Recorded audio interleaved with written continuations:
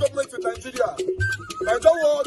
The only media that have been consistent speaking against the bad government and for the purpose for reformers. Nigeria what? Yo!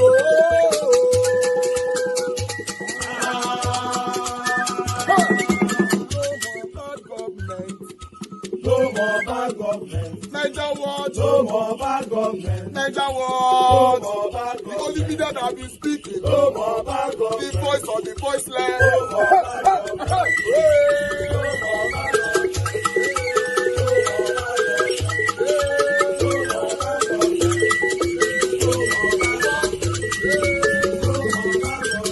Niger what? No more bad government. For the poor. No more bad government. Niger what? No more bad government. Niger what media?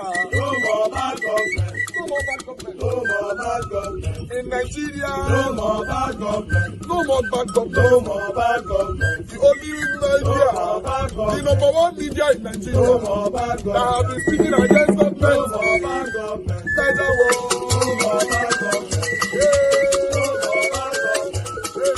No more bad government. Niger what? Yo! The voice of the voiceless. The voice of the voiceless.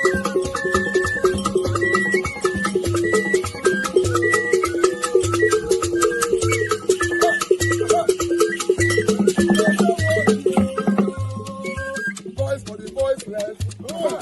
Voice for the voiceless. Niger what? Voice for the voiceless. Niger watch media. Voice for the The voiceless. only media that have been speaking against bad government.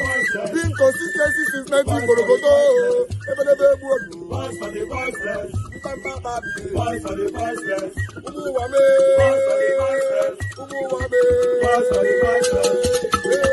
Voice for the voiceless. Voice for the voiceless. Voice for the voiceless. Voice for the voiceless. Voice for the voiceless. Niger watch you.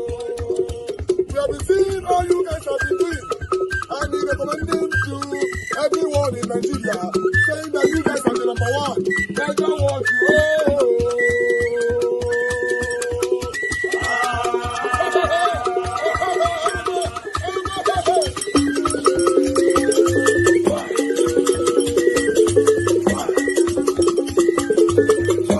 President Tinubu should be the president of everybody, not president of the APC alone, not president of the Lagos crowd, not president of the Yoruba. But here you are saying that he should be the president of the APC by giving opportunities only to people within your party. I refute that. Our party supporters cut across the country. We have supporters from the Niger Delta. We have supporters from the Southeast. We have supporters from Yoruba land. We have supporters from the Middle Belt. We have supporters from the Northeast. We have supporters from the Northwest. Okay. So far, Asiwaju has made it. Let me finish, please, Ruben. So far, Asiwaju has given us the impression that he has only regard for only Lagos people. And most of us consider that to be an insult. You know? And then this, when he keeps insulting those of us, his core supporters, by ignoring our authentic supporters, and then giving appointments to all kinds of people that, I don't know what his calculations are. Strategy? No. In fact, that is the antithesis of strategy, as far as I'm concerned. Well, it's not strategy. Except that it's his prerogative to appoint or, fire whoever he wishes, as he chooses. Yes, and it is our prerogative. It is also, excuse me, Dr. Abati, it is also our prerogative to hire and fire a president. And if he continues like this, we fire him in 2027. Okay, at the moment, President Bola Ahmed Tinubu is not the only one in the equation. There is another Tinubu who is being proposed at another level, probably as governor of Lagos State. And some people are also kicking, the same way you are kicking, that the father cannot be president, and then he will say maybe his son, although he has not made any official statement in that regard, or that some people can even think that father and son, one in Abuja, another one in Lagos. What do you think of that? And I've had someone say he disagrees. I think you would be referring to my son Sheyi Tinubu. I call him my son. The truth of the matter is that, as we say in Urobo, in Okpebholo, each person with his life, each person with his head, each person with his destiny. Sheyi Tinubu is a citizen of the Federal Republic of Nigeria. He is different from Bola Tinubu. I am very, very angry with Bola Tinubu, but I'm very, very proud of my son, Sheyi Tinubu. And if he wants to, if he actually, didn't reach out to me, didn't tell me any such thing. If he wants to be governor of Lagos State, I fully support him. Is he not a citizen of Nigeria? Is he not a Lagosian? I support him. I will even give him money to campaign. I love the young man. I have a very big problem with his father, but I don't visit the sins of the father or the son. I'm proud of my son, Sheyi Tinubu. I don't have any problem with that. Just to take and I would just appeal to people to separate the father from the son and support the son on his own. Leave all that. It's not fair. Okay, go on, Ruben. Just to take when you say President Tinubu has disappointed you, you know there are some people who will say, well, serves him right. Because you, as chairman of the media support group, you were one of those persons appearing on television and other platforms telling us that, look, President Tinubu's presidency will change everything. Now, food inflation is over 38%. Headline inflation is through the roof. Borrowing cost has gone up. There is hunger in the land, although some states, at the state level, some states are doing well. I think Zulum is focusing on agriculture. The governor of Niger State is focusing on agriculture. The Lagos State governor, I think yesterday, just did something they call the Lagos Central Food Security Systems and Logistics Hub, somewhere in Ekpe. So you see pockets of those things. But there is hunger under the government that you supported. Of course. And instead of you talking about those issues, you are talking about appointments. No, I've equally, to be fair to me, Dr. Abati, I've equally spoken about hunger in the land. Now, why does this topic of hunger embarrass me? It's because this is not the plan. What Asiwaju promised us is that if we help him get to power, he is going to produce food massively to feed Nigerians. We didn't envisage this bizarre, macabre, I would say, comfortability with prices just skyrocketing out of control. I don't know what happened to Asiwaju, seriously. In fact, I've taken to be booking masses. I'm a Catholic, to be booking masses for him. Whatever is happening, let God deliver him from it. I don't understand it. How can you just, you are a president, then prices just keep skyrocketing? If we can reduce the price of fuel, if we can reduce electricity tariff, can't we feed people? Let me tell you something about agriculture, Ruben. You can build our brother Aliko. He built his refinery for, is it 5 years? Is it 7 years? That's how long it can take to attain a milestone. Do you know how long it takes to grow crops? Sometimes as low as 3 months, 6 months, 1 year. You start harvesting and feeding people. Why is Asiwaju so reluctant to invest massively in agriculture? Let's just reduce the food of price first. Let our people see food to eat. I look like a hungry man. You like sell the food any amount. My problem will still be appetite. I will still see God will still give me money to feed myself and my family. That's not an issue to me. But people are hungry. And it's a shame, a very big shame, that Asiwaju seems detached from the reality of the majority of Nigerians. Just to take as we begin to wrap up, you know what I find amazing is, how easy it is for anybody at all to support one man, campaign for him with so much passion, and to condemn the same man with equal passion, if not more intense passion. But maybe Asiwaju can resolve this matter by also inviting you to come and take photographs in that his office. Because, Bola went and took pictures. I've taken many pictures with Asiwaju.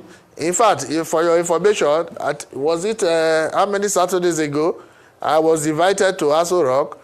I was even given up to 20 invitation cards. I gave them to other people. I'm not interested. I don't trust Achiwaju anymore. I'm not interested. Every one of you, thanks for your time with us today. Today is Tuesday, 3rd December 2024. Thank you very much for all that you guys are doing. I appreciate every one of you right there. Mother of all Mommy Diaspora, good evening to you, Mommy. Thank you very much for all that you do. I appreciate you always. Thank you very much, Abu Azi. I appreciate you, sir. Thank you very much for all that you do. Thank you, Madam Iris Finance, Madam Martina Abbas, you, Madam Patricia Tabujomi. God bless you all, my people. Thank you very much, CXL, Black Panther, Tony Africa, Regional Labor. God bless you all. Thank you, Everest. Thank you, my people. Peggy Modi and many others. I've showcased so many of you already on the screen. I appreciate you all. Priceless Ify, thank you very much. Ify, you Frank, thank you. Tonia, thank you very much. God bless you all, my people. Mercy Foster, thank you. And I got a super chat from Suberry. Thank you very much, Suberry, once again. God bless you all. I appreciate you for all that you do, and I appreciate your support earlier on for Deborah, which I will be announcing shortly. Thank you very much, Dima. God bless you. I appreciate you. Thanks for the super chat. I appreciate you. Guys, endeavor to do the same. We are still raising money for our sister Deborah. Today, we must be passing the money to her, and I'll be announcing the names of the people that have supported since morning till now. So please do your part. A link. I'm going to put on the screen again the bank details have been posted earlier on. I pinned it on the comment section, but I'm also going to leave it on the screen so that those of you that want to support can support before the final submission today. And those of you that pledged for our sister Deborah, please, if you can do your payment today, that would be nice. I really do appreciate that. But still, any money that still come in after whatever that we have today, we've passed it on. I will still pass everything to her. That is sure. Don't worry about that. But if you can do it today, that would be nice. Like my brother Black Panther, don't do you. He pledged yesterday. He don't do him. Madam Ame Bright. Madam Ame Bright, I saw your comment just now on the comment section that if I received the money you sent, I've already acknowledged you. We acknowledged you yesterday. I acknowledged you on the WhatsApp today. I thought maybe you saw your WhatsApp, man. So except maybe you send another money. I don't know, because I will receive 100,000 naira from you. So I'm verbally, I sent you a message earlier on, but I'm verbally acknowledging every one of you again today. Thank you very much, Madam Ame Bright. God bless you, and many others that supported. But meanwhile, my people that want to join the panel, before I come back to Deborah, I would like to quickly go to Dele Farotimi.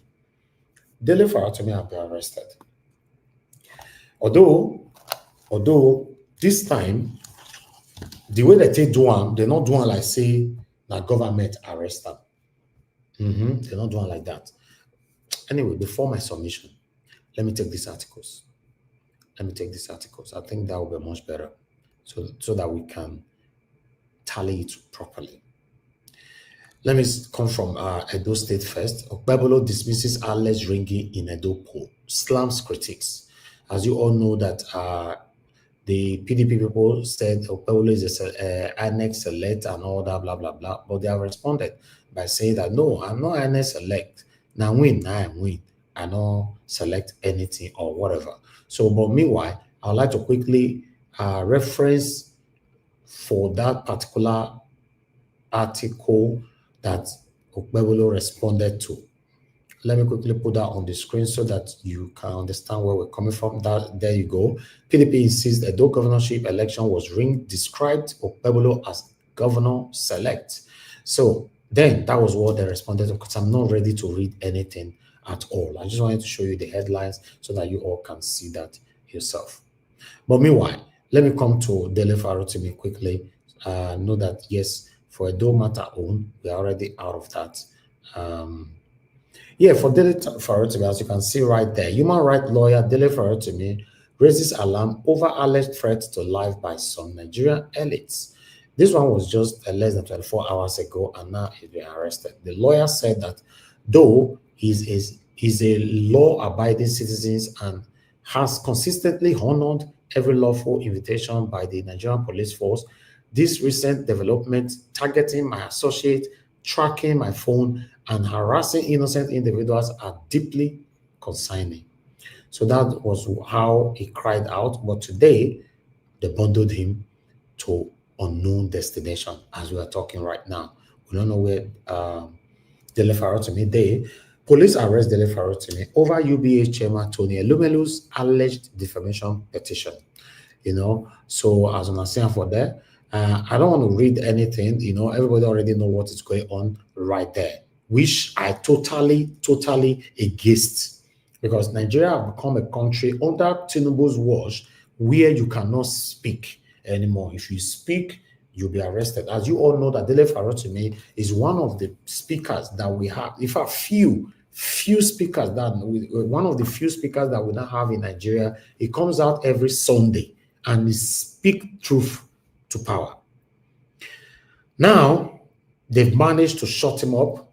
Everybody, if you know you care about our country, you must use your platform to speak against this injustice, against this oppression, suppression, and intimidation. Now, this man had a put for front and say, make the do this thing. Government move themselves, like say, nobody feel mention their name, not be we, and I am the UBA chairman, now he see each other for this particular matter. But meanwhile, Mr. Peter Gregory Obi have responded to all this, which I would like to quickly take here. As you can see right there on the screen, I'd like to quickly read this one from Mr. Peter Obi.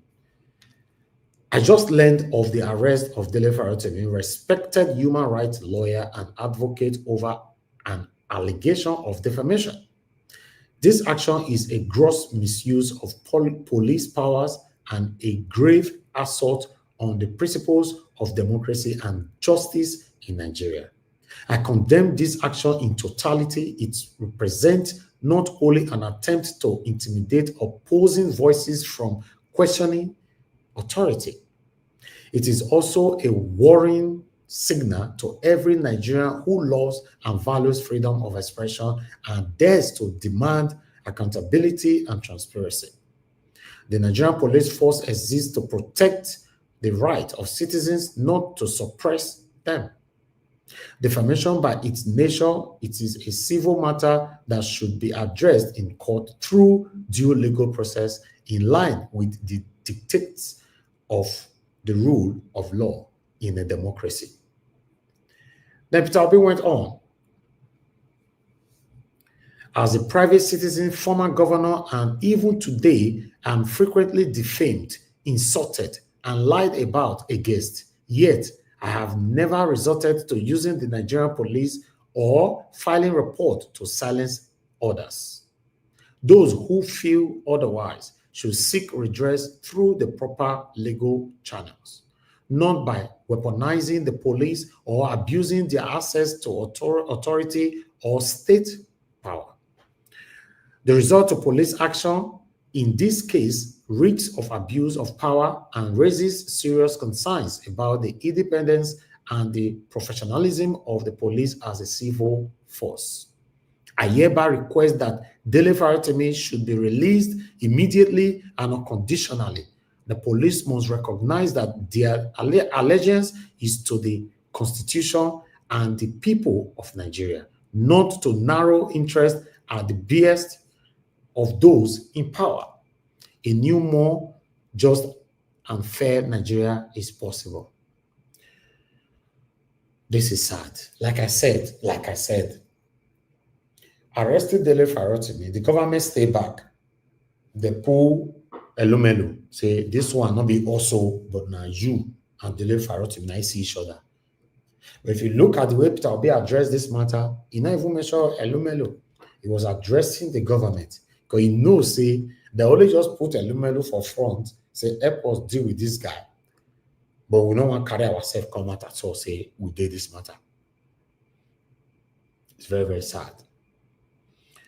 We can't continue like this. Some of you might be saying right now, it not concern me, it not concern me.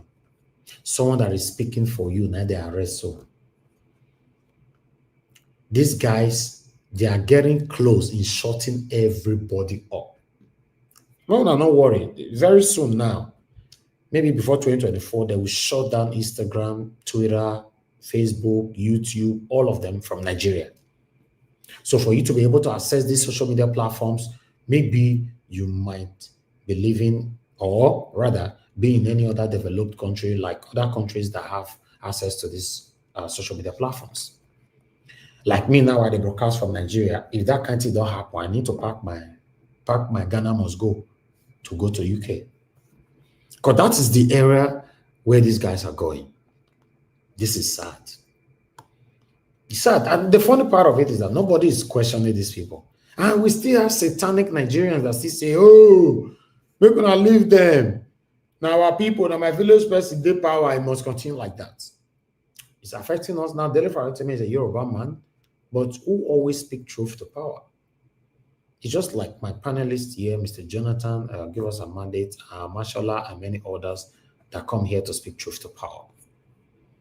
It's very unfortunate that a whole Dele Farotimi is nowhere to be found as we speak right now. There's every possibility, if you refuse to use your platform to speak against this injustice, Dele Farotimi might be wherever they kept him right now, till Tinubu leaves office. Yes. Where do you want to cry to? Peter Obi don't write to you now. The best way you will do with that. Peter Obi don't even have power to change the narrative. The only people that have the power now to change the narrative is you and I, by using your platform to speak against this injustice, speak against this oppression. Most cases, you people normally say that, oh, we talk too much. It's the same Dele Farotimi that said that talk is not cheap. Even though some of you in the past have said, talk is cheap. He said, no, talk is not cheap, because a lot of people can talk, but they hide themselves to talk. Those that can talk, that show themselves why they are talking, that kind of talk is not cheap. Maybe you might be able to digest it on your own. I stand against this injustice that is spreading like a virus right now in Nigeria. No freedom of expression anymore. The unfortunate part of it is that our police force, anybody can just call police now. Hello, help me go arrest so person. Go say, yes, sir. Where the person, they give us the address. Just like that. Look at our sister, Gio Deborah, that she's sick. If not with the help of wonderful people that have been donating since yesterday. Do you know how many people that have lost their lives in this process? Because they would certainly lost hope. There's no way they can survive it. Where you say a normal Nigerian from see 8 million, if the 8 million naira cheap, how come Gio Deborah been in this pain for the past? She's been in this pain for like a year or so now. She could not. So just count how many thousands or millions of Nigerians right now facing different kind of illness that could not help themselves.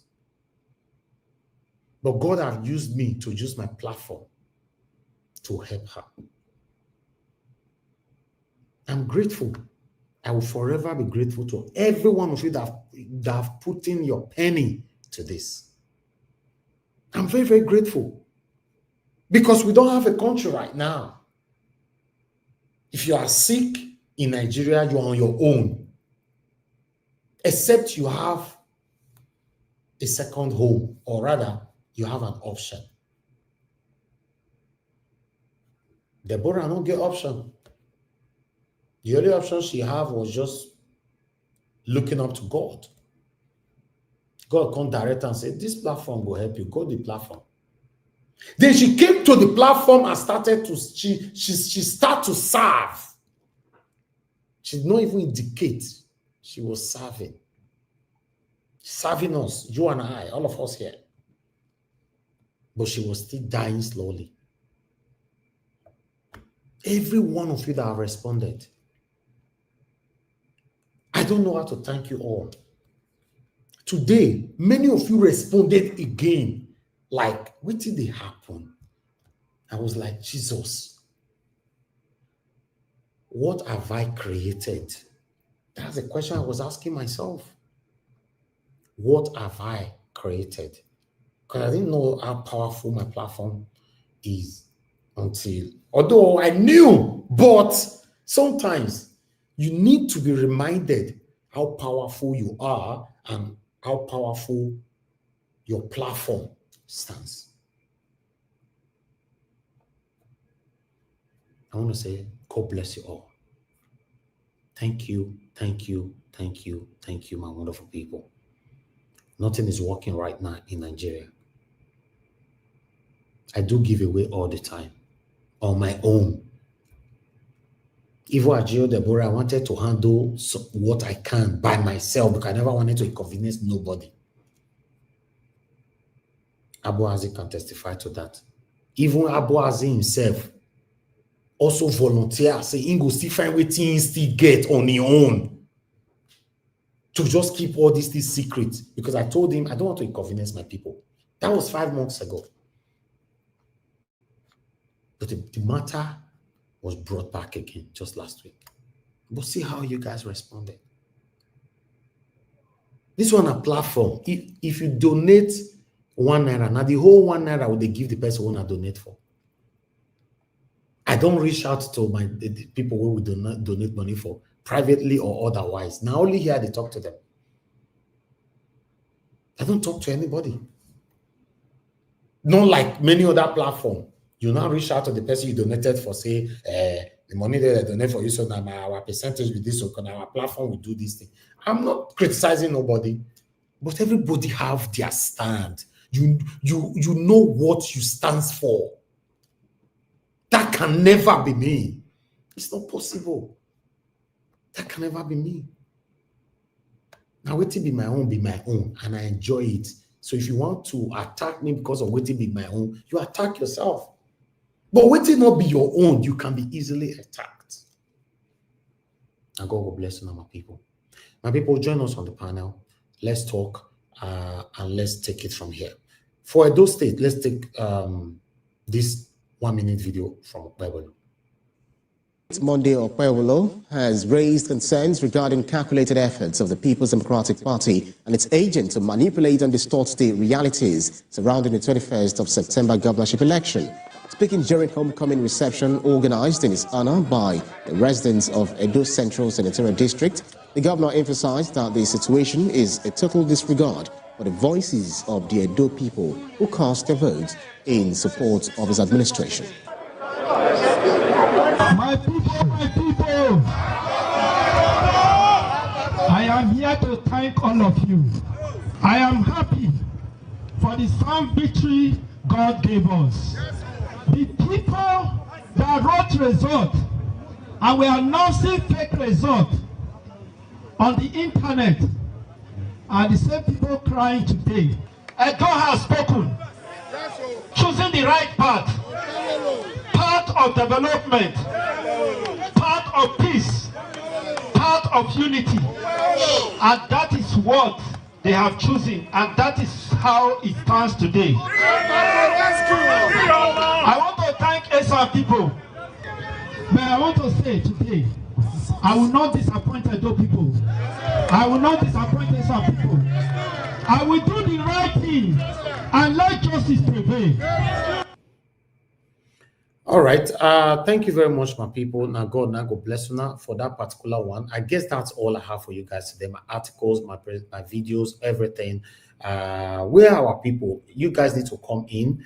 We're on a day, I wish Oga Chris is with me, on time today. I need somebody to join us on time and now so that we can add whatever we've raised to what we rounded up yesterday with Deborah's money. So please, Oga Chris was very, very articulate with us yesterday with they put it on with the figure. So I wish he's here. That would be much better for me. But meanwhile, before people join us, it's very sad to see that our politicians can be so greedy. This one, you'll get only this whole state, because this one has state. This one, Emefiele, only Emefiele, you'll get a whole state. I don't understand. How? Where is all this greed coming from? This one has state now. 770 something buildings.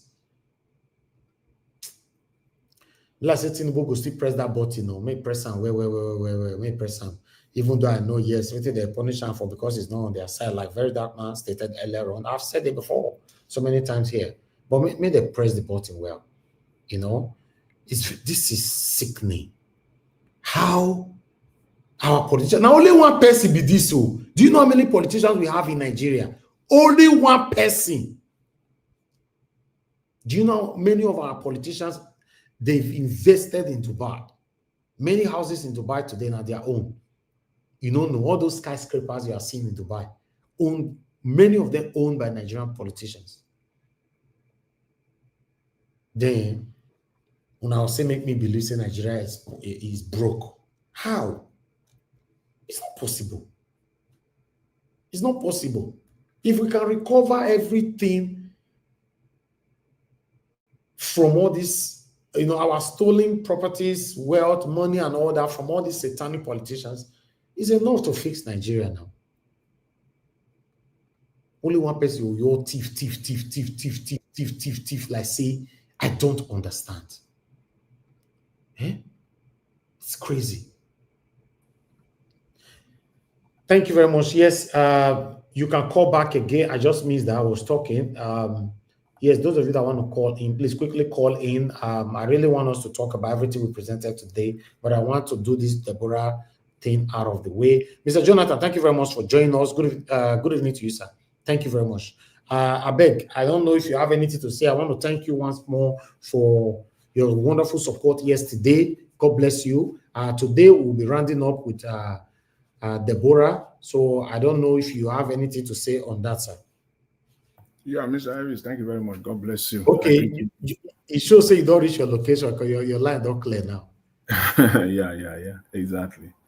Yeah, but yesterday I was attending my normal board meeting twice a year, so I was out of my normal area yesterday. But anyways, you see, I want to thank you once again. You know, God bless you and God bless you abundantly. You know, I God bless all our panelists, all the commenters, all the callers. God bless everyone. Mommy Diaspora, again, as I always say, God will bless you abundantly, greatly. In Jesus' name. I really appreciate what actually spurred me yesterday was the response. You know, how people responded in such a immediate fashion. You know, and that's actually what kind of took me off balance. You know, I really had to quickly take the lift, the elevator from the 11th floor and quickly come down to join the panel yesterday just to contribute. It was so touching. It was so touching, you know. But again, I heard someone say yesterday that that's not the only one that we have in Nigeria.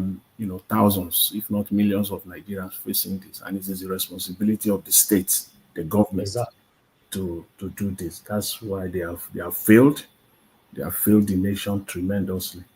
You know, I pray, I hope that our people will be able to hit the 6 million target today so that we can just wrap this up.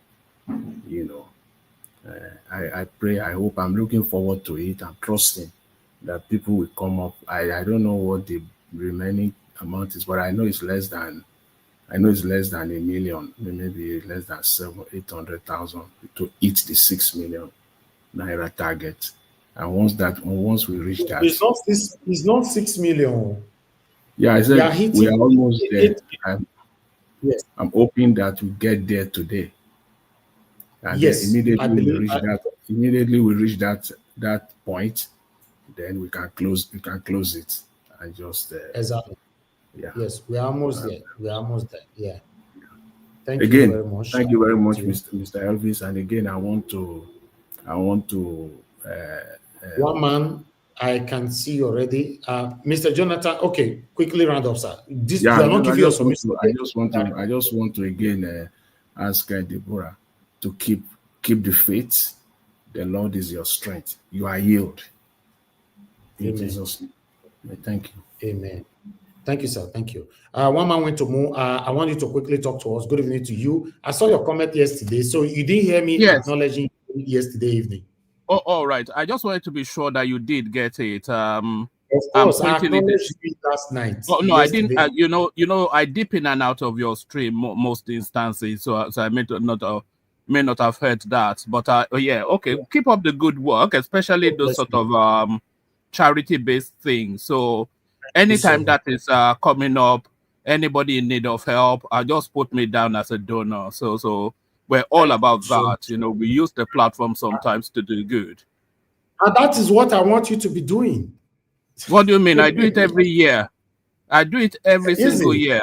I have a charity that I run on my platform, but that's for a different matter. But no, I wanted to. I wanted to be. I applauded you yesterday. Trust me. No, that's fine. I didn't hear it, but I just wanted to make sure it went to the girl. So let me let you get on. So I see that Dele Farotimi has been picked up. So maybe the next knock on your door, Elvis, maybe you should be a bit apprehensive. What do you think? What about you? What me? About you? I'm an Oyo man. You know, don't worry about that.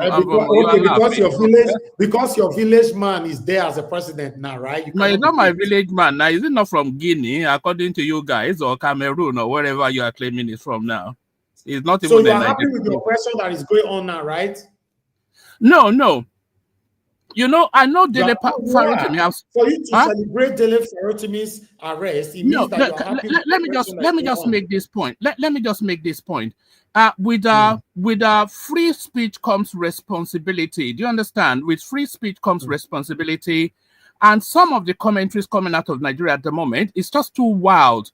People will just bastardize, just defame people, just truncate reputations that's been built over decades, all because of our political alignment. So I think this will test that space now.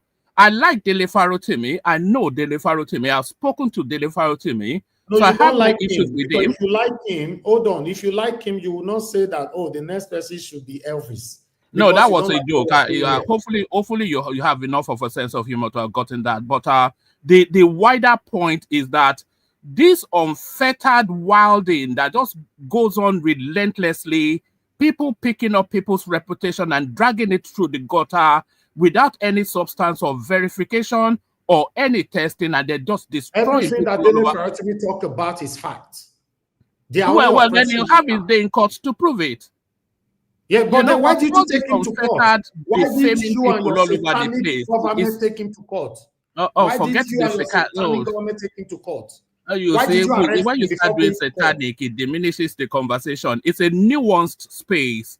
No, that's what I'm saying. Why did you follow the process? Well, did you follow the storyline? Because I did. Yes, I did. Did you follow the Farotimi storyline? Yes. You're supposed to at least let the court take action. Yes, that is sequence to this. So he has made a defamatory and by the way, this is not. No, he was invited and he honored the invitation. Well, there you are. So he made what somebody considers to be a defamatory commentary about himself. The person petitioned the police. The police took action, and then sequel to that then will be days in court. So whatever he has said about this guy, then he will then have ample opportunities in court to defend that or be penalized for it. One man went to move. Yes. To be honest, the way our government are suppressing, silencing people's who have they silenced right now is not good. Who have they silenced? Okay.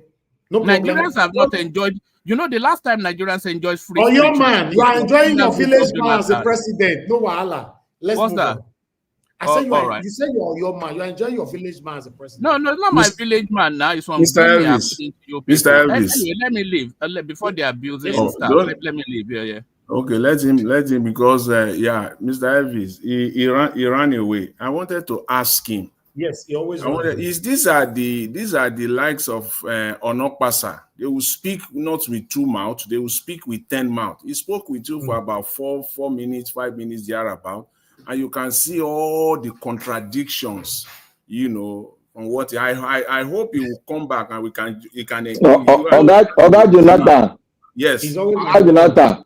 Yeah. Make see, I decided to keep quiet to watch him every talk because it's infinitesimal and it's not even the realm of things we are discussing. Let us throw away that man. That man is more or less. It's not something that we should discuss about because we have a lot of him are out there playing this rhetoric all around.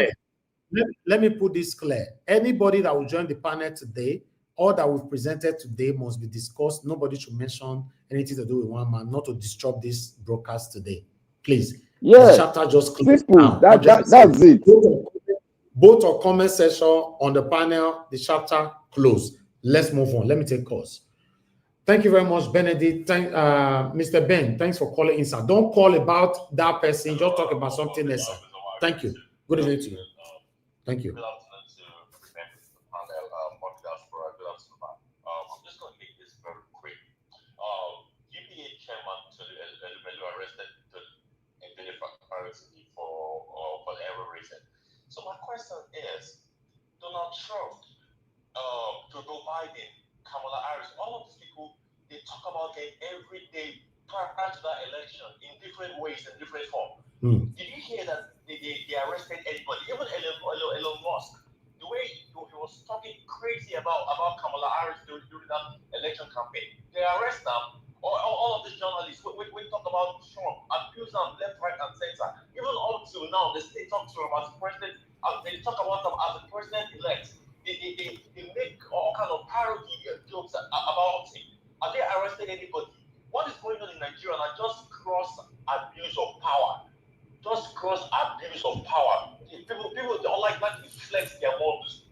The same way happened to what's his name, Bonner Boy and Sweet Darlington. Sweet Darlington, he just talks small. They don't arrest him. Now that Nigerian power struggle issue. Now just be that one. If you get money or you get connection, you go all flex your muscles. Now we think they happen with that, and it can only happen in an anomaly like Nigeria. Nigeria is an anomaly. It is not a real place. Okay. How many times have they arrested Traore? How many times have they arrested all these people? Once you talk against one big man like this, that they will use the police, they arrest you. So it is just gross abuse of power, and I would say they happen for Nigeria with that. Nigeria is not a real place. Know this and this. Thank you very much. Thank you. Thank you, my brother. I appreciate you. Thank you. All right. Mr. Martin Benjamin, thank you very much, sir, for calling in. Good evening to you, sir. Please talk to us. Thank you very much for all that you do. We saw your support. We are very, very grateful. Thank you, sir. My brother, good evening. I just wanted to let you know that I've already sent you something on your WhatsApp. Yes. I've acknowledged you already, right? I don't know. Okay. Oh, yeah, I think so. I'm just joining you now. Okay. Thank you, sir. Thank you very much. God bless you. I appreciate you. Please be listening to us. We are going to take on the people that have sent money now. So you hear your figure rather. Thank you. Thank you, sir. Okay. Thank you very much, Mother Deborah, for calling in. Good evening to you, ma'am. Please talk to us. Hey, Mr. Elvis. Thank you very much, ma'am. Good evening to everyone, our viewers and commenters at home. Just a quick contribution to the broadcast. Thank you. I've been following your presentation. Unfortunately, I didn't listen to the one of yesterday. So I really don't know much about the issue you're talking about the Deborah issue. She's even my namesake. Oh, okay. So maybe I will. But you didn't watch the video of yesterday then? No, yesterday. But I will go back and watch it. And okay. Maybe so I'll really understand what it's all about. Okay. That's fine. I just want to thank you. I will go back and Madam Deborah need about 8 million naira to go through surgery. At the moment now, she's totally paralyzed. She can't walk, she can't stand, she can't do anything. She's on a wheelchair, and for her to go through surgery, she needs up to 8 million naira to do this. So that's what we are raising. Is the surgery going to be abroad? No, in Nigeria. Okay. Yeah. But do you think they have this specialty to be able to do that kind of surgery successfully? I believe so, because I believe the hospital that told her that figure and all that must have assured her that they can do it here. So, Mr. Elvis, I worked in Nigeria for years, even both in private and government hospitals. And I can tell you that majority of Nigerian doctors, they prioritize money before even something that they know they will not be able to do, but they will just reassure you that they can do it. That's one thing that I will have to tell you to be at the back of your mind. Yes. Okay. I think we've assigned one or two persons to work with Deborah. So I think Mama H.O., Madam Iris Finance, Madam Ifi, and many others. So I think that, Madam Moni Olagbiyan, they will take that one themselves with her. No problem. Yeah. So, thank you very much. Briefly to one that you're talking about, Okay. really saddened by the arrest of Dele Farotimi. Although I'm not too surprised because he's been vocal and he's been saying the truth. And if you are somebody who has followed the Nigerian system and the Nigerian people, you know that they don't like truth. They don't like anybody who is saying the truth. They will look for one way or the other to either intimidate you to silence or look for, if they cannot intimidate you, they will look for a way to silence you. And that it is shameful.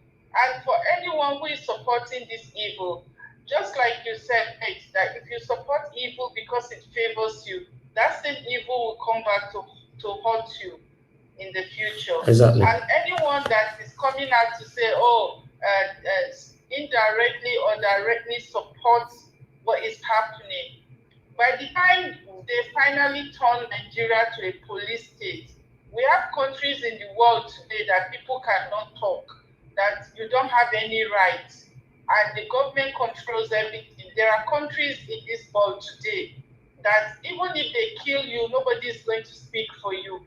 So those people who are supporting this evil, and for one reason or the other, they should understand that when it is fully manifested, that's going to affect everybody. By the time Nigeria becomes a police state, where the government controls everyone, where people have no freedom of speech, that's when everybody will now know what we are in for. And we are gradually getting there. Thank you.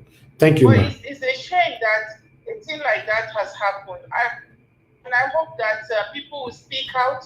A lot of people will speak out so that wherever he is, he should be released. He should be detained. Okay. If they want to take him to court, they should take him to court. Thank you, ma'am. Thank you so much, Mr. Elvis. God bless you, man. Thank you very much, Mother Deborah. Thank you. Okay. Mr. Tony, please talk to us, sir. Good evening to you. Thank you very much, sir. Thank you very much. So I want to say, you make my year.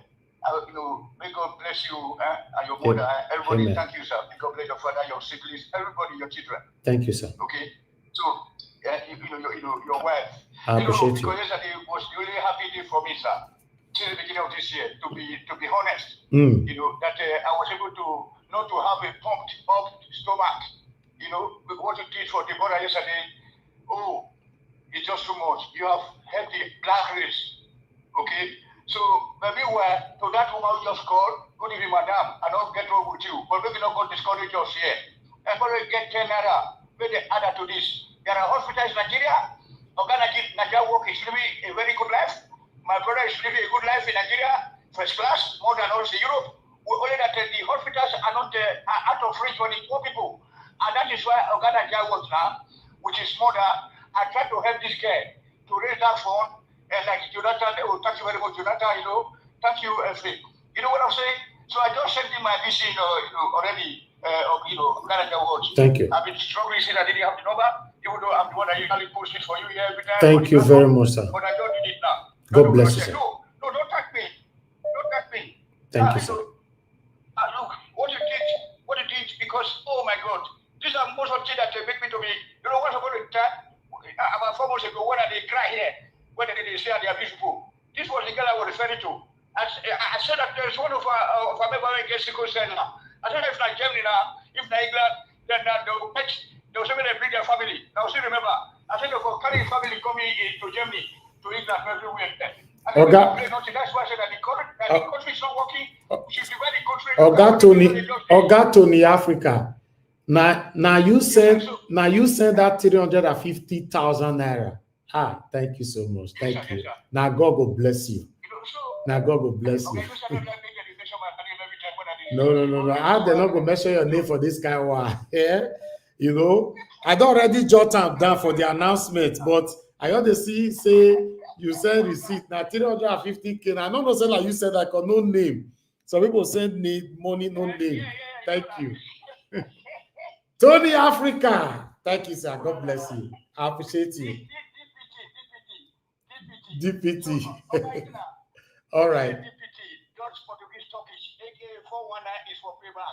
All right. Thank you. God bless you, sir.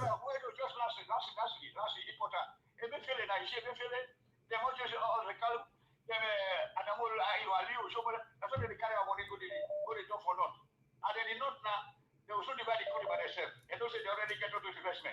90% of the private investors in Abuja, those real estate, are owned by Igbo people. The rest are owned by. That's why I love the Yoruba people. They don't use their money to develop. That's why you have Lekki now. And our people also, we always like to develop our place. You know what I said? Because although we don't get money, but I think our governors, all of them are living in this city there. Our governors, they are living in Bada. They are living in Odo. But all those people, they're going to crash that they're not. The country is going to be divided. We're going to lose all those investments. Thank you, sir. Thank you very much, Tony Africa. I appreciate you, sir. Now God bless you. Thank you. Wow. All right. Thank you very much, my people. I appreciate every one of you right there. Osses, you're calling in. Let me quickly Osas. Okay, thank you very much, Osas. Hello. Thank you, sir.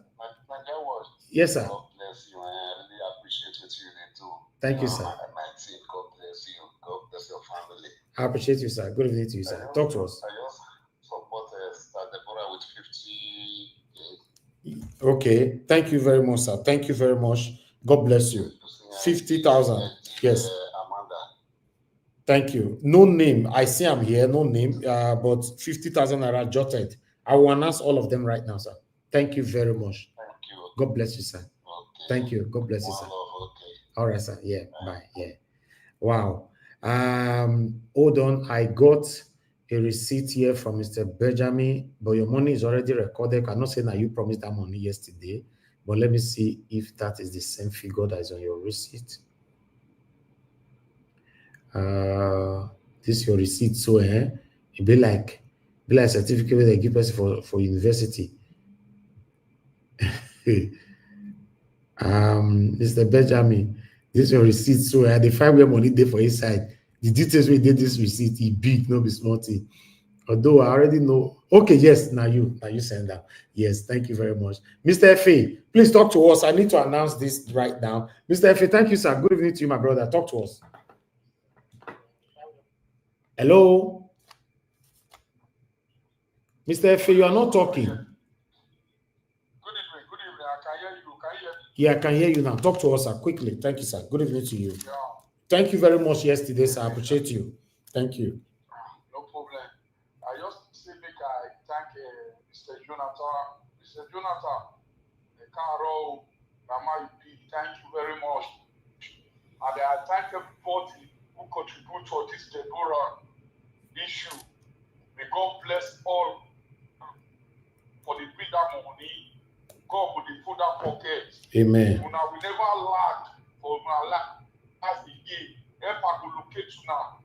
Help go locate you now. God go favor you now. Now God will bless everybody. Naija watch, my brother. Your blessing never start to. There's a way God will bless you. You yourself you'll be laugh. You will be like dream. Your blessing never start. Now Thank God you. will bless you, bros. Now God will settle down. I don't say God don't bless you. Don't say every day God will bless who human being. Exactly. God bless you. Now times 10, you will go. Mr. Jonathan, am I be? I don't know why that will tell this Mr. Jonathan. The way my spirit say accept this guy. Papa, Mama, you be I go respect you. In Ama you be. Papa, thank you. I just say make I call, pray for everybody. Both never see donate. God will put money for our pocket. God will bless you now. Amen. Thank you. God will bless you, my brother. God will bless you too. I like that. Thank you very much, my brother. God bless you. Thank you. Yeah. Okay. Okay, callers. I would like to just hold that one right there. Let me quickly acknowledge people who supported us today. I'm just going to take it the way it is here. Today, so yesterday we have a cap of 5 million. I put that for screen. Well, the cap yesterday before we round up was this one. I believe many of you remembered. So whatever I'm reading now is going to be added on top of that. That's why I wish Mr. Chris was here. But I've already put everything together. The total amount that we have right now is 6,950,257 naira. I'll put that one on the screen shortly. But let me acknowledge the people who supported us today. Black Panther sent us 100,000 naira. Thank you very much, my brother. The people who I get the name, some people there who are not getting name. Madam Origin sent us 100,000 naira. Thank you very much. Mr. Shooks sent us 20,000 naira. Thank you very much with some change. 20,000 naira with some change. I just have to round that up. Thank you very much, sir. I appreciate you. God bless you. Madam Susan Igodaro sent us 100,000 naira. Thank you very much, man. God bless you. Madam Amen Bright sent us 100,000 naira. Thank you very much. Not also, Deborah, they said that fire, they use the word us. Madam Amen Bright sent 100,000 naira. Thank you very much. They will receive 10,000 naira unknown. I don't know the person. We received 83,000 naira with some change. I don't know the person. We receive 30,000 naira. I don't know the person. 5,000 naira. God bless all of you now. Even though I not fit capture on our name, and God will bless you now. Now why you they mention? So 5,000 naira. Then we receive 50,000 naira. Thank you very much. God bless you. 20,000 naira. Thank you very much.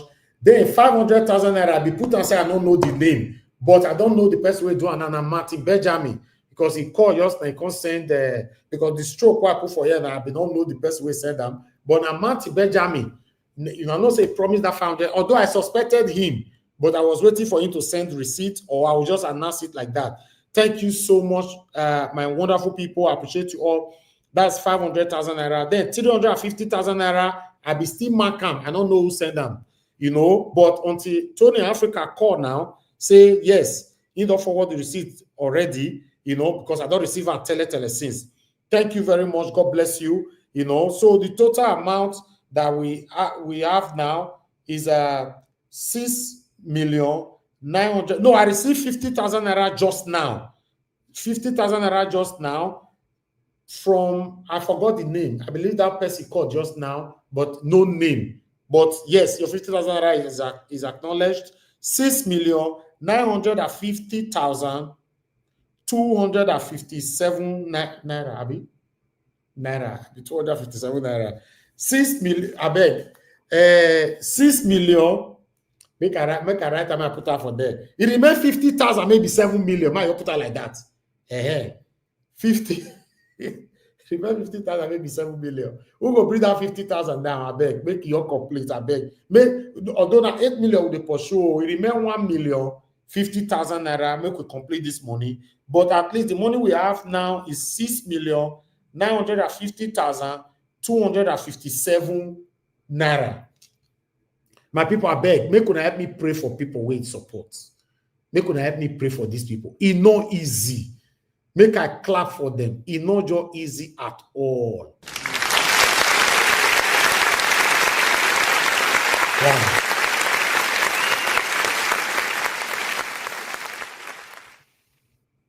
This is something else.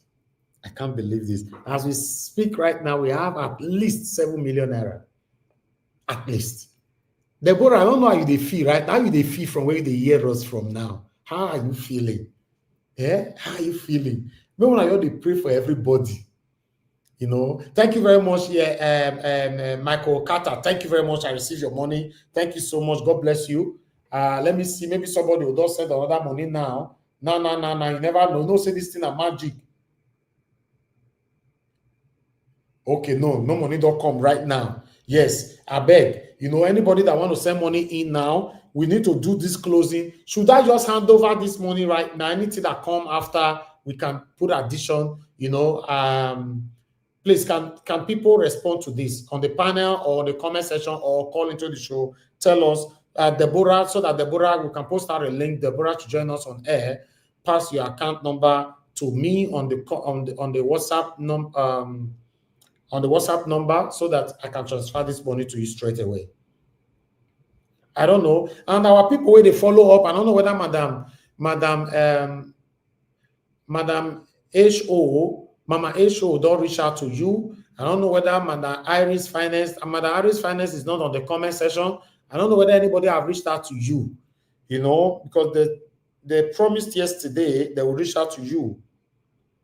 And they are not here. You know, nobody is here. It looks like I'm talking to myself. Is anybody with me at all? Is anybody hearing me? We deal with you. You're not going to be like you're not going to be like I did talk to myself. To be honest, yes, I beg. You know, at the moment now we have 50,000 to make it, to round this up to 7 million naira. You need to round this up to 7 million. Elvis, Deborah said he has given his number to the doctor's number to Mama Echo. Oh, wonderful. Okay, she put up for comment section, right? Yes.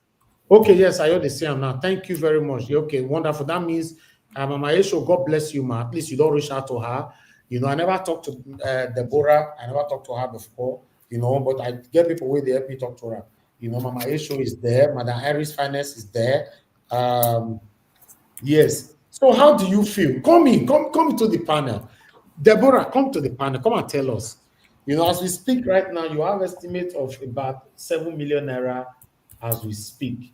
I believe, no, who they type for there, who they pot and stew with the year for inside this thing. You know, mute yourself first. Thank you. You know, Deborah, coming to the panel. I posted out a link earlier on. I don't know if you still have it, but let me repost it quickly so that we can just round up with you and have a discussion over what is affecting us in our country. I don't really want me this one take the whole day today. You understand? I don't want me to take the whole day today, but I'm just waiting if anybody will support again. But in case anybody support again, don't worry. I will put it on. Yes, man, swear your 30K have been announced. It's even here. Announced just now. Said somebody sent 30,000 naira, but no name. Yes, is here. Somebody said 83,247 naira, no name. 5K, no name. 50K, no name. 20K, 500K. I be saying no name, but now Martin Benjamin said that 350K. I be saying no name, but now Mr. Tony sent that one. 50K. One of our brothers sent that just now. You know, 10K, 100K. There's name Madam Ame Bright. Madam Susan Igodaro, 100K, 20K plus some change. Mr. Shooks, Madam Origin, 100K, Black Panther, 100K. So all of them is already here, sir. You know, you have been acknowledged. You know, except you are not here when we acknowledge you. We've acknowledged all of you. Except the new money come in now, then we'll acknowledge you. But we've acknowledged all of you already. Thank you so much, my wonderful people. And all of you that send your receipt, we've acknowledged you. Those of you that don't send receipt, we acknowledge you. Now God will bless you. Thank you so much. All of you that send in money today, now God will bless you. Now for you doing that, I believe some of you watched the video again and you were touched, you know, then yes, Shizoba, yes, your 20K have been announced. Yeah, you know, you sent 20K with some change. Yes, I believe so. Now you sent that one. Yes, announce. Another person sent another 20K with no change at all. I also announced that one is here. Everything is here.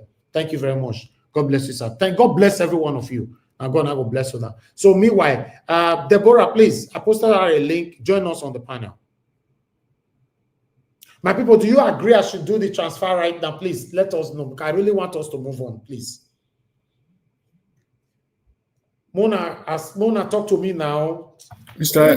Elvis, please hold on. Let's complete the amount. Give me some few minutes so that you can send the amount you requested.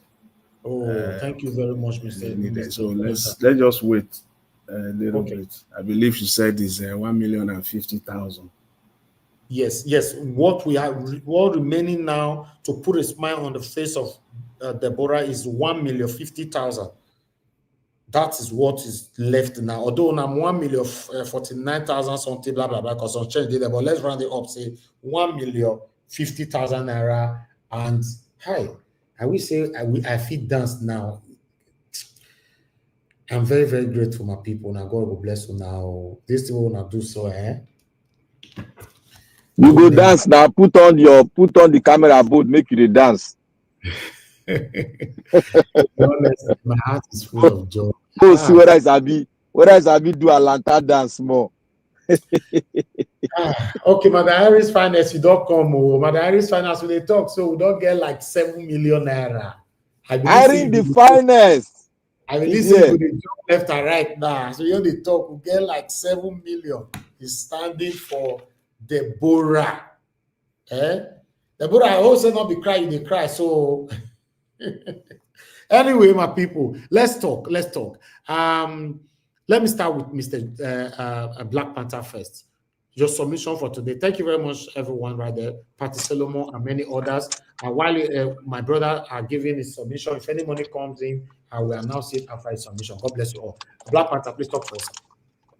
Yeah, Nigel, thank you very much, and may God continue to bless you, keep you very well for us, and we thank God for what He is doing, and we thank God for what He has used us to do.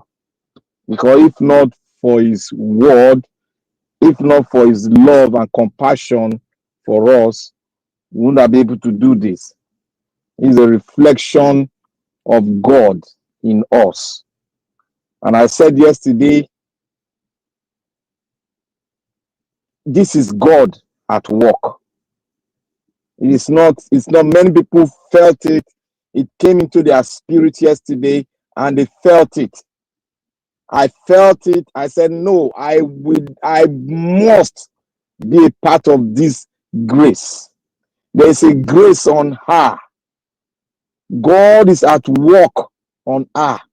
She has prayed. She has taken everything, and her faith was there. Because I saw God at work in this one. It is not ordinary. I thank everyone for yielding to do what God is expected us to do. May God bless everyone. I'm so excited. I'm so glad. I just want to thank you. Deborah, God will bless you. My excitement was so high today when you said thank you. I was so happy. You said you cannot hold yourself. Deborah, you will stand and walk and dance in Jesus' mighty name. I want to thank Mommy in Diaspora. May God bless you, man. You're simply a loving and dear mother to us. You're a diamond that everybody treasure. May God bless you, man. And you will remain in divine health all the days of your life. I want to say special thanks to all the donors. My Mr. Jonathan, God bless you. God bless you in abundance. It shall be an overflow for you. As it's an overflow for every one of us, it shall be an overflow for you. The abundance of God's grace, the power in His grace will rest in your house. You will know no lack. You will flourish. You will stand on top of the summit and you will shout the shout of joy. God bless you, sir. I want to say here today that it's a great day. Sometimes I feel excited. I don't want to bring out all the things I have but today I'm going to bring an extract from what I read, and I came across some words from our leaders, those that founded the country, those that were part and parcel of the foundation of the country, what they saw before we came in, and what is their word that has been manifesting today. You can all see the corruption, the level of stealing by the central bank governor of the Federal Republic of Nigeria, the level of nepotism, the level of insecurity. Like I have said earlier on, I said, look, the Nigerian police is not a Nigerian police. It's a police that was formed by the British oligarch, and they have been using the British formation. That is why you have in front of the Nigerian police, you see a force after the Nigerian police. It is not police that was created by Ross. It was created by the British oligarch. It was created by them. Go and check your laws. It was created by them. And Nigerians have been asking for reform. The last time we asked for reform was from the past president Obasanjo. Obasanjo threw it out because maybe he was angry with the police force. I guess so. We need to reform the police force, and we need to expand policing. We need to have state policing. Now you all can see. Abuja police will come to Lagos and pick up someone. A case that is not a criminal case. Police have already committed a crime, because you cannot arrest a person, a citizen of your country, when it's not a criminal case. This is a civil case, and it can be settled out of court or in the court, depending on the person that was abused. So why all this kidnapping? That is why I said this is the way the British form the Nigerian police force. When you talk against the British, then they will come into your household. The same skin, black skin like you and I, we come into your house and pick you up without nobody knowing where you are. That is how the British formed the Nigerian police force. And we are still in it. We don't want to change it because we are not yet a country. Look at an estate be stolen, money be stolen from federal pocket, and look at the kind of gigantic structure. Where are we going with all this money? That is another question. That is why the Bible said the root of evil is what? It's money. I want to say here, there was a time I was saying this country, Nigeria, this country, quote and unquote, was never a country. And it will never be a country if we don't sit down as a conglomerate of nations and come together and said, we want to make it a country. Until that, it will remain like this. Anyone that is supporting it, we face it. Because what you sow, you will reap it. Don't think it's going to rub on other people. It's going to rub on you because you are not more human than those that they are arresting. When I was going through my archive, I was studying some things from extras from history of Nigeria. I came across this. This was spoken in 1948, 1948, 1947, and 1964. I will take the 1964 first. No, I will take the 1947 first. And this was spoken by Chief Obafemi Awolowo. Please listen. This is where I got it. I got it, and I'm still looking at it. The picture is there. It's never a nation. Awolowo said, Nigeria is not a nation. It is a mere geographical expression. There are no Nigerians in the same sense as there are English, Welsh, or French. The word Nigeria is a mere distinctive appellation to distinguish those who live within the boundaries of Nigeria and those who do not. That's Chief Awolowo. I'll move on to 1948. This word was written by Elijah. I'm not taking an extra because this law is wide. Written by Alhaji Sir Abubakar Tafele Balewa, 1948. Since 1914, the British government has been trying to make Nigeria into one country. But the Nigerian people themselves are historically different in their background, in their religion, belief, and custom, and do not show themselves any sign of willingness to unite. Nigeria unity is only a British invention. That is Sir Abubakar Tafawa Balewa.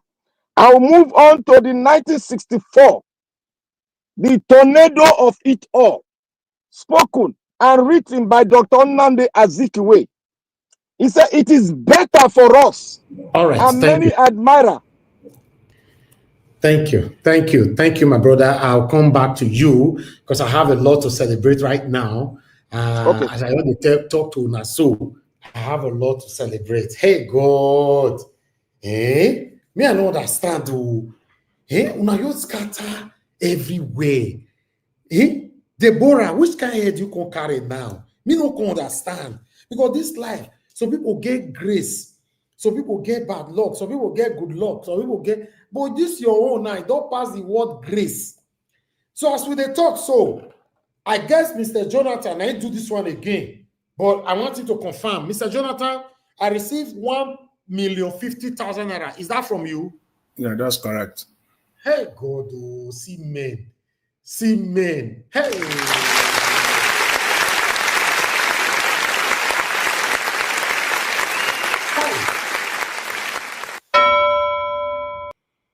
Mr. Jonathan, don't scatter everywhere. Yesterday you gave 2 million. Today you put in another 1,050,000 naira. Then somebody else sent 20,000 naira.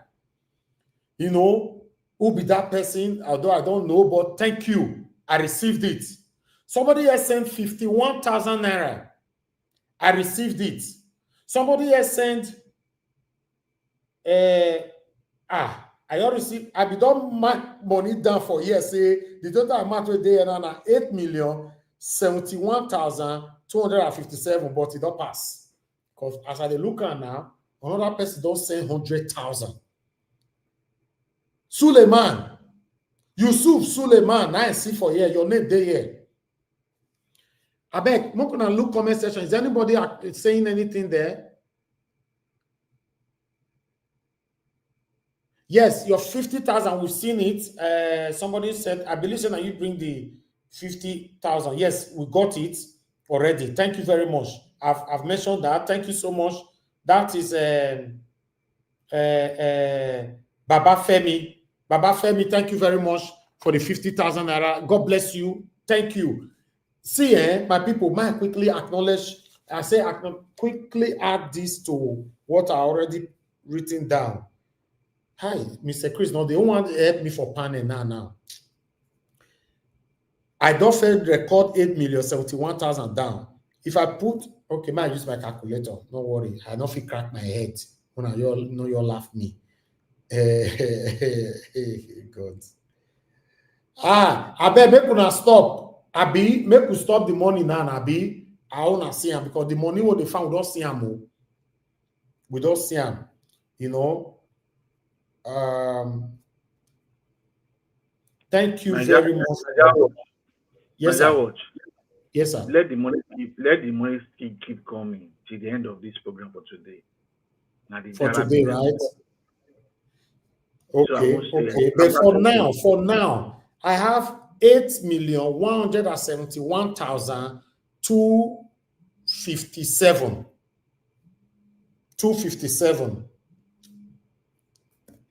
8,171,257. You know, and Mother Iris Finance, I can see you, man. Thank you very much. Thank you. Yes. Let me bring Ajio Deborah in because she needs to say something here. Mama Esho is on the backstage. I don't see you. Sorry. Ajio Deborah, please talk to us. How do you feel? See, as this woman fine. Eh? If I never marry now, I don't know. Mama Esho. Mama Esho. Mama Esho. I make a say I never. When you wait to match your lie, they told something. That was. You just swear my lord.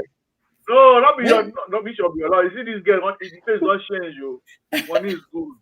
Hey God, no, Deborah, so you find like this. Eh? See life. Mama Esho, how you say we will do this matter now? As an African man, I'm entitled to marry mother. I'm not going to answer you now. Your mama going to answer you that question. Mommy, Mona not ask Mother Rita that kind of question, or she go finish. Mother Iris Finance, how you see this matter? Talk put. Anyway, before I continue, first I reach out to the doctor in Kano. Yes. So he got back. He got back to me because it was a missed call. So he got back to me, and we did discuss.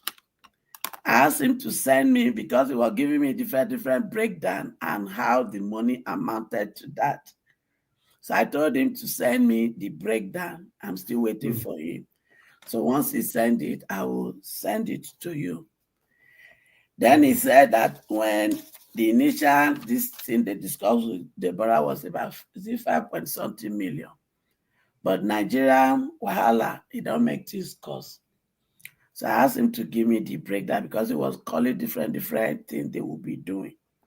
So I'm waiting on him on that. Okay. That's the doctor in Kano who will do the surgery. Thank you, ma'am. Thank you so much. Mama Esho, I really appreciate you for your effort. You as Otokuna do now you be. As you talk and so you do. God will bless you, mommy. Mama, God will bless you. He said. You know, somebody just sent 10,000 naira. You know, thank you so much. I don't have that now. At the moment now, we now have 8,181,257,000. 8,181,257 naira. You not be a baby when not know how to read the money again. No, Mama, I never count this kind of money before. You feel like I can't be away, never count before I begin it. No, to be honest, excitement is just too much. Do you guys know that yesterday?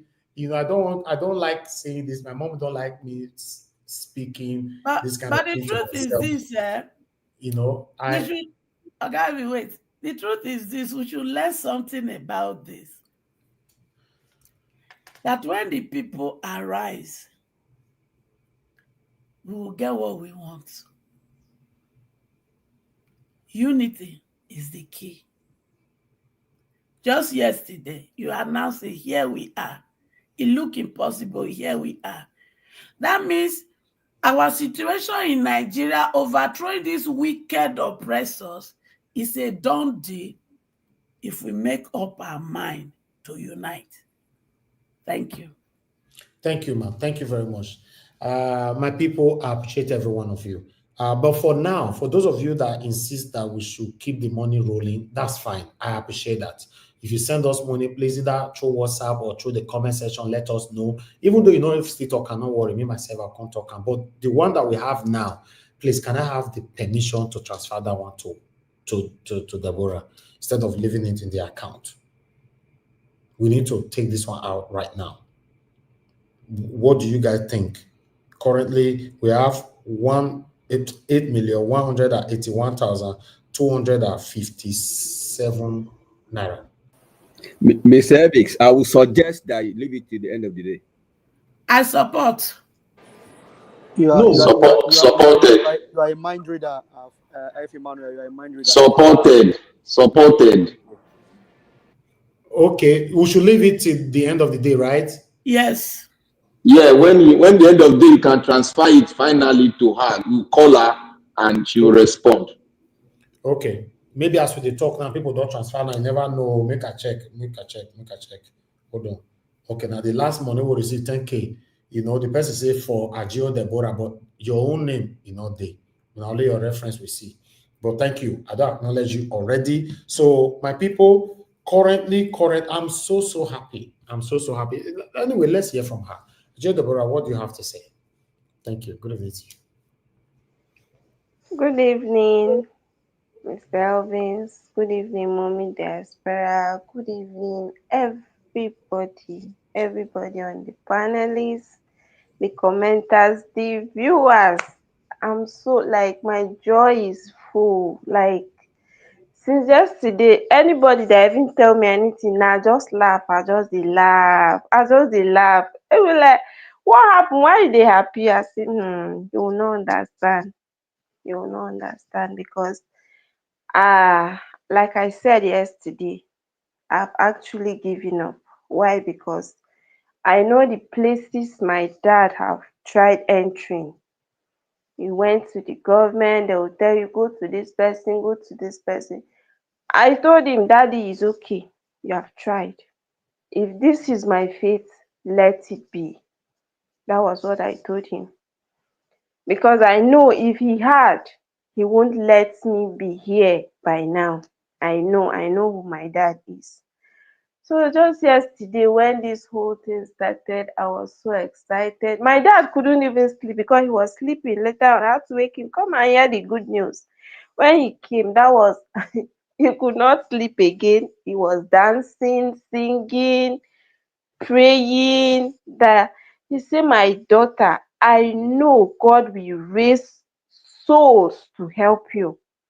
And people you don't even know. And here it is happening. I really appreciate all of you. God that placed it in your heart to bless me, we bless you too in abundance. Amen. Wheresoever this money is coming from, He will replenish it. And you will never see shame in your life. Sickness or any problem that will make you people seek for help, any kind of help from human being, you will not see it. This my, like, I'm lost of words actually because I'm so excited. I'm so happy. God will bless you all for the prayers. Don't get tired of praying for me because at some point I was like, oh, okay, it's not just getting the money, the process. Will I be able to face it? I was just scared, but I know God will do it. God that have started it will do it. Because if you see me how I was looking as at last year, December, you will not believe I'm the one now. Yes. So I know that God has started working on me already and He will perfect all that concerns You me. should be celebrating, God my dear. bless. I'm proud of you. I want you to know that this did not just happen by mistake. You put in the effort yourself. You'll be consistent on the comment section. You'll be doing your work yourself, even nobody asks you to do so.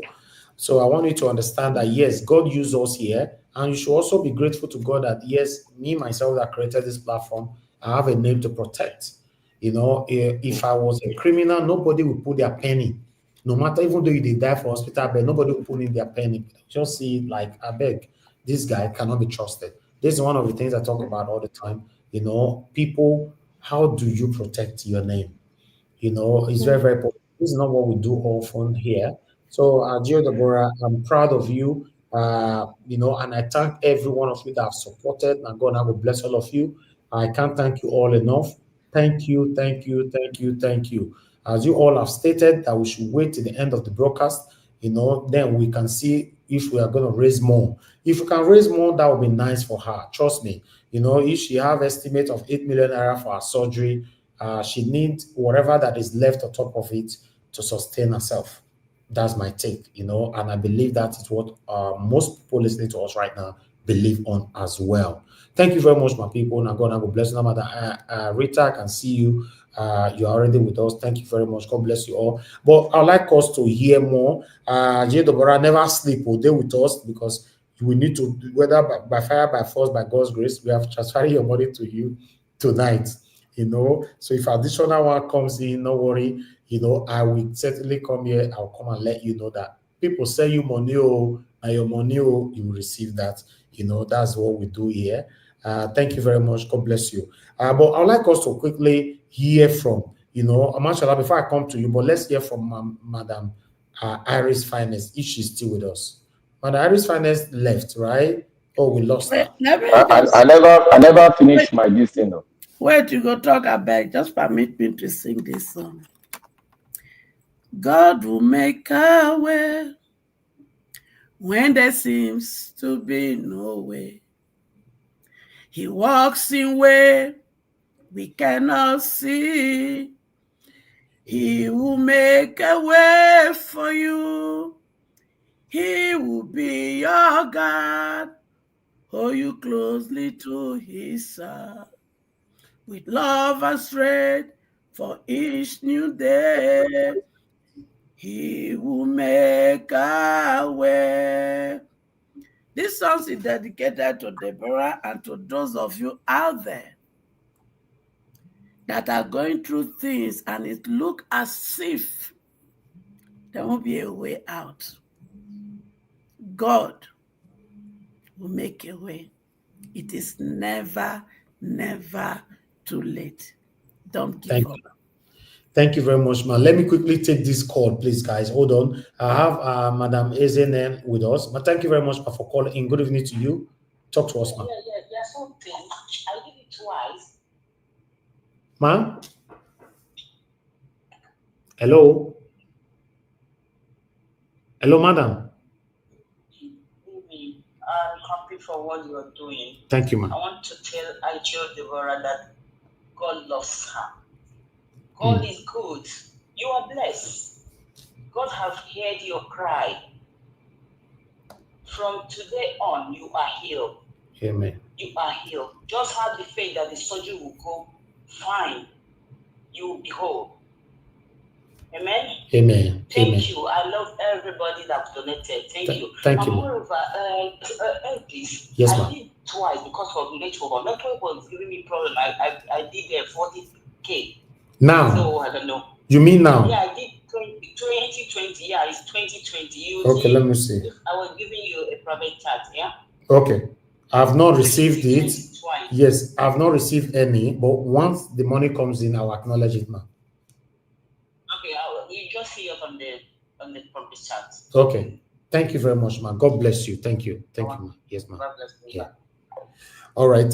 Thank you very much, my people. Now God bless you now. So, but meanwhile, Madam Rita, I saw your comment that we should wait till Friday. No, people can still be donating, but whatever that we have today must go to our account today. Let this move this one to her. Then whatever we raise or anything that still come up, prospectively, they will come here to talk about it again. So I think we should stand by that, please. Beloved Elvis. Yes, ma'am. Is it possible for us to pay straight to the hospital and give her the balance?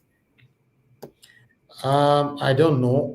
She should take that decision by herself because she knows these people better than us, right? All this, say when it comes to Nigeria people, me not to understand these people like that, or both hospital and all of them, 419 awful everywhere for this country. So I don't want to take a decision that will later come and affect me. Because the doctor and the wife, the dodger, Mr. Evix. Yes, the service, let the money go to Deborah's account. Then she is the one that's going to the hospital will render service to her. When they are done with the service, then she will pay accordingly. Yes. Yeah, that's what I support. And Black Panther I can see already. Yes, because let me ask Deborah. Deborah, now that this money is available, when will your surgery start? Okay, according to them, if I go, maybe by next week, if I go, they will have to do some tests again for me, then administer some medication to prepare my body and so on and so forth, before they will tell me when they'll start the process. Okay, when was the last time you communicated Yeah, the with doctor said they are going to do it on stages. And those are some of the breakdown. I asked him to put documentation to and send to me so that I can forward to you. Okay, but I hope everything will be fine with her. She will walk again perfectly and all that. I asked those questions. He said yes. Usually for surgery, I know for surgery, usually what they because do. According to him, they're not going to do the 2 replacements at once. They will be doing... No, they won't do it at one. They will do it one. She will recover from that before they go to the next one. Yeah, so it's a process. It's a process. Those are the questions I asked. And I think the money will be just they may request. With all due respect, can we hear from Mama Echu to explain what the doctor told her so that we can know where we are? Thank you. Wait, I'll come if I can place a call to him. Yeah, Mama Echu, I've explained before already. No, you guys should wait. I'll place a call. If he picks, we can all hear him together. Okay. All right. Let's see if you can. While we are waiting for that, I don't know if anybody want to say anything right now. Thank you so much. What I want to say, Miss Service, is that usually when somebody is going to a surgery, sometimes some hospital differs anyway. The general one that I know is that you make some deposit, then the process commences. As they go back, you go by. Hold on. The doctor don't pick. Hello, Doc. Yeah, good evening. Good evening, sir. Yeah, how work? Well, we are grateful. I was waiting for you to. From me, I'm still on it. Okay. I was trying to get the old one, but fortunately or unfortunately, the whole system has now been overhauled to EMR. Okay. So all folders has been discarded. So any patient coming in, he has to register, and they will now use his old file, all the bill given to him, to now update it on the EHR. Okay. So that what is actually delaying the whole process. But God's willing, by tomorrow morning it will be concluded. All right, but I have some few questions I want you to answer for me. Okay, ma'am. First, how will the process of the surgery go? Because I remember you telling me they're going to do one at a time. So if you can explain the process. At the sickler, she cannot withstand the 2 at a time. Okay. And doing THR on a sickler is not the same as a normal individual. Okay. It's a very tedious process, actually. Okay. So you do one after a week, you do the second one, depending on the response after surgery. Okay. Can we get discount? Like I told you. Actually, we have already discussed that with her in the morning. Actually, there is no issue of discount. What government? This is not it's a public hospital, not a private. You remember I told Doc? You remember I told you I was calling on behalf of Naija Watch family. So we are online now, and everybody is hearing you. Okay. You know, like I told you, the system we are operating, especially in our public hospital, is that implant is entirely from a vendor. Okay. Vendors will register with the government agencies and now bring in their implants. So whichever implant that we now choose for a particular patient, the money will now be paid to that company. Okay, if I understand. Yeah, if I understand what we agreed on in the morning was about 7.5, right? That is a rough estimate of the two hips. But like I was telling you, they were already giving bill, which I have gotten the bill now. Okay. So it is that bill that we are going to now update and now reflect the current the current prices of each and every item on the bill. So what is the bill that was given to you today? Exactly. That is the bill that they were given last year. Is it last year or early this year? And you did say before you gave her about 5-point-something million, and right now it will be higher, and that was when we were talking about 7.5, right? That is approximate, but by tomorrow morning, the accountant will now give us the current reality of things on ground. Because we really want to know exact how much the money will be. That is why I say just give me between now to tomorrow morning. The accountant will calculate and give me breakdown. That's fine. I will just Okay. and send it to you. Thank you, Mama. Okay. Other members of the No question. No, that's fine, Mama Icho. We can discuss that off camera. Implant to be used, blood investigation to be carried out, X-rays to be done pre and after. You understand? Thank you. Mama Esho is okay, ma, please. All right. But you guarantee us that it is going to Say be... tomorrow morning. Yeah. Say tomorrow morning, ma, please. It's okay. No, I'm not talking of the bill. It's not a problem. You can make your findings. What Dala is capable of doing. No, I just want to be sure that our sister will be okay after the surgery. She will be okay after the surgery. Okay, sir. This is case we have been doing like pure water in our center. It's okay. There is no center in Nigeria you can compare it with Dala. No center in Nigeria.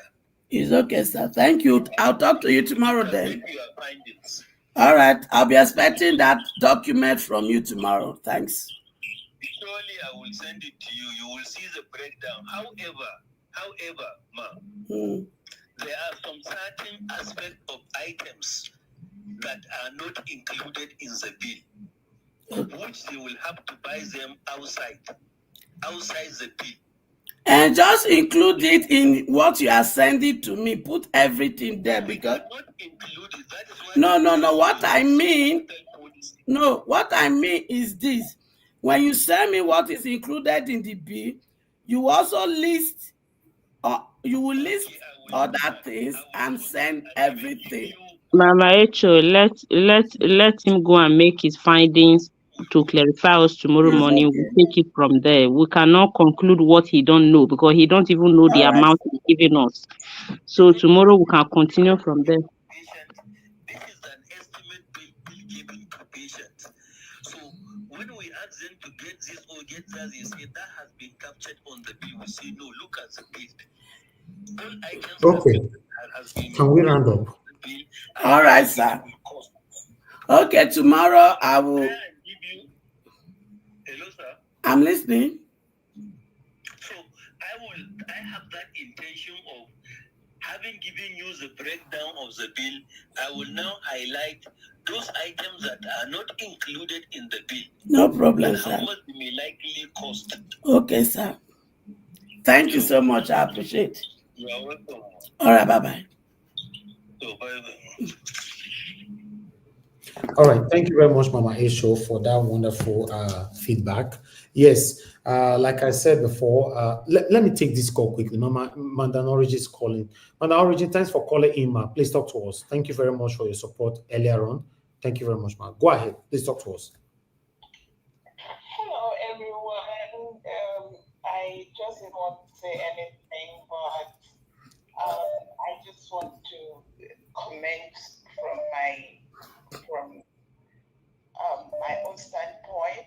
I am so grateful. I thank everyone that has, done this for Deborah. I'm so not emotional, but thankful to God that you are going to receive the help you need. And I know that God and the angels will be with you the day you are going to do the surgeries, because it is going to take process. That being said, I please will plead with you, Mr. Niger Watch, we have helped in a little way that we can. I am very a strong advocate of patient privacy. I really, really advocate that we, the medical aspect of this be left in the hand of Deborah and his family and her family. And there is a big difference between Nigeria way of doing things and abroad. And I remember I heard the doctor talk about some things that they are going to provide themselves, which is very typical with Nigeria process. So I once again insist and ask that the patient privacy be protected seriously here, so that at the end of the day, she will still have her privacy intact. I know why I'm saying that, because now that we are here now, the whole process of surgery and the medical aspect of it, the implications and complications and everything that go with it is not what we want to speak online. Okay. So I highly recommend that. God bless you. Thank you, man. God bless you. Thank you so much. Thank you. All right. I have one more call. I think we really need to move on right now, to be honest. This whole thing I've taken. Mr. F.A., you are calling back again. You have 1 minute, sir. Please talk to us. Mr. F.A., go ahead.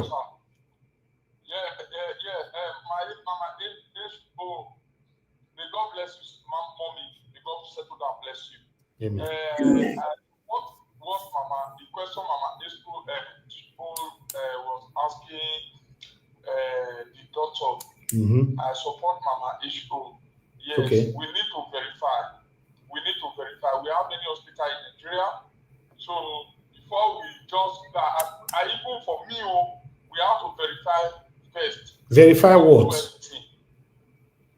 And if the doctor can do it, because the way the doctor is talking just now, for me, it's so complicated. No, it's not. Okay. It's not at all. It's not. Okay.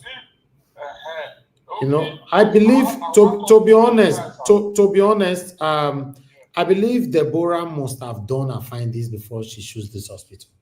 So except somebody else have a better hospital, hold on, sir, hold on. Except somebody else have a better hospital, suggest it. You know, a verification for now, she's the one that choose that hospital. It's not me, it's not you. So if we have a better hospital where this particular thing can be done, let us know. Suggest it to her, then we'll take it from there. Fine. I understand you, Mr. Nagawash. But no problem. But you see, after everything, I don't want to hear any other story, because this doctor just now, so I know what I'm talking about. Okay. We have to verify. That's my own. Thank you, sir. Thank you, Mr. F.A. Thank you very much. Mr. Elvis, yes, I think at some point, with Madam Origin, I think we should take this part of the discussion off air. I think what we need to know as per the level of transparency, we have shown it to everybody that have contributed. Deborah she's here. She spoke with us yesterday. We have played her video. She's here talking to us today again. So the doctor has been online. The doctor just finished talking to us. So I believe nobody that is involved in this, that is trying to help, that is not convinced that this thing is real. The most important thing here is we all are convinced that our sister is dealing with a certain condition. Like you said, she's the one that chose the hospital. This is not some condition that started just yesterday. She has been on this. So I believe she has been dealing with these people. She and her family are fully involved in this. I think we can always follow up, at least few of us that will be following up at the back of the camera, briefing you That is follow up, as in she can tell us the extent she wants to go with us. Good and fine. Just for us to have idea, to be checking up on her. If there is any more thing that we can be able to do for her, then we can follow her up in that aspect. Then I think anything that has to do with she and the hospital, they have been dealing with them for years, then they can continue the discussion or whatever. If there's anything she's not clear with, she's also need our advice, she needs to speak to us, she's always here. She can always call on our attention. Then the mic will be open for her to talk to all of us. If she suspects anything, she will cry out. She's there, you know. Exactly. You know, so I think we should just leave it like this. Let's focus more on the money now. Transfer the money to her. Let us start the process. We have our people following her up. Madam Iris Fana is there. Mama Esho is there. Madam Moni Olagbinya is there. So yeah, if you want to join as well to have contact with her, why not? We are not hiding anything here. Everything is transparent. You know, you see what Mama Esho just did just now, calling the doctor on a live broadcast. So yes, at least she let the doctor know that everyone is listening to him. So yes, so let's take it from there, my people. Thank you very much. I appreciate every one of you. Thank you so much. Our sister that called in earlier on said you sent 20,000 naira. We still not see. We never see Siam, but we are still patiently waiting. We receive 50,000 naira from somebody else right now. That 50,000 naira, if we add it to whatever that I put together earlier on, which was 8,181,000 plus 50,000 naira, giving us 8,231,000. Let me just put it down because 8,231,257. Okay, that's what we have right now. Whoever that sent that 50,000 naira, and God bless you. Thank you so much. We really do appreciate you. May your pocket never run dry. In fact, you guys have done marvelously well. I'm very, very, very grateful. Thank you so much, my people. Okay, someone else just sent 10,000 naira. Thank you so much. I received your 10,000 naira right now. I think I quickly just add them. Just hold on.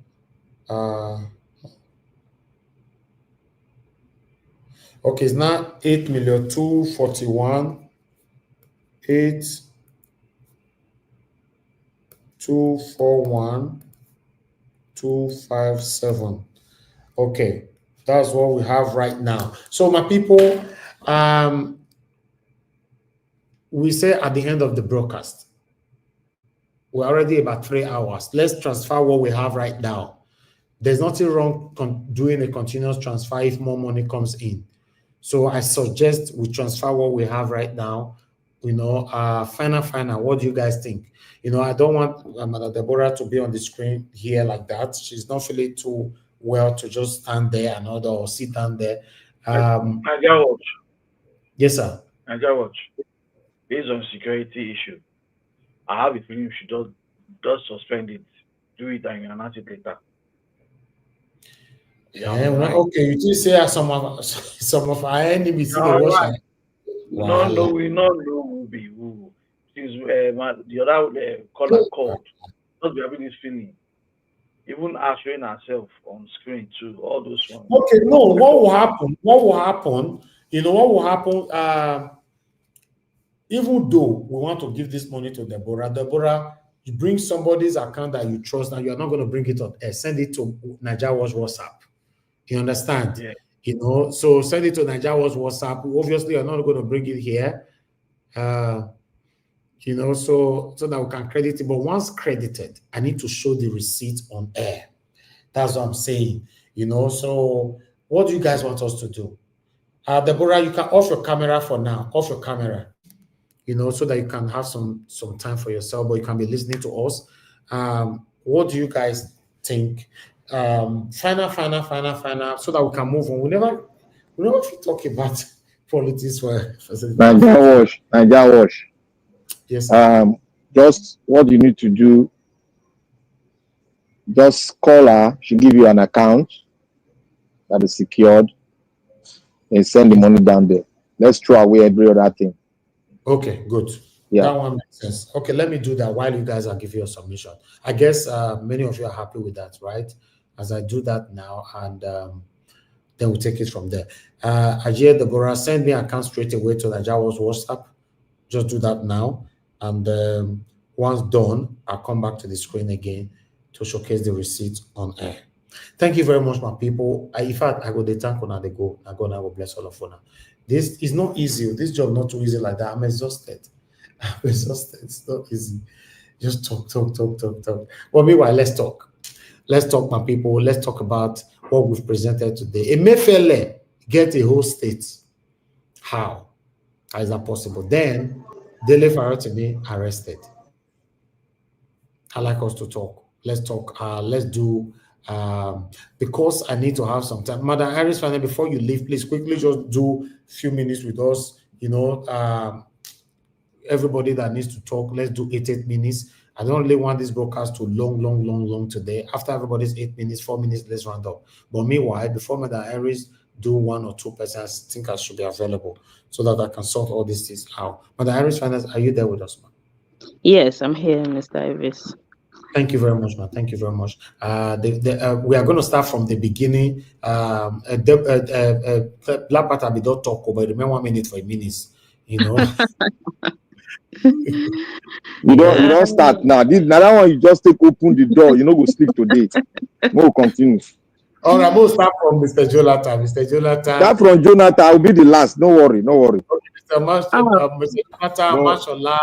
Then Mama H.O. Give us a Monday.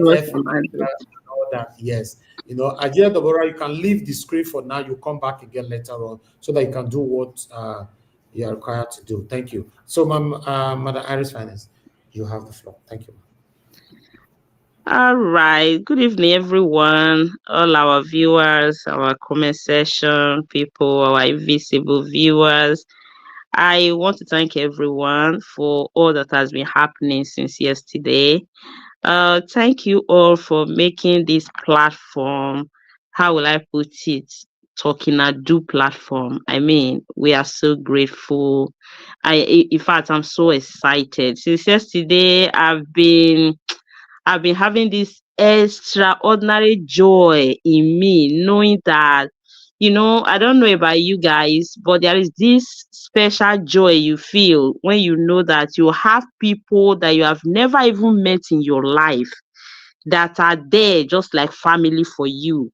You know, it's such a good sensation to experience that in the world we're living today. So I just want to thank you all for demonstrating this strength, this spirit of one Nigerianness, without adding any funny feeling or any funny sentiment to this. I want to give special thanks to Mr. Jonathan. Honestly, I didn't foresee this coming. I did not expect it. So I just want to say God will bless you. God will bless your family. God will bless the works of your hand, just like every other person of us that contributed to this, and we'll still keep our sister in prayer. I urge everybody to do that. It's very, very important.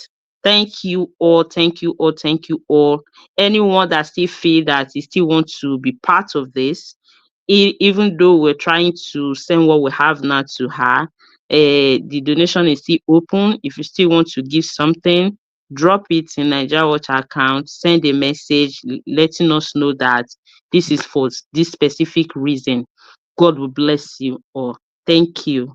Without wasting much of our time, I will be moderating a bit today.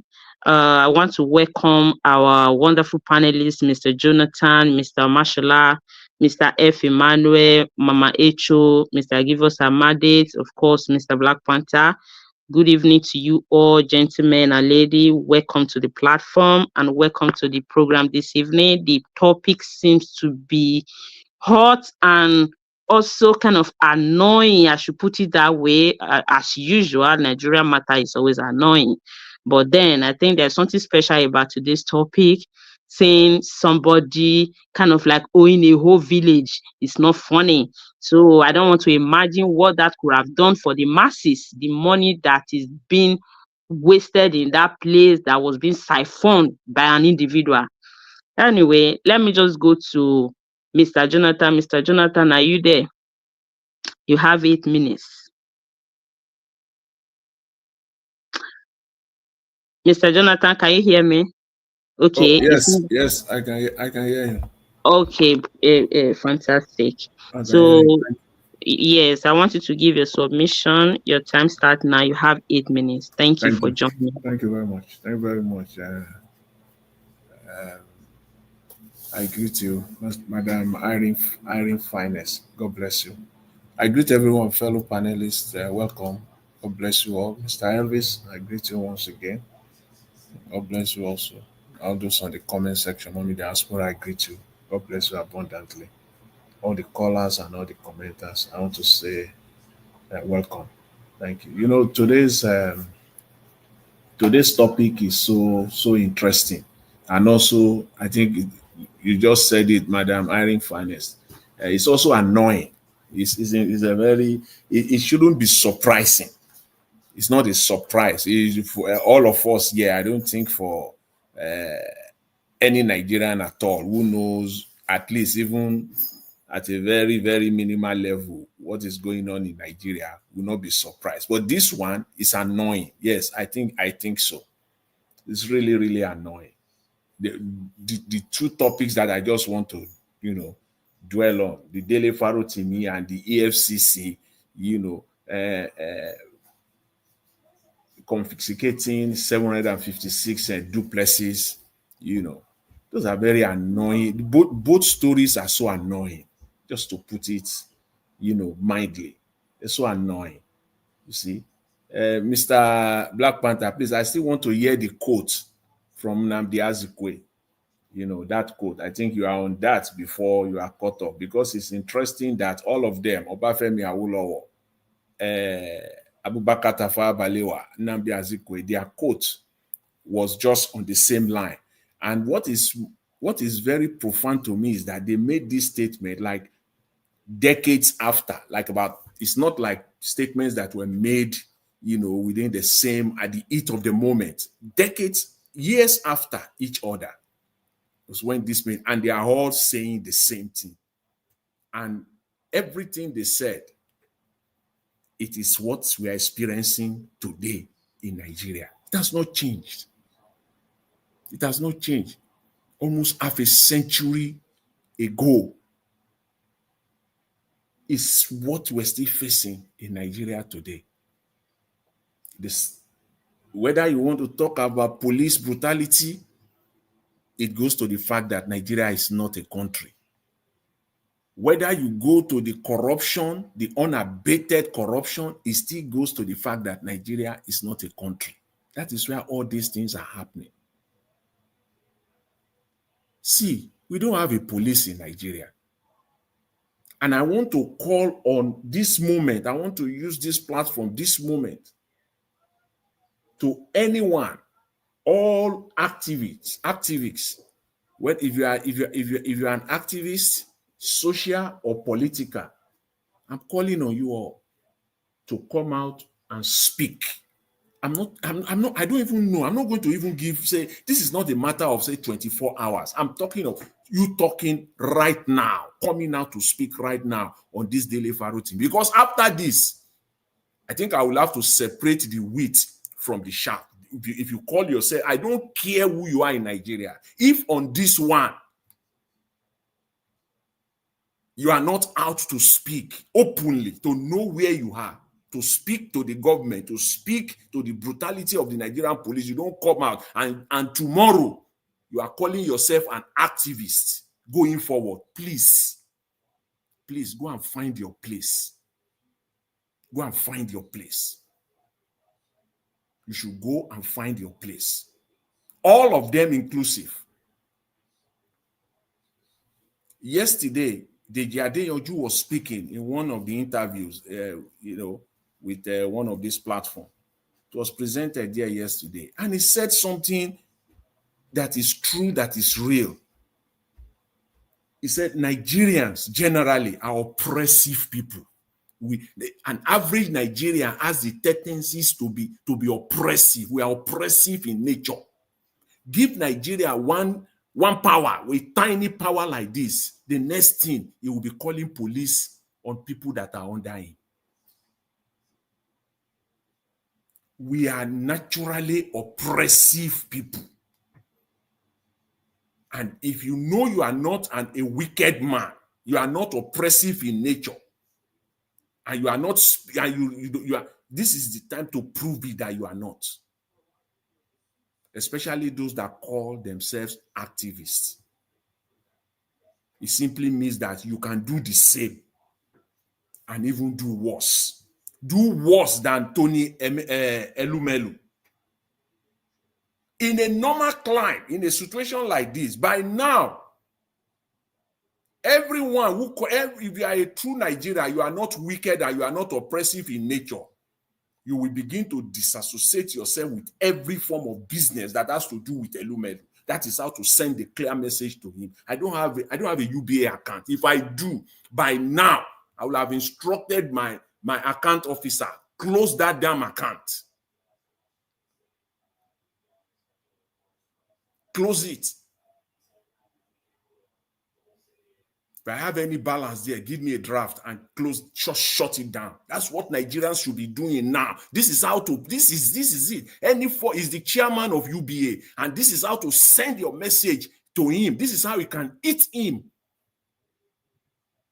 Because we cannot be saying one thing and be doing another. This is the power that we have. This is how you can eat him back. Eat him where he hurts. Go to his bottom line. Start closing your account with UBA. What is keeping banks is not the billions and billions. It is not those ones. It is those small ones. That's why they can go to central bank and say they have 10 million customers. That's how they can go to central bank and say they have 12 million customers. It is those small. You see those 1,000 balance, those 2,000 balance, those 20,000 naira balance, those 5,000 naira balance. That's what is keeping them flowing. It is not the billions. By the end of this week, if 400 to 500,000 customers have closed their account on them, Tony Elumelu, nobody will tell Elumelu. Nobody will tell him. He will be on his knees. That's how to deal with these people. He said, that man, I never knew. Such a shameless man. That you can go this far. For what? The point is this. Let's come to the substance of the matter. What is it that Dele Farotimi, in all his statements, what is it that he has said? Any one of them that is not true in substance and even in fact. What? Bring it out, because somebody called earlier to this show earlier today, calling that people just come and just defame people. He cannot mention one or two names and things that have been said against them or how they have been defamed. He can't mention names. He cannot mention names. That's just what we do in Nigeria. Naturally oppressive people. Give them 1 inch, they will oppress. We don't have a police. We only have a bulldog. We don't have a police structure. It is an oppressive force to silence, to intimidate, and to blatantly violate the right of citizens' right. That's what they do. We don't have police. Someone said earlier this was Black Panther. This is not a criminal case. This is a civil case. It's a civil case. And I don't even see it as an arrest. If you are calling it an arrest, we are getting it out of line. This is more or less you are kidnapping somebody, you are adopting somebody. This is not an arrest. Because it's a civil case. Why will you keep him for more than 24 hours for crying out loud, or 48 hours?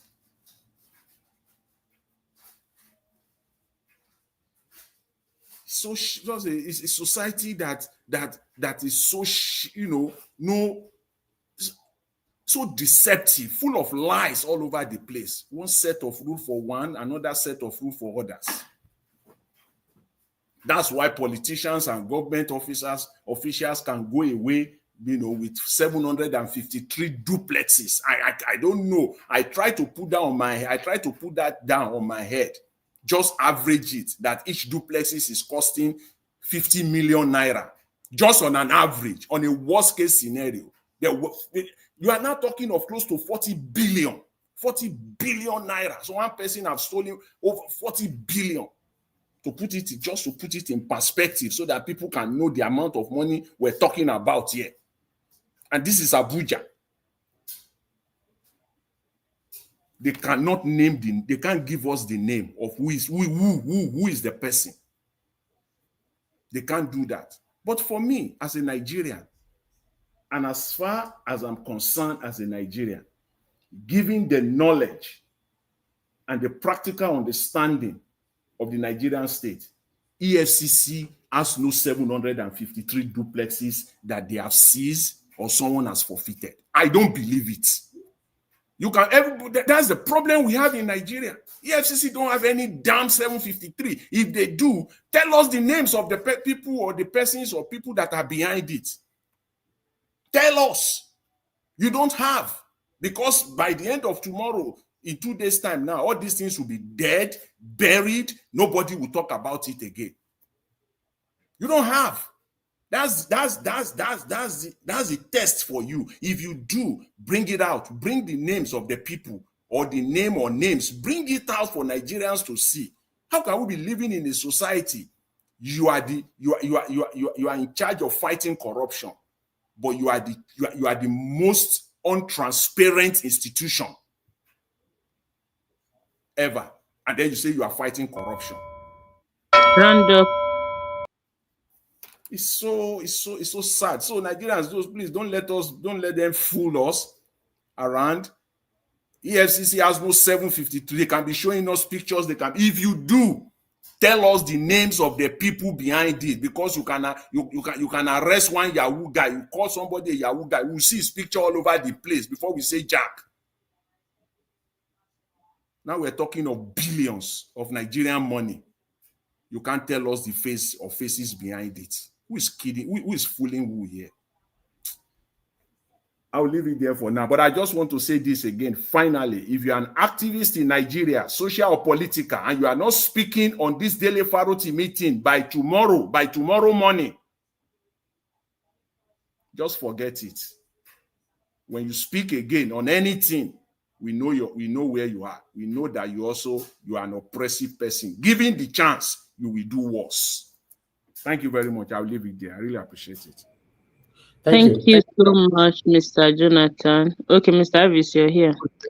Thank you. Yes. Thank you very much, Mother Iris Finance. God bless you, man. Thank you, Oga Jonathan.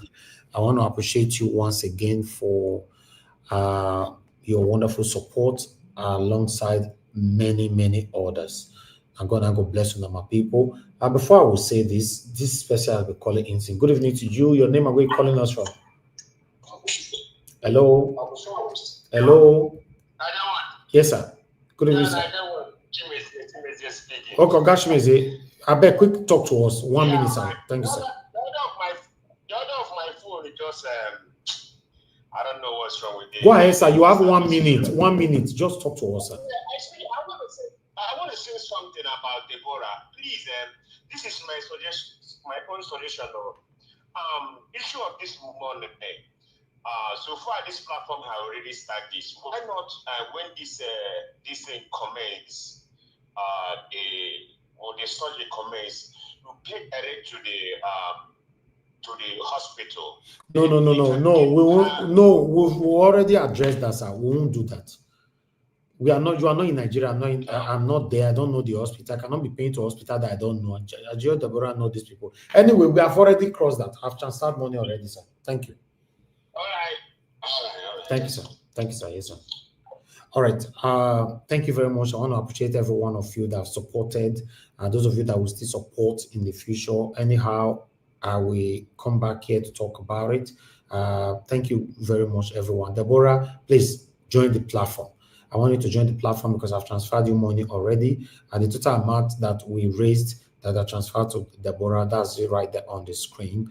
8,241,257 naira. So that's the receipts.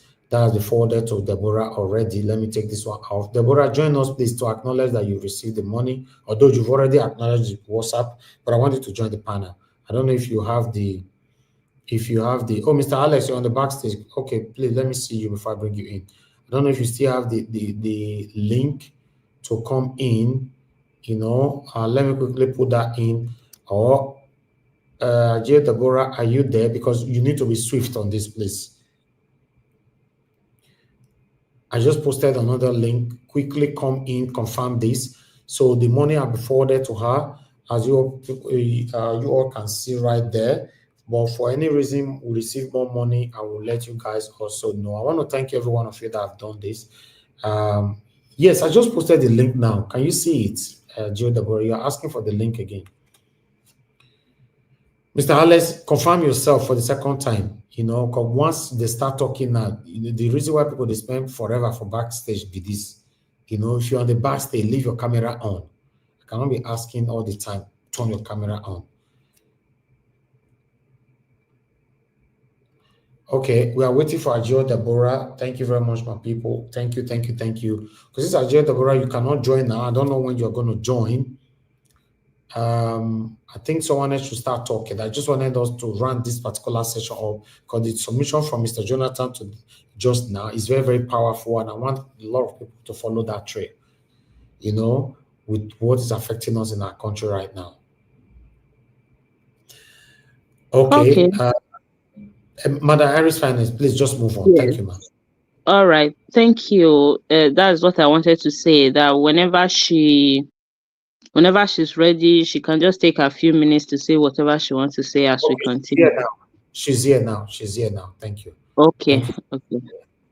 Okay, Deborah, your gadget is still not connected, but I know you're on the backstage. Okay, yes, connected right now. So I'm bringing you to the panel. Can you hear me? Yes, sir. Thank you very much. I sent you the money already, 8 million. That receipt there, is that the amount you received? Yes, sir. Thank you so much. Okay, good. Thank you. Thank you so much. I really appreciate everybody.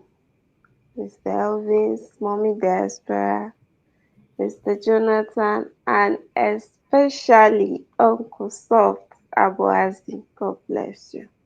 God bless you. Thank you. You can't mention names because if we have to mention names, the list is so long. Exactly. I can't call it all. Thank you. Yes. Thank you very much, everyone. Okay, Ajay Deborah, go have some rest right now. I just wanted to let you know. So tomorrow evening, I will update you. If more money comes in, then we'll take it from there. Thank you very much. Have a good evening. Thank you, sir. All right. Yes, God bless you all, my people. I'm not gonna say they fast like this. I just want to make. I really want us to, because that submission from Mr. Jonathan is powerful. I want us to follow that trade. Let's talk about what is affecting us. Yes, Mr. Alex, for the third time, whenever you're ready, you let us know if I'm on the backstage. Please, Madam Iris Finance, go ahead. Yeah, Mr. Avis, I came in a little bit late. Did you still play our principal speech of it that we were supposed to talk about yesterday, or is just these two topics that we are treating now? No. Yesterday's speech is already there. We can talk about it today, but I did not recapitulate on the particular speech anymore. Okay. I'm just asking, just in case anybody that wants to touch about it can. Exactly. Of course, we can. All right. Thank you.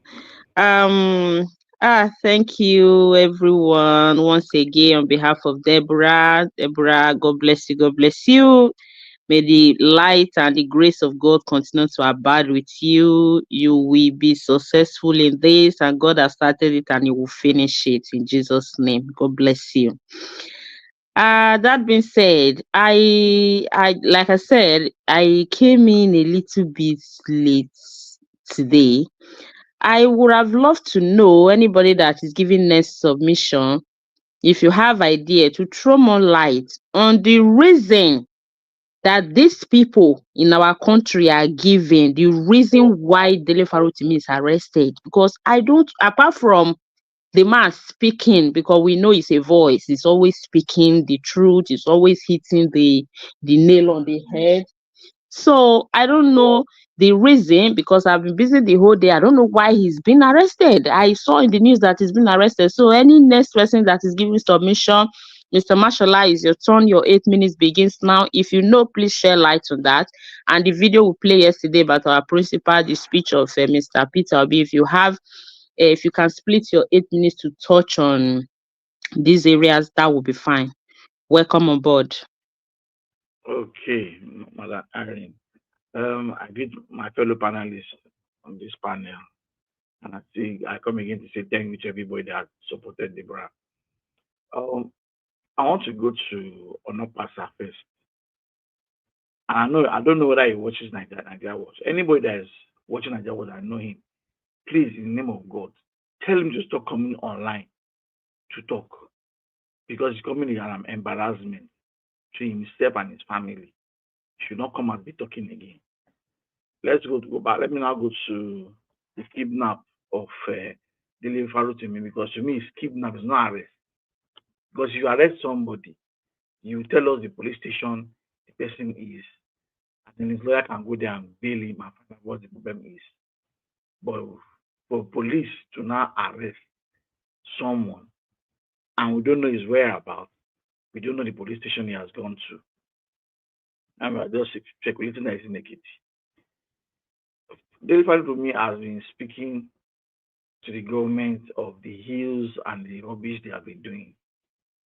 And I think they are not tired and looking for a way.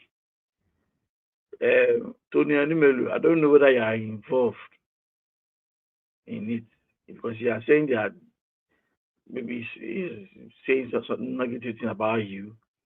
Whatever he has said, and you have proof. He's a lawyer and you're a big man that has money. Employ like 20 stand, and then you go and deal with the matter in court. You don't need to use the police to oppress anybody. And it's the government that is using you. It's a shame. It's a big shame. It's now obvious that the big people Sorry, in sir. Nigeria. Can I ask you a question, sir, Mr. Mashallah? Yeah. Are you saying that he was arrested and his whereabouts is not known, or how? Is it that It's not known. If he's arrested, we should know the police station he is now. There's nobody know where he is. And on what ground was he arrested? Was there an arrest warrant? Was his family available when he was arrested? I mean, these are things that he was adopted. He was adopted. The man that Aisha Yusuf read his last statement, how he has been going to the police station, when he invited him, and he has gone there. But of course, this country, the cabals in charge, those that rule the country, don't want people to talk, because this man speaks every Sunday. That's why when Nnamdi Kanu say this Nigeria is a zoo, we think that he's just talking. You didn't know that what he saying was prophetical. The issue right now is that it's unfortunate. For him, there must be some information this man has, and they don't want him to let it out. So the best thing is to hold him on, the same way they are holding Nnamdi Kanu. If you have information about the government, about Nigeria, that is very bad at it could split the country, and you have not said it, the best thing is just to keep it silent. You don't want people to talk. We are meant to keep quiet. Don't say a word. That's the kind of country we are in, and that is what the new government is all about. By 2027, God knows what will happen, because already they are already showing you an example of election you'll be expecting 2027, and yet Nigerians are still smiling, staying in their house, still trying to survive with the kind of leadership we have, and they're stealing money. Then the EFCC, you seized estates of over 700 duplexes. That will let you know how wicked people in government are. That's an example. That building in question, that estate in question, can be having government building to the poor or people that can just civil servants can take over those buildings, but they want luxury.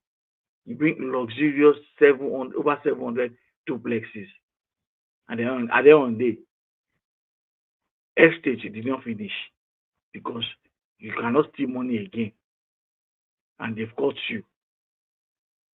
And EFCC has refused to let us name the person in charge, whoever owns the estate.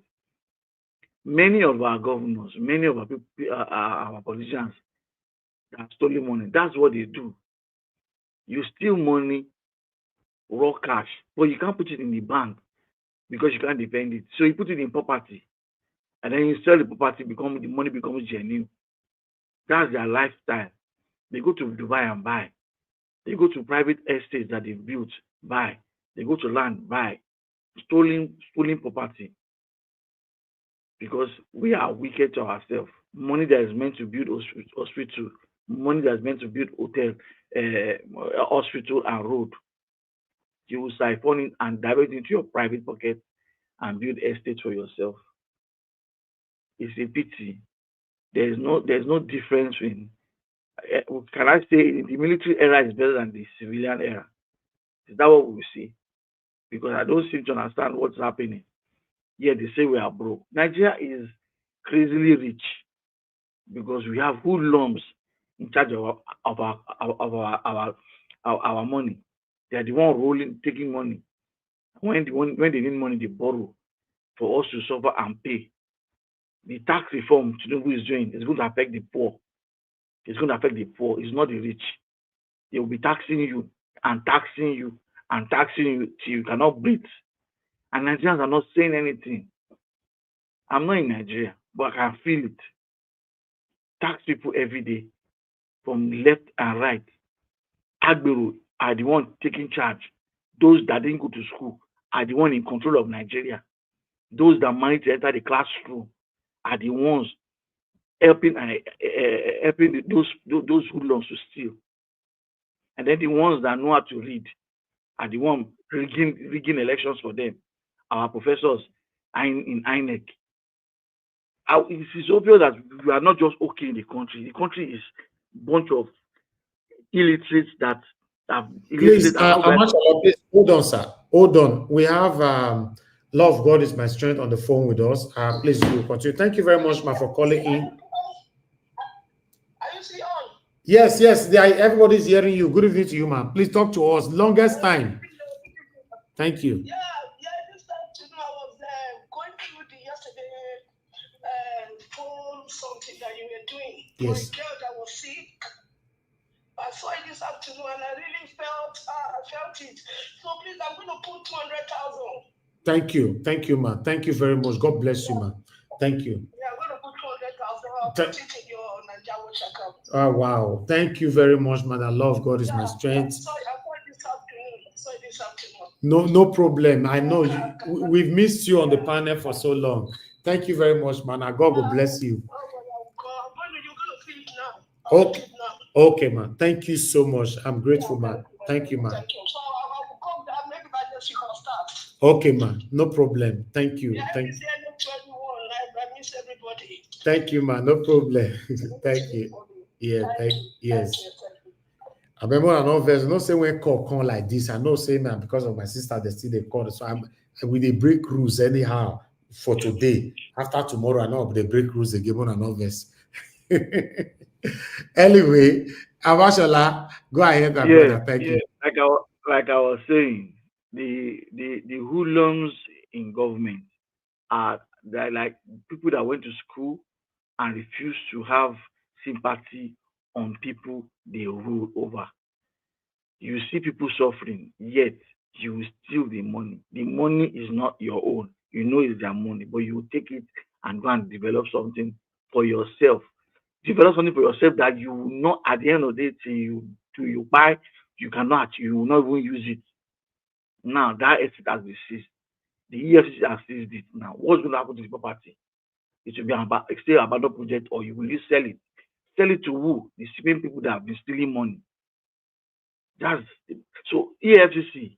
I would suggest if you are going to consider this property and sell it, let it be transparent and let it be only one buyer.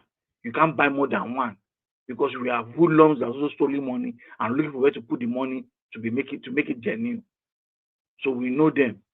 Round up, sir. EFCC, thank you. Omoshola, why should they sell the house?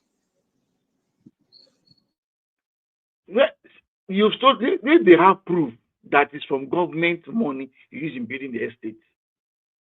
That estate in question, Nigeria can never in their lifetime build houses for Nigeria. They don't have it in attention because their own is demolished. So the best thing is sell it on auction to civil servants or people that can afford it, and not sell more than one to one person, and let it be transparent. Because we have people in Nigeria that are stealing money. They are looking for where to put the money. Thank you.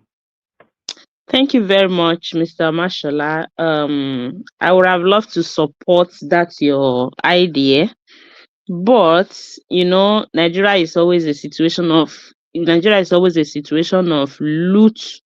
When you recover, they reloot. So all the recovery they have been doing to this point, I don't have idea what they are doing with those things. Nobody know where they are.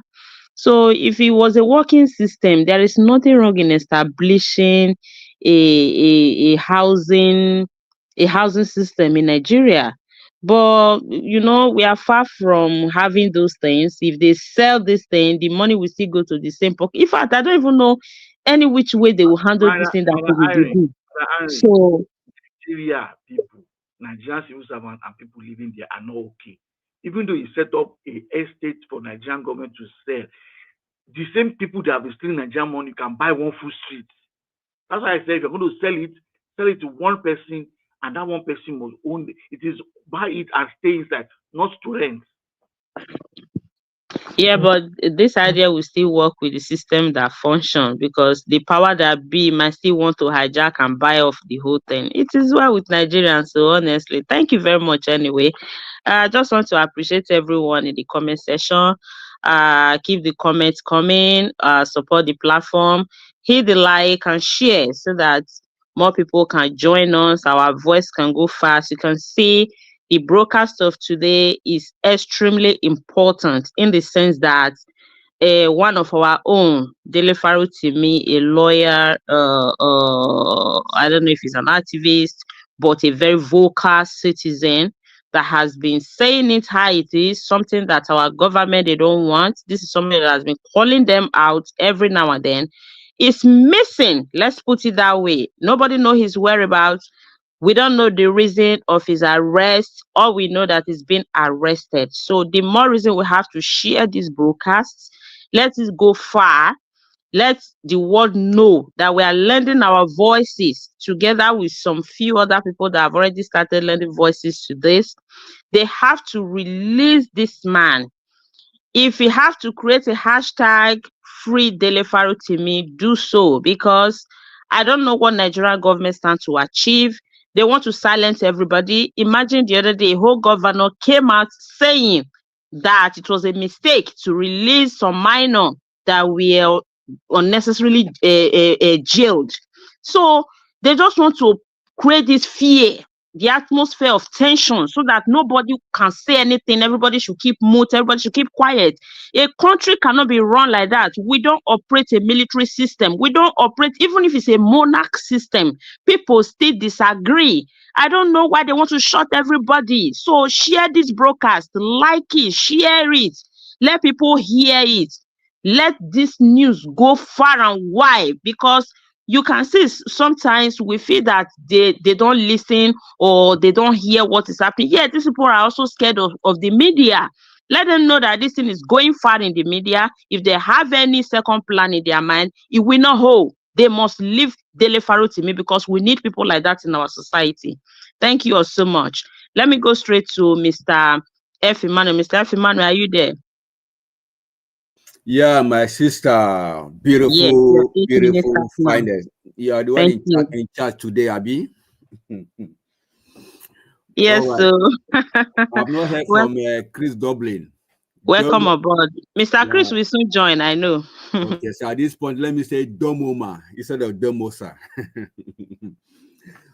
All right. Well, Nigeria, as we all know, is sick. Both the leaders and the led, we are all sick. Things are not working accordingly, and we are the cause. Nigeria has what we call there's a word I'm trying to look for now. You know, the law, the law according to Rufai say there is a specific law for the poor and there is a specific law for those that are in power, for the rich.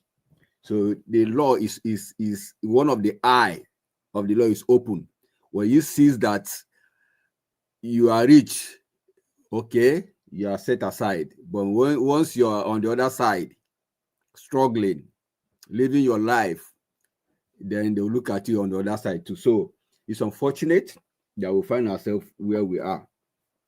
But the truth is, like Dati Ahmed said, Nigerians, when you're ready, your country is there for a grab. So you are not ready yet. That is why all this thing is happening.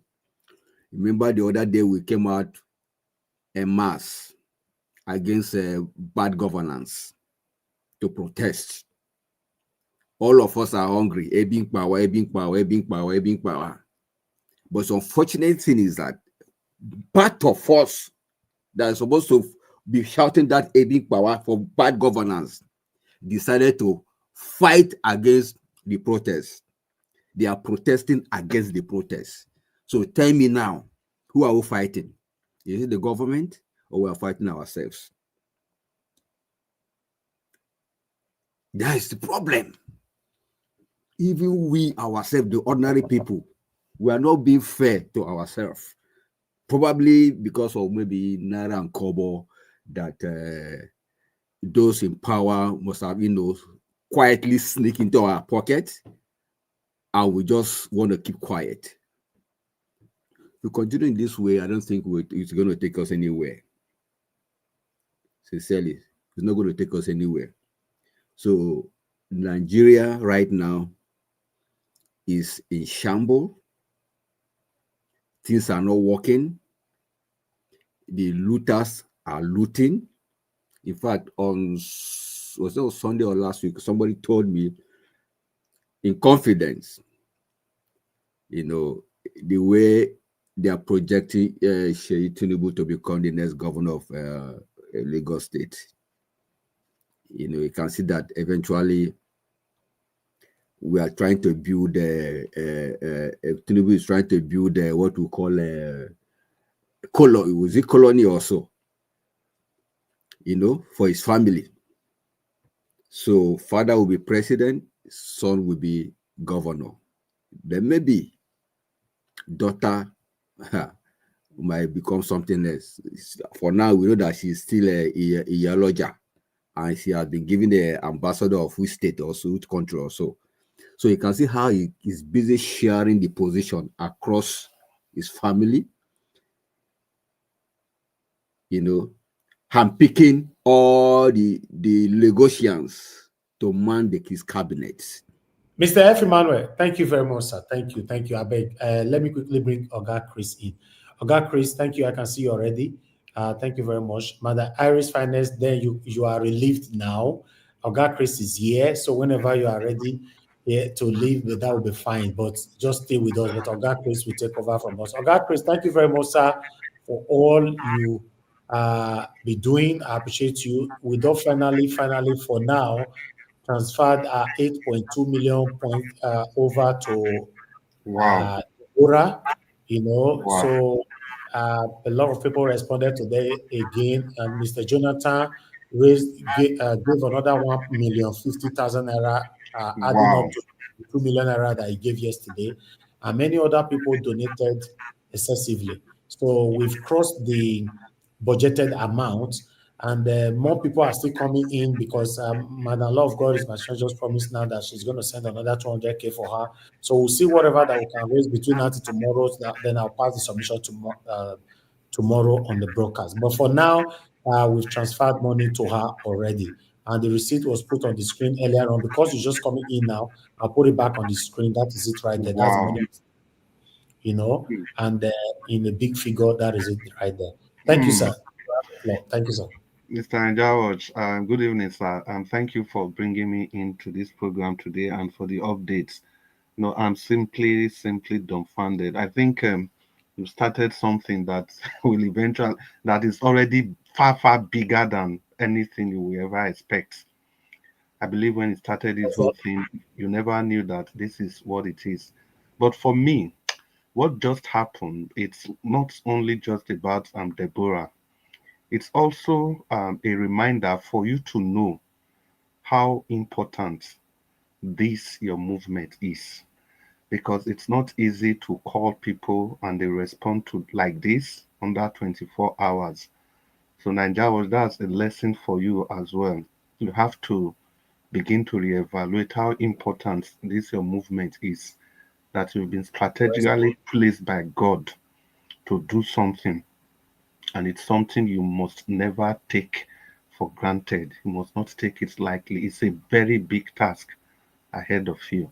It's not easy. I'm sure the over 80 or 70% of the people that contributed, they've not met you, they don't know you, but just by cyber communication, you are able to gather this level of trust. So my brother, this assignment big. Good evening. We will continue to the talk later. Domo, sir. May the good Lord continue to bless you and your family. So we just continue on the broadcast. I think I met Mr. Oga, Oga F. Emmanuel was talking. Okay. So I beg, let him just continue. After F. Emmanuel, Madam Iris Finance, please. After F. Emmanuel, who is next? It's Mama Echo. Mama Echo. Okay. Then after that. And after that, I think is I don't know, Black Panther. Just wait, it's on the screen. Give us our mandates and Mr. Black Panther. Okay. Thank you very much, Madam Iris Finance, for the update. Oga F. Emmanuel, welcome to the broadcast. And once again, thank you for yesterday. And special thanks to Mr. Jonathan. Of course, I'm coming to that later. F. Emmanuel, please continue so that you round up with your time. Thank you. Yeah, I just asked about you a few seconds ago, a few minutes ago. Demosa. Yeah. Thank you. Good to see you again. Good to hear from you. Thank you, my brother. Welcome to the show. All right. So, like I was saying, the day we are ready to fix our country, it will be fixed. Let's keep watching out all the people that be speaking out against this bad government. If you are not careful, they will be picking them one after the other. Mark my words. Because they are looking at 2027. To them, 2027 is sacrosanct. To them. So we have to be on the watch out for this evil. Today is Dele Farotimi. Tomorrow, you don't know who next. That is what they have decided to do. Instead of giving us good security, good governance, rather they are picking us and shutting up our mouth. So let's not allow this to continue. We will keep shouting. We will keep speaking. If you watch very well now, you find out that people are not even talking about protests anymore. People are just focusing on something else. Nobody's thinking of protest anymore. So it is assumed that we have accepted the government the way they are. The way they are running things is not acceptable to us. who have settled on this nonsense. Well, let's see how far it will take us. But the truth is that let's not forget what happened in Sri Lanka. Let's not forget what happened in Ghana. Let's not forget what happened in Burkina Faso. These are our fellow African countries. Nigeria, it's time to rise. Stop sleeping. Arise. Your light has come. The time is now. We will not all vanish away. Let's arise. I will speak again. Thank you. Yes, thank you so much. There's no better call than that. Let's arise, Nigerians. Like we arose yesterday for Deborah. I just want to use this opportunity to thank everybody again, and especially you, Mr. Jonathan. That's not to belittle what every other person has done. Thank you so much for taking up that challenge. May the good Lord continue to bless you and meet all your expectations far and beyond your imaginations. And thank you so much. And we'll just continue on the broadcast. And the next person to talk to us will be Mama H.O. Mama H.O., it's good to have you on this broadcast. I beg, before Mama H.O., please mute yourself. I don't know where the echo is coming from. I think it's you. I don't know. Okay, thank you very much. I appreciate you. I think the 200,000 naira that Madam Law of God is my strength promise, she has sent it already. So we have it right now, but I'm going to keep it in tomorrow in case someone else send money. I can add it to it. Tomorrow I'll transfer it to her. But I just wanted to pass that on here. God bless you, Madam Law of God is my strength. Thanks for all that you do. And God will bless every one of you that have contributed to this medical bill for Ajio Deborah. God bless you all. Thank you, Mama Esho. You have the floor, man. Oh, greetings to everybody, and una do well for the support you are giving to our sister. Everyone that has contributed home and abroad. We ask that the Lord that reward bountifully reward every one of us in the mighty name of Jesus. Amen. So all protocol observed, and I will go straight into discussion. The question at our hand right now is, they picked Dele Farotimi. Who is next? Who is next? And who will they pick next before we will say enough is enough? Because like I used to say, injustice to one is injustice to all. And if you look at the caliber of people that are perpetrating this evil, if living this world is by age, that means they are soon going to leave this world. And yet, they are the ones that are holding the country hostage in the expense of over 70% population whose destiny are being held hostage. And they are doing all this so that they can shut up everybody to create fear so that we don't talk, we don't do nothing. But the question we should ask ourselves is this: are we just going to fold our hands and let their evil wish for us prevail? Or we are going to rise in unity of purpose, just like we did for our sister Deborah, and we'll say, enough is enough. And say, if I'm not fighting for my sake, I should be fighting for the sake of my children, and I should be fighting for the sake of my unborn generation. Because if we don't get it right, they will pass the mantle to their children to continue from where they stopped.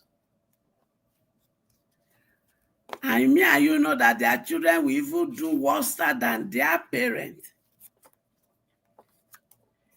They will not become the Pharaoh that does not know Joseph.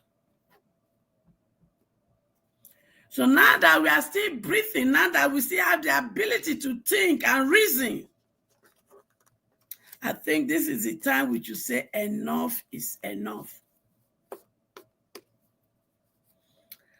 I was just talking with somebody today, and I said to the person, who will be the next? Maybe it's Aisha Yusuf.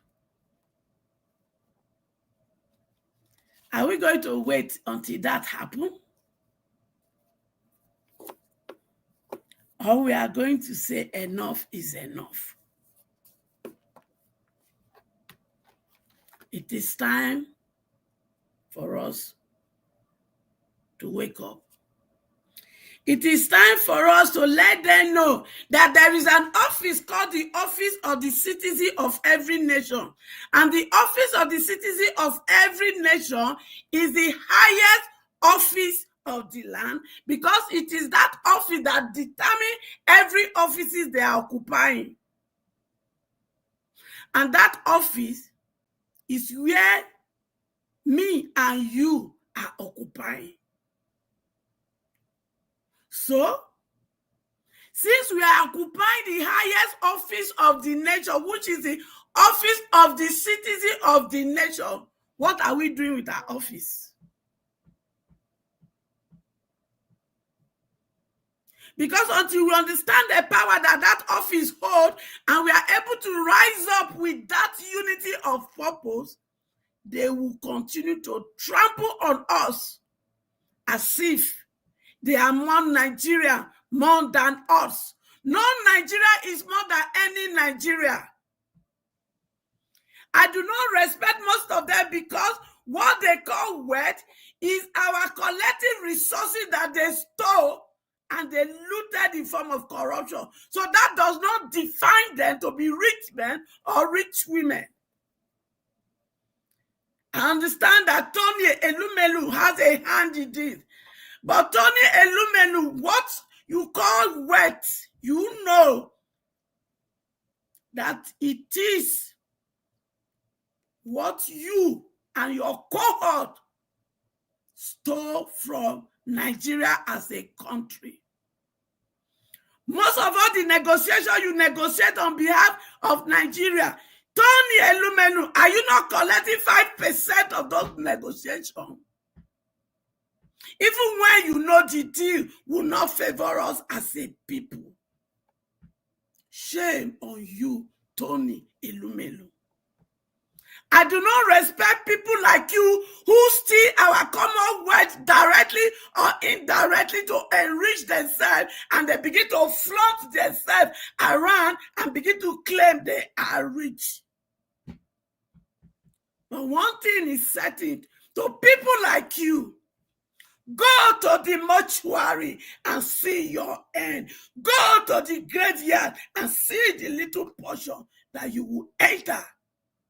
I am glad that you and other one like me will end up naked in the mortuary. There is no special place for any of you in the mortuary that differentiates you from me. So why should I be envious of your greediness and wickedness? You gather wealth that are vanity upon vanity. But one thing I promise all of you that has a hand in making us to be miserable and making our country to become caricature, you will die in misery. And when you die, you will not rest in peace. You shall surely rest in pieces. Thank you, and God bless us. Yes, thank you, Mama Hicho. Thank you for that wonderful submission. I was just going to tell you your time was over. That was timely. And thank you so much. We just continue on the broadcast, and then the next person to talk to us will be give us our mandate. And give us our mandate. If you are there, it's good to have you on the broadcast today. Please open your microphone and talk to us. Give us our mandate. It appears and give us our mandate. Thank you. Can you hear me? Yes, loud and clear. Welcome. It's good to have you. Thank you very much, Mr. Chris. I greet you. I greet the panelists. I greet everyone. Thank you for all that you do. Mr. Elvis, thank you very much for all that you do. Thank you for rising up to the occasion for the lady. I mean, I wasn't here to know what's going on. I just saw this. But thank you very much for always doing this. My brother, please. Make every person go close the account, come up for UBA. All these people that doesn't protect our interest, they don't deserve our money. Tony Elumelu will close our account and let us see how your so-called UBA will thrive. Wicked people. Sorry, my dear.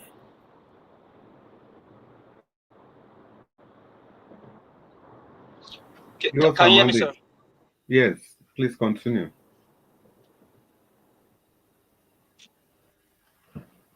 Give us our mandate. Are you there? Okay. Thank you very much.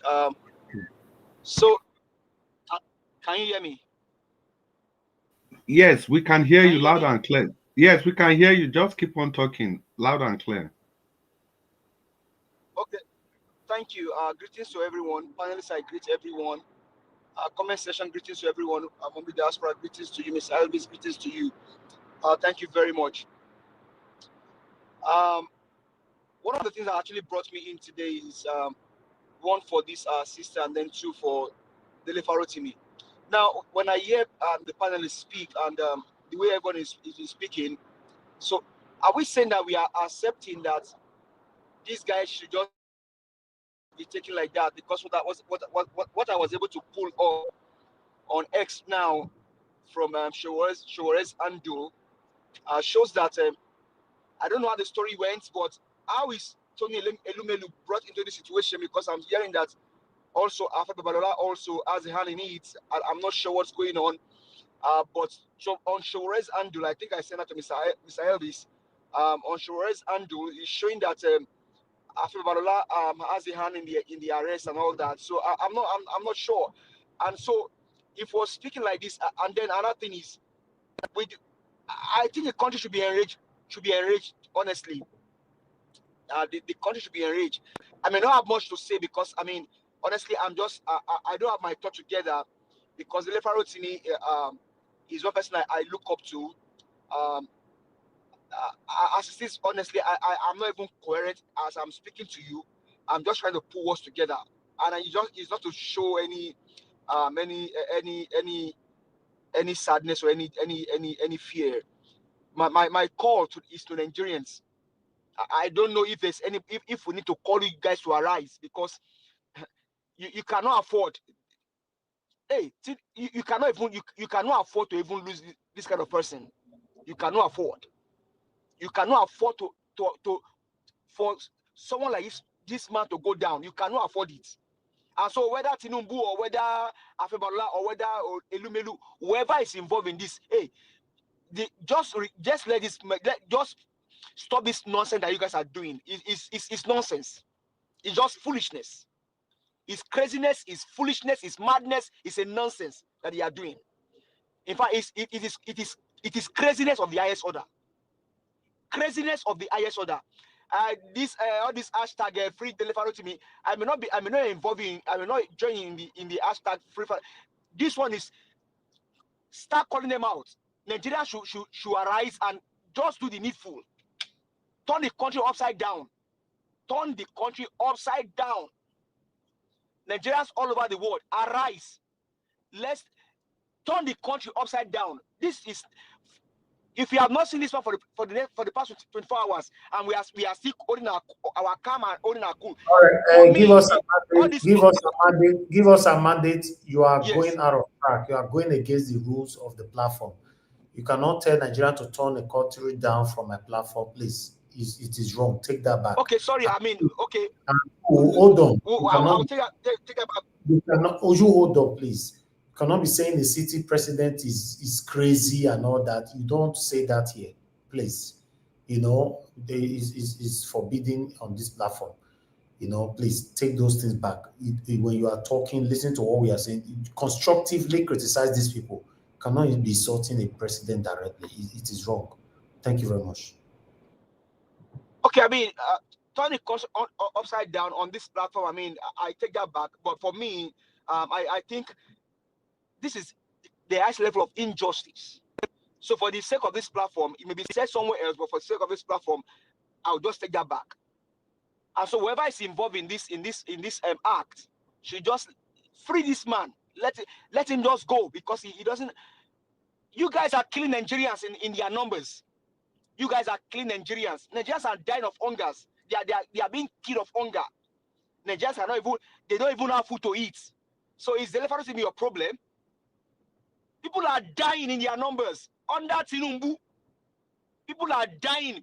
They can't even afford to pay their children's school fee under Tinubu. So what more? What can we say? Is this a government? This alleged INEC elected president? Is this what a government? Nigerians, arise and take your country back. Arise, take your country, because whether you like, if you have taken faith and say, okay, let's, I don't know, but I mean, for me, this is the highest level of madness. Whoever is involved is the highest level of craziness. I mean, I'll just probably just hold it here. Honestly, I don't have anything to say, but this one, Nigerians, don't sit down. Take your country back. Thank you. Yeah, well, give us our mandate. And thank you so much for your presentation. Mr. Ndawosh, thank you for that intervention.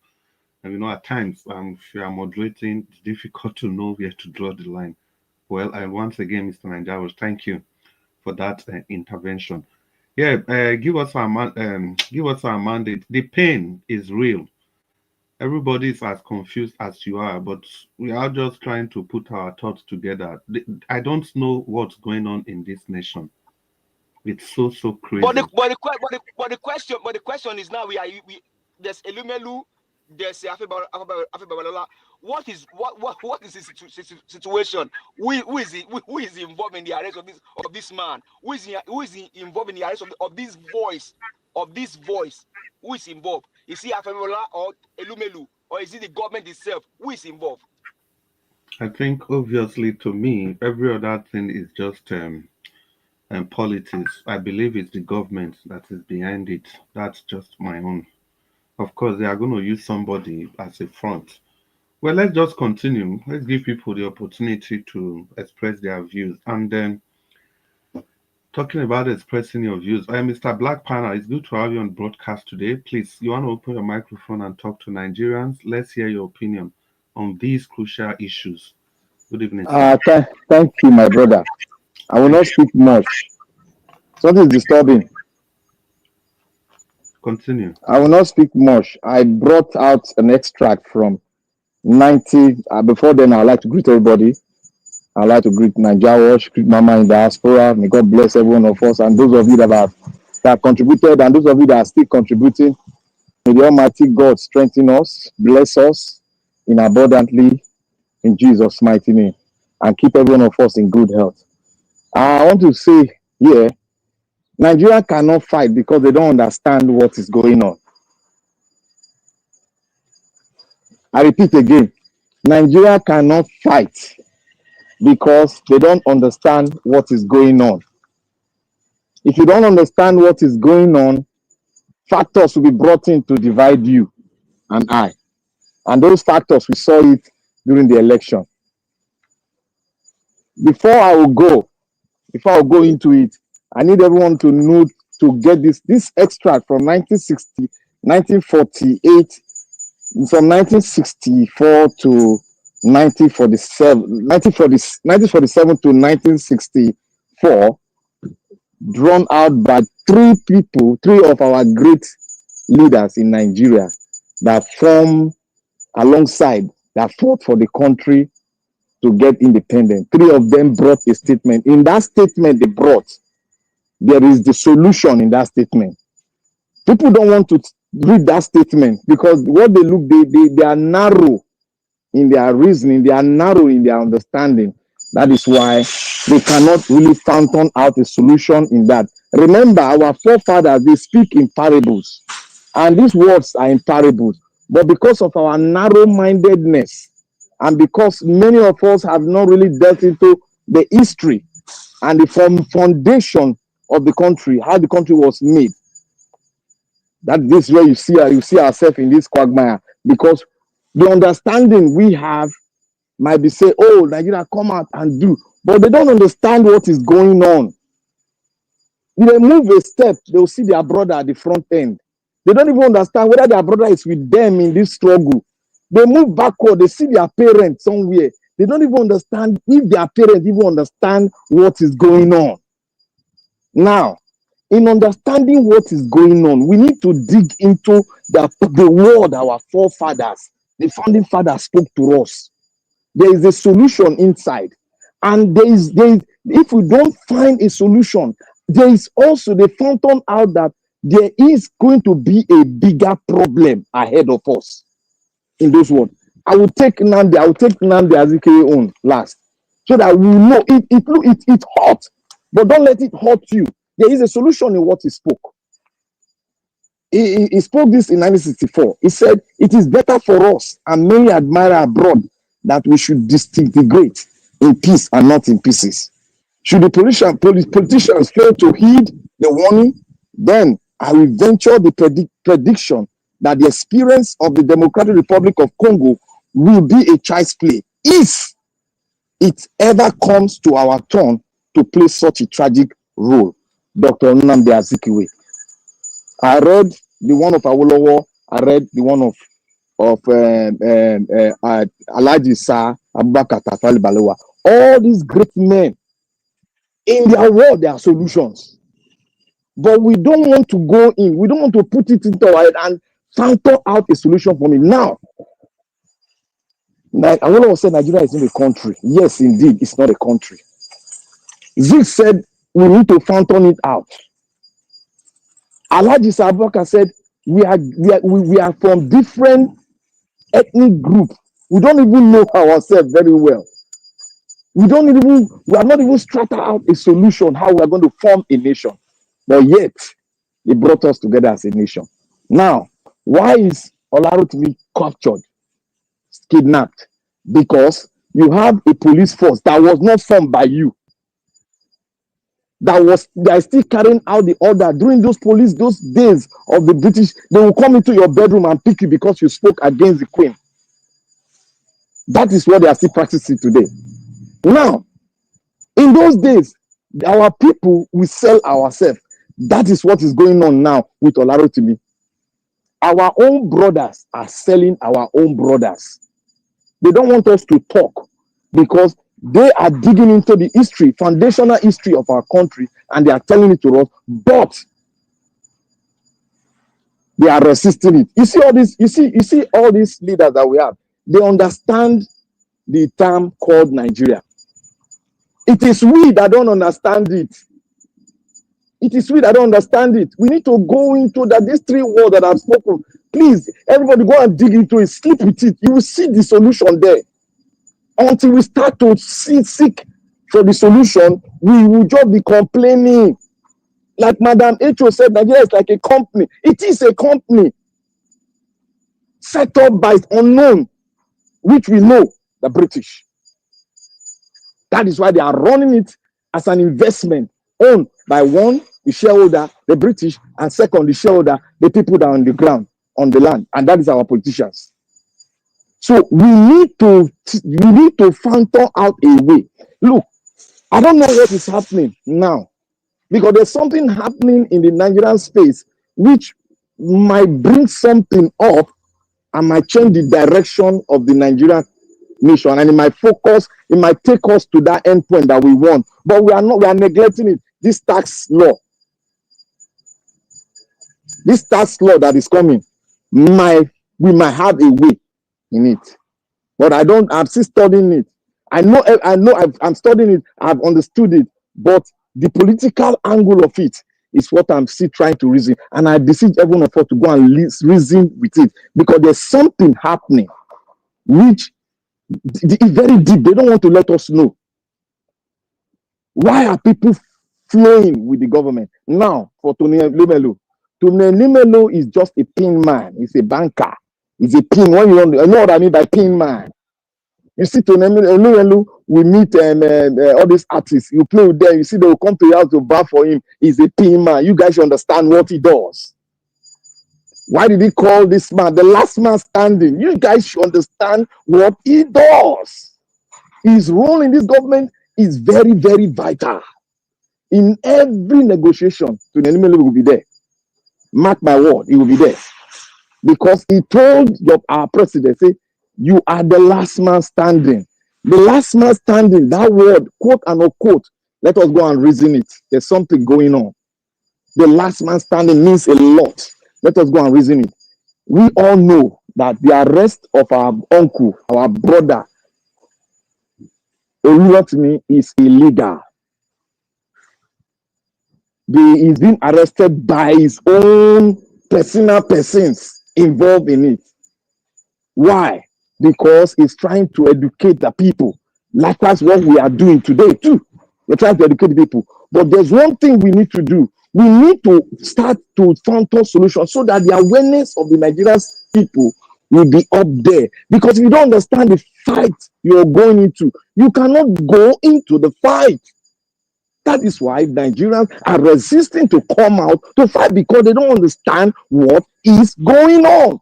The only thing that bringing them together is that they are hungry, the economy is not good. But it's more than that. It's more than that. I cannot do it alone. We need all heads to go in there and understand what is going on. I think at this junction, I need to rest my case, because I am still digging it. Because Tony Elumelu is playing a very vital role. And I pray that every one of us, let us try and understand what is going on. They are not telling us, but let's also look at the political thing going on the tax report. That tax stuff is going to bring an eruption that we will not understand. But if it flow, it's going to lead us to somewhere that we are be preaching right here. Thank you, everyone. Yeah, well, Black Panther, thank you so much for that presentation. You'll be saying you're not going to talk too long, but you used all your time finish. It's very good to listen to your presentation. Yes, I think everybody, every concerned Nigerian should actually be concerned on the direction the country is going to. And concerning that tax that you raised some very, very crucial issues, which I have also been thinking about. They are raising tax. Elumelu is signing a new deal in France to open UBA there. You see, I think these whole things, they are all just connected.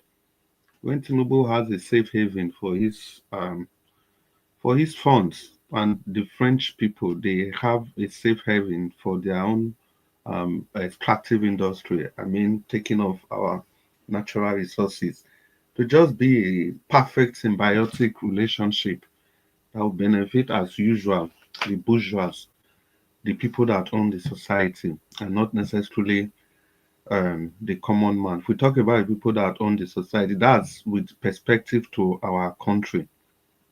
Because these Western people, no matter how you criticize the French government, whatever Macron and his people are doing, they are not doing it for their own pocket, but they are doing it for the good of France as a nation.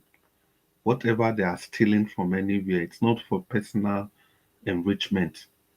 But they do these things to support the economy of their nation, to build hospitals for their citizens, to build schools, to ensure every aspect of social security trickles down to everybody in their society. But we, what do?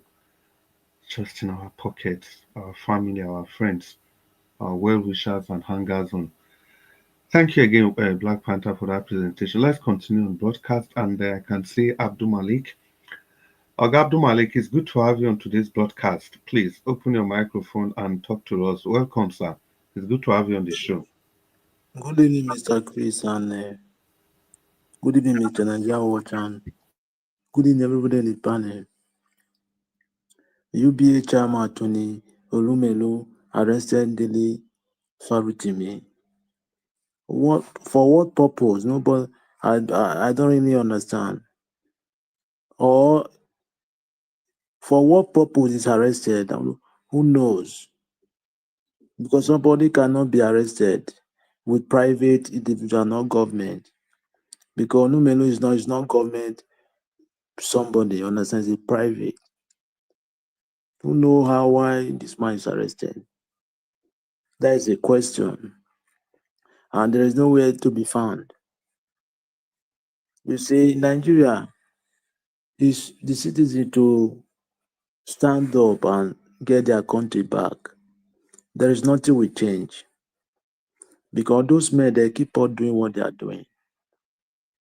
They keep on doing. There is nothing will change unless when citizens will decide to take their country back, when they unite, because unity is power. Yeah, that is the solution. There is no solution. If you take a look, anybody that speak against this government, if you are speaking the truth, they will come after you. What is wrong with what happened to Farotimi? Because he's speaking the truth. That's why they call after him. Who know the next? It can happen to anybody. Yes, this is what they try to do now. They can silence anybody in the country. Nothing will happen. And they are doing it. They need to do something that they are. Even we are in diaspora, we need to. I mentioned this thing before. Let's stop those people to come in a diaspora. That is the reason why they still have the audacity to deal with our people in Nigeria. If we stop them not to come to diaspora, you will see they will limit this oppression. All those tyrants of government, they will limit it. Yes, anytime they come to a diaspora, it's not that you will not beat them. You know how to do it. Yes, go to your country and fix your country. Don't come here. Because you are suffering your citizen. You come here to go and settle. Because you have the privilege. Every 2 months, 3 months, you went to abroad to go and settle down. Go to your country and fix your country. If we can do that, it will be better. Let we stop them, especially UK, France. Now they are coming to France. UK, France, Canada, and America. That is where all those 4 countries they used to go every time. They don't go other Europe like that, understand? Let us stop them and let them come to abroad to settle down. That is the major problem. Because they have the privilege to come to abroad. That's why they keep doing what they are doing. I don't have too much to say. If the citizens are ready, they will take their country back. Thank you very much, Mr.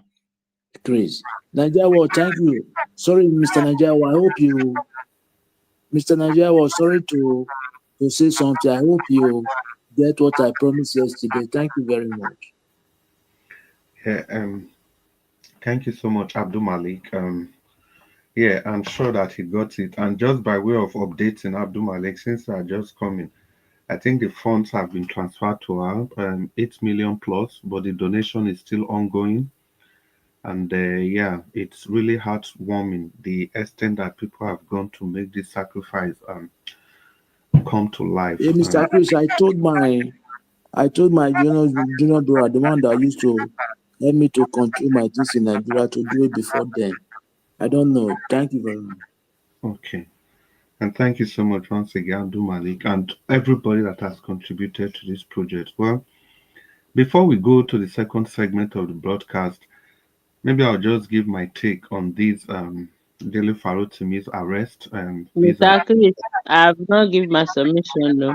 Oh, as I You come in want to jump me and go to second segment. Who be me? They bomb me where?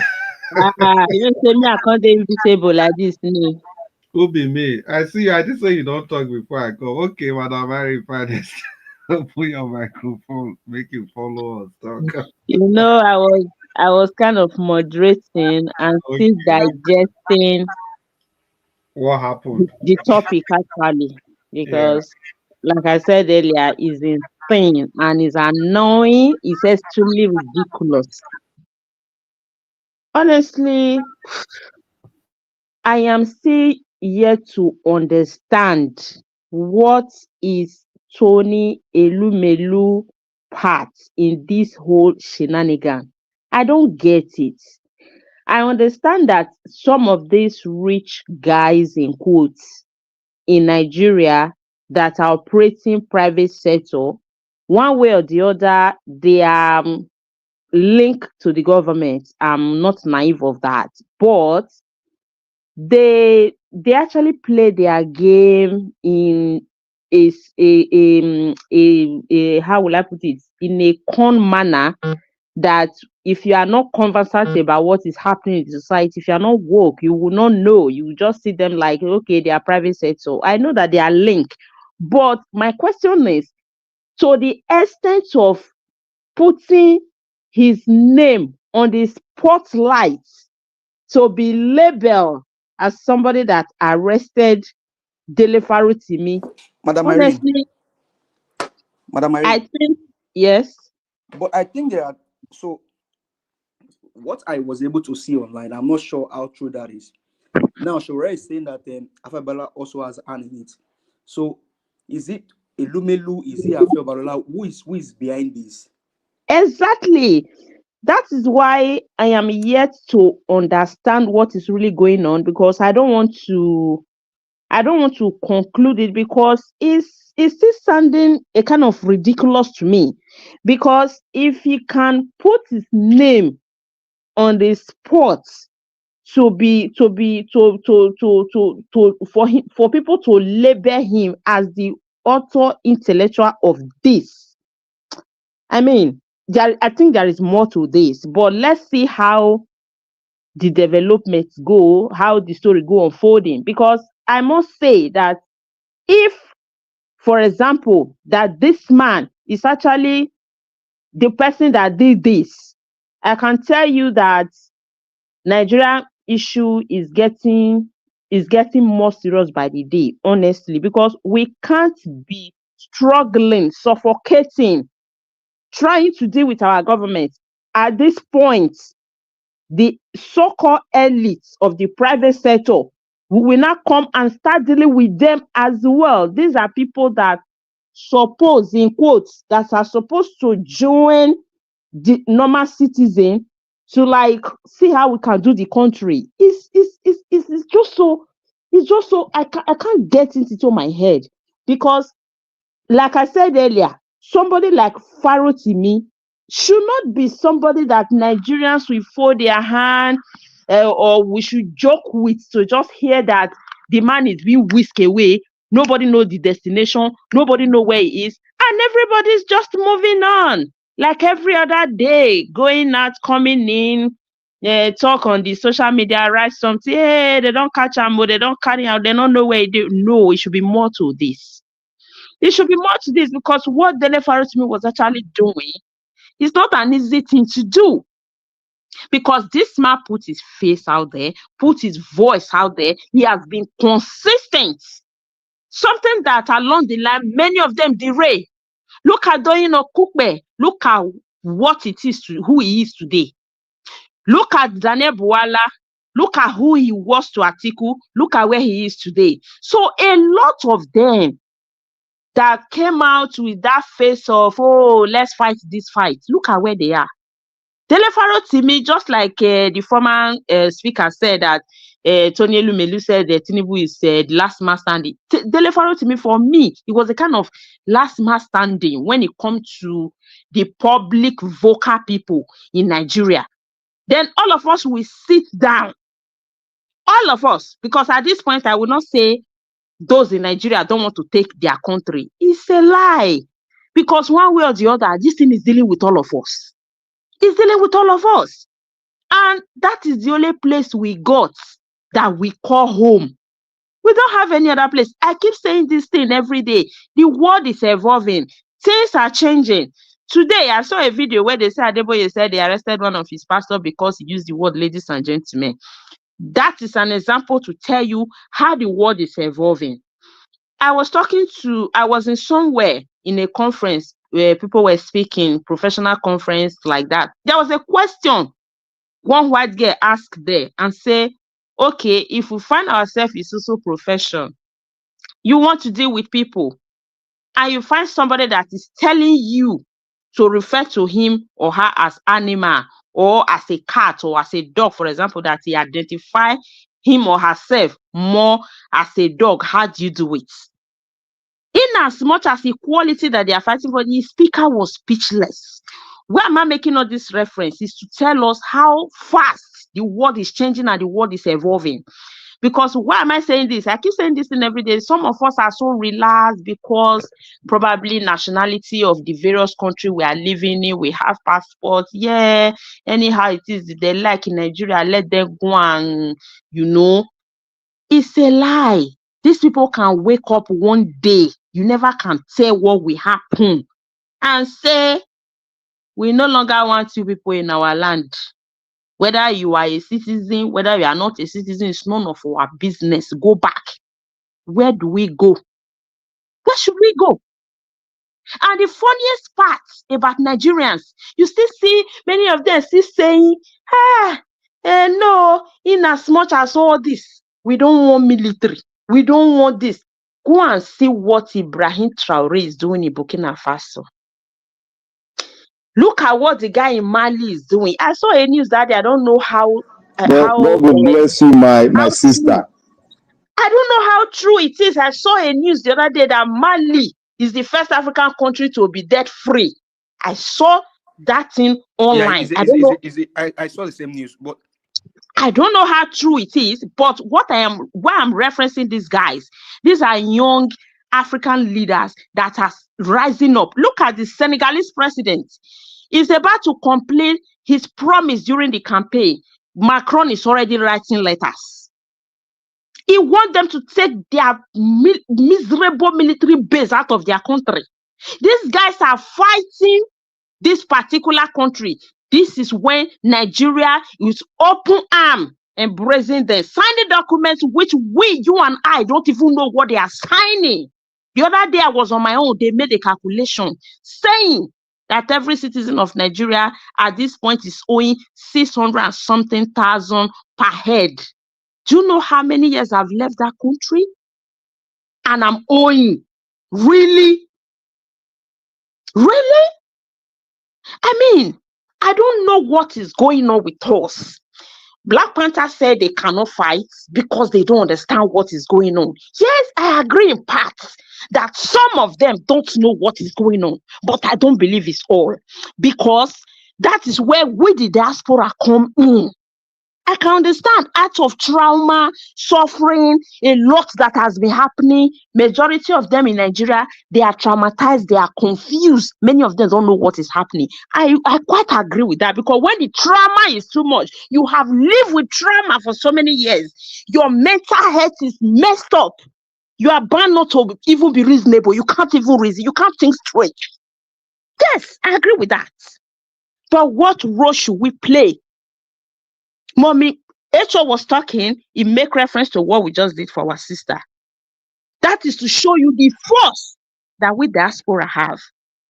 We have a lot to make that country, to contribute to make that country work. Because just check it, in every sector, we have it. We have Nigeria's professional militaries. We have professionals. We have high level of educated people in different fields. We really need to do something. We are just too relaxed. We Nigerians in diaspora, we are not the people that tribe and politics are fighting. We are not really. Because in as much as sometimes we come online and shout and rant and disagree with ourselves and go, you see, we still come back and rapport and do things and just let's go. Unlike a case of Nigeria, I can boldly tell you in Nigeria today, there are so many people that are still not talking in ending of 2024 because of the election of 2023. It's as bad as that. There are some marriages, intertribal marriages, that have been broken as a result of that election. That is how severe the manipulation is over there. It's not as much as that he knows. So what I am pleading, what I am saying here, I don't know how it's going to happen. I don't know the group that will rise up to do this, to plan this. I don't know how it's going to happen. But I am pleading, the diaspora need to step in into this thing. They just need to step in, because I can say the confusion and the level that Nigerians that are living in Nigeria are right now, they are so confused. They are not saying, they are not thinking straight. Somebody needs to step in. That is where you see some of them are so unnecessarily aggressive. When you try to say certain things, they attack you to defend themselves. To try to, they don't understand anything. But we that have a bit understanding, seeing, knowing that this thing is not normal. You can't rule a country like I don't think like a dictator. You can't rule us like that. You can't. We can't continue like this, because sometimes it can be so shameful, so annoying to see the level that Nigerians in diasporas are soaring, the position they are holding, the level of intelligence. You come out in the public place, in school, in conferences, you say you are a Nigerian. The way some of them will look at you, you will know that there is something that they know that is attached to that country. But here we are, allowing ourselves to be ruled by I don't know, Nigerians, the graduates and PhDs in Nigeria are the one doing PA for the school dropout, for the old cargo. What is going on? Why are we keeping quiet? In as much as we have large population of Nigerians at home, the same way we have them outside Nigeria.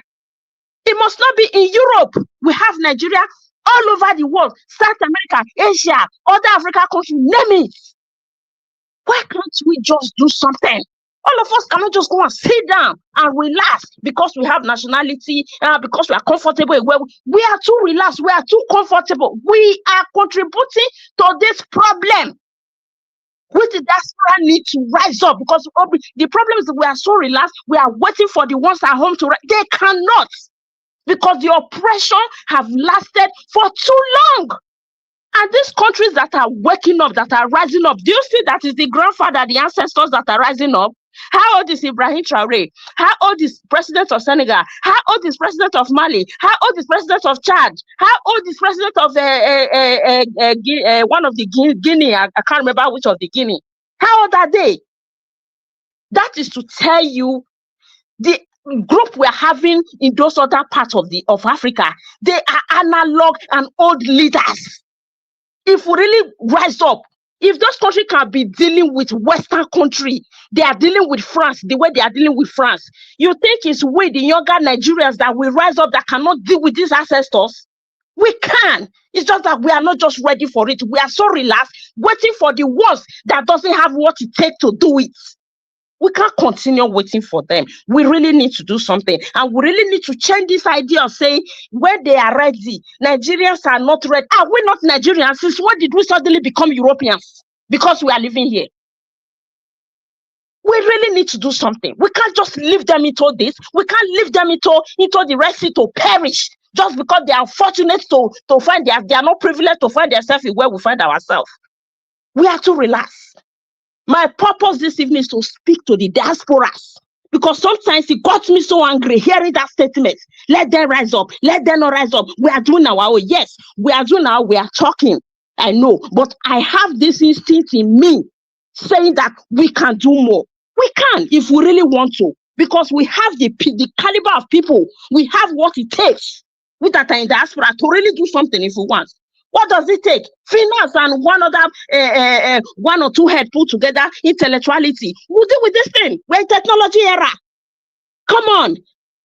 We can do something. But I don't know. Whoever is hearing my voice this night, let every Nigerian outside Nigeria go and sit down and think on top of this thing, because it's getting out of hand. We can't continue like this. Our children cannot go home. We are here. Many of us came to Europe at a very young age. Now we are getting older. Even our children are getting old. in another man's land, and we are so proud of it. And sometimes we have the little shame to come and say, hey, it's our ancestral land. We are proud of our land. We are proud of our culture. Where? Inside another man's land, you are proud of your culture. When last did you eat fresh food? How many of us, our children, can speak fluently our own language? We need to wake up. We need to wake up that Nigeria, that spirit of Nigeria, that resilient spirit. We need to wake it up. We are doing our best, but the best is not good enough. That is what I'm saying. Thank you. Madam Mary Finest. Oh God, that was so lovely. I wish you would continue. And that's what we say, Amon. And before we continue, Mr. Ninja, I beg, my brother Alex is at the backstage. If you can bring him in, I know he has so much to say. Yeah, back to the discussion. Madam Harris, just a second, Chris Dublin. Yeah. Madam Harris, thank you so much. God bless you for this your wonderful submission. You have opened our eyes more. You did a good, in fact, you summarized everything, because we'll be hiding here and be shouting. We can't even go over there to do anything. Thank you so much, my sister. God bless you. Yeah, my brother, thank you for adding your voice to that. Madam Mary Friends, like I was saying before, that submission was very powerful. And yeah, like for me, it's not just about the diasporans. I'm not in the business of blaming the common people. That has always been anytime, it has always been my submission. When people talk about they not come out, come protest, not so they not vote, not so. No, I have never ever think that blaming the common people, the people on ground, is the way to go. Because considering the situation they are facing, what will happen, especially when it comes to this issue of protest, there are people that refuse to protest. I don't know how to put it. Let me just leave it like that. So, well, for me, concerning to this topic, you see, Nigerians, all of us, we need to really wake up. We need to really wake up, because it is the same script they play for us every time. And unfortunately, we fall for that script. See, it's not a coincidence that they are arresting Dele Farotimi. I hope we have not forgotten that this man said that by December 3rd, he has been campaigning for sit at home by December 3rd. I hope we remember that. So whatever is happening now, there's no way you can dissociate that move from the arrest. The man has been preaching sit at home, December, and it's coming. And these people, they have to quickly do something. It has nothing to do with whatever he has said against any person, or it's all politics. And again, they had to throw a Emefiele's issue in the matter.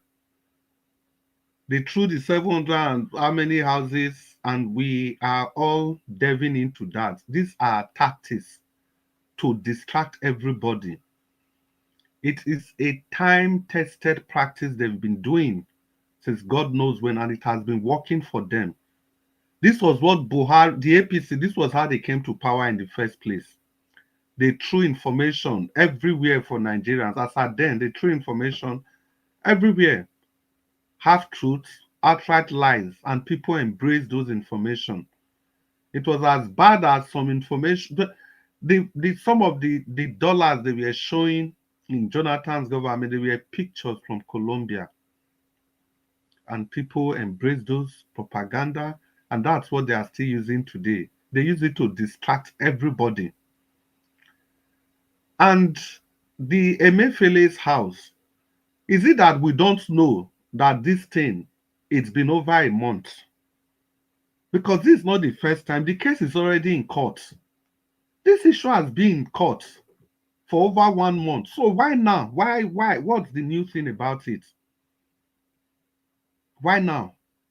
Let's even put a value to those houses. Let's say each of those houses, 50 million or thereabouts. Let's even say, yes, 50 million. At the time you multiply 50 million by 750, if we even round it up to 800 houses, times 50 million, it comes to just 50 billion.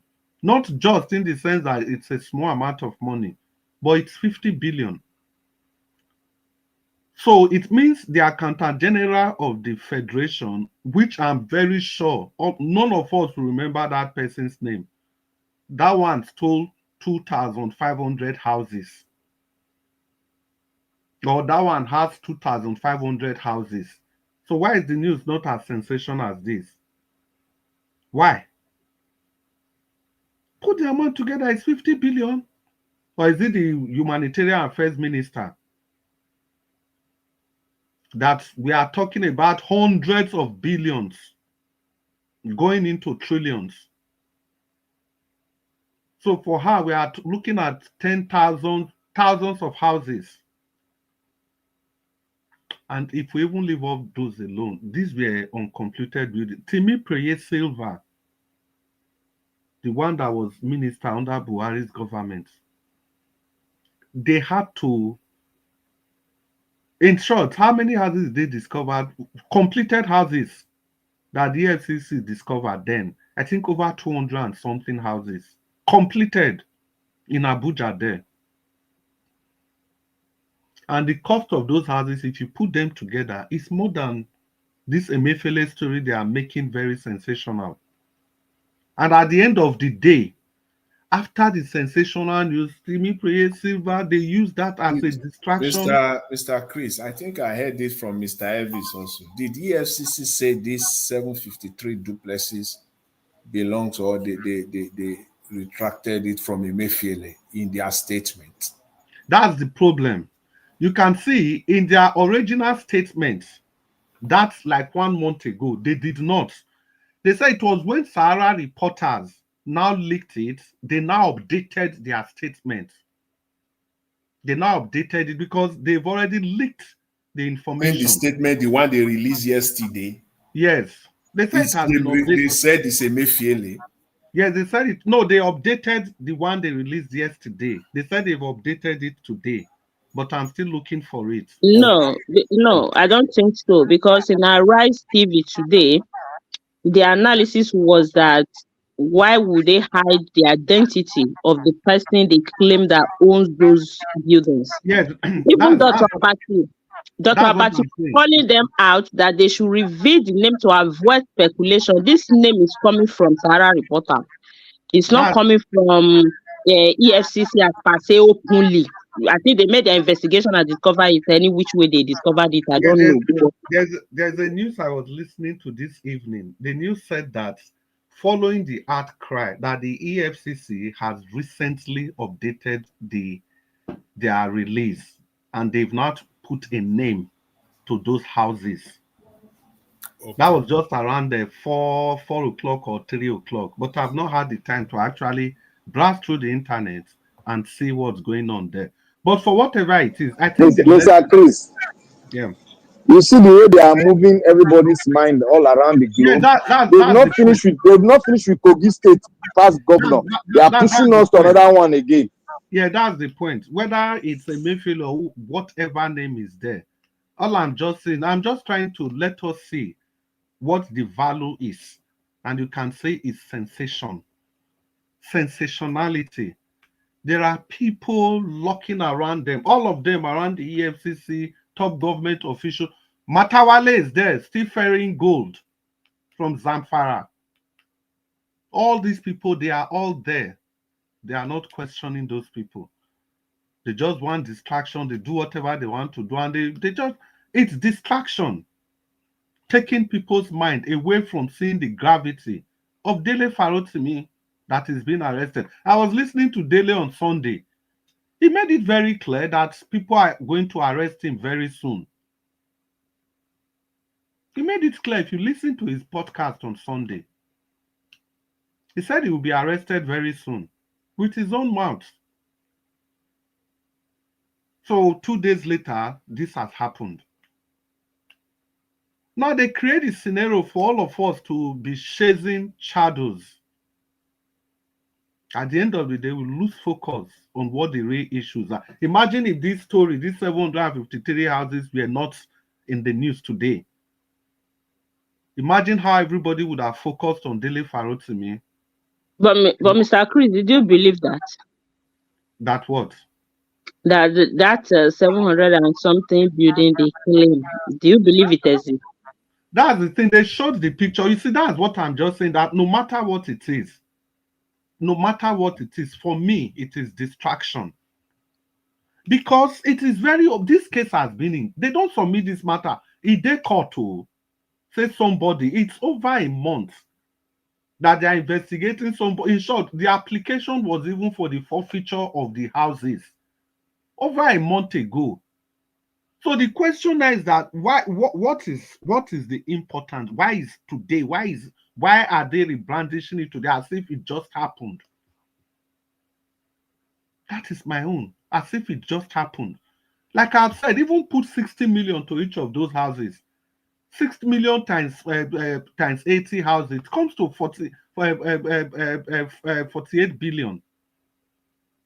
If you even make all of them 100 million per one of those houses, make it 800 houses, it comes to 80 billion.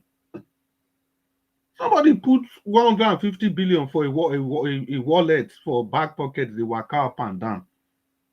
Today they invite and call FCC. Tomorrow, what else is as grievous as the offense? The one they signed that they gave European Union how much, whether 4 million and be $5 million for election to come and observe election, and at the end of the day, they said it was the president's signature was forged, that it wasn't the signature of the president. How can in a sane country those level of grievous accusation and just went under the carpet? See, these people, they don't understand us to the extent that all they just need to do, whenever the people are focused to do anything reasonable, they just throw some information, especially when it has to do with corruption, and everybody will start shouting. 1, 2, 3 days, it's gone. Another event will turn up. If you just flip your mind back, cover your eyes, just look at what has happened in the past 2 weeks, and you'll be amazed the amount of things that we have gone over, forgotten, as if they didn't exist in the first place.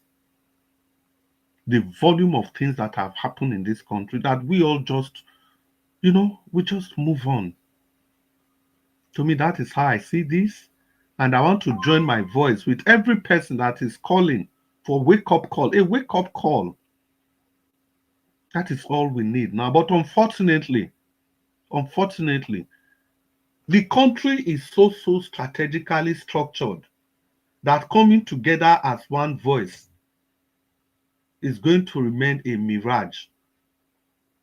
The obvious truth is there. Now, ask yourself, look at the cyberspace, look at the information space, the Nigerian information space. Look at the set of people talking about Dele Farotimi's arrest. It has to be one set of people, one group of people. I'm very sure you can hardly find any criticism from the northern part of the country. But if there's anything going on there, the whole Nigeria, it was Mr. Jonathan or Mama Hitra, I can't remember. Somebody once said that if you put your voices together for a common cause, anytime Mr. Jonathan, anytime we are able to look beyond the regions, imagine anytime you have the north, the south, the west, the east, they all clamor for one thing. The government is usually at unease and they want to quickly do something. But at the time we fight, you see, only maybe 2 regions is just talking about a particular thing in society. They don't take it serious. And Dele Farotimi, you will be surprised. People, just because they want to protect Tinubu, they will be defending him, making excuses why Dele Farotimi should be where he is today. Like Showore once said, if you want to fight for Nigeria, you go reserve one hand where you go take the fight for your own self, because the people, they will also come for you. Can see people will start blaming Dele Farotimi and say, to they talk, self, why you go talk like that? No, say, this is just the sad part of the whole thing. But all in all, we must learn to come together. And again, let me just add this so that I conclude.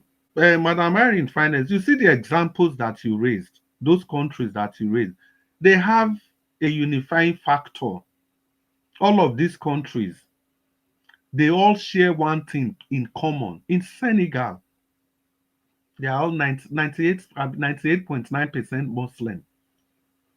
So it's so easy for all of them to come together for a common cause. Nobody will want to play the religious card. The same thing, but look at Niger.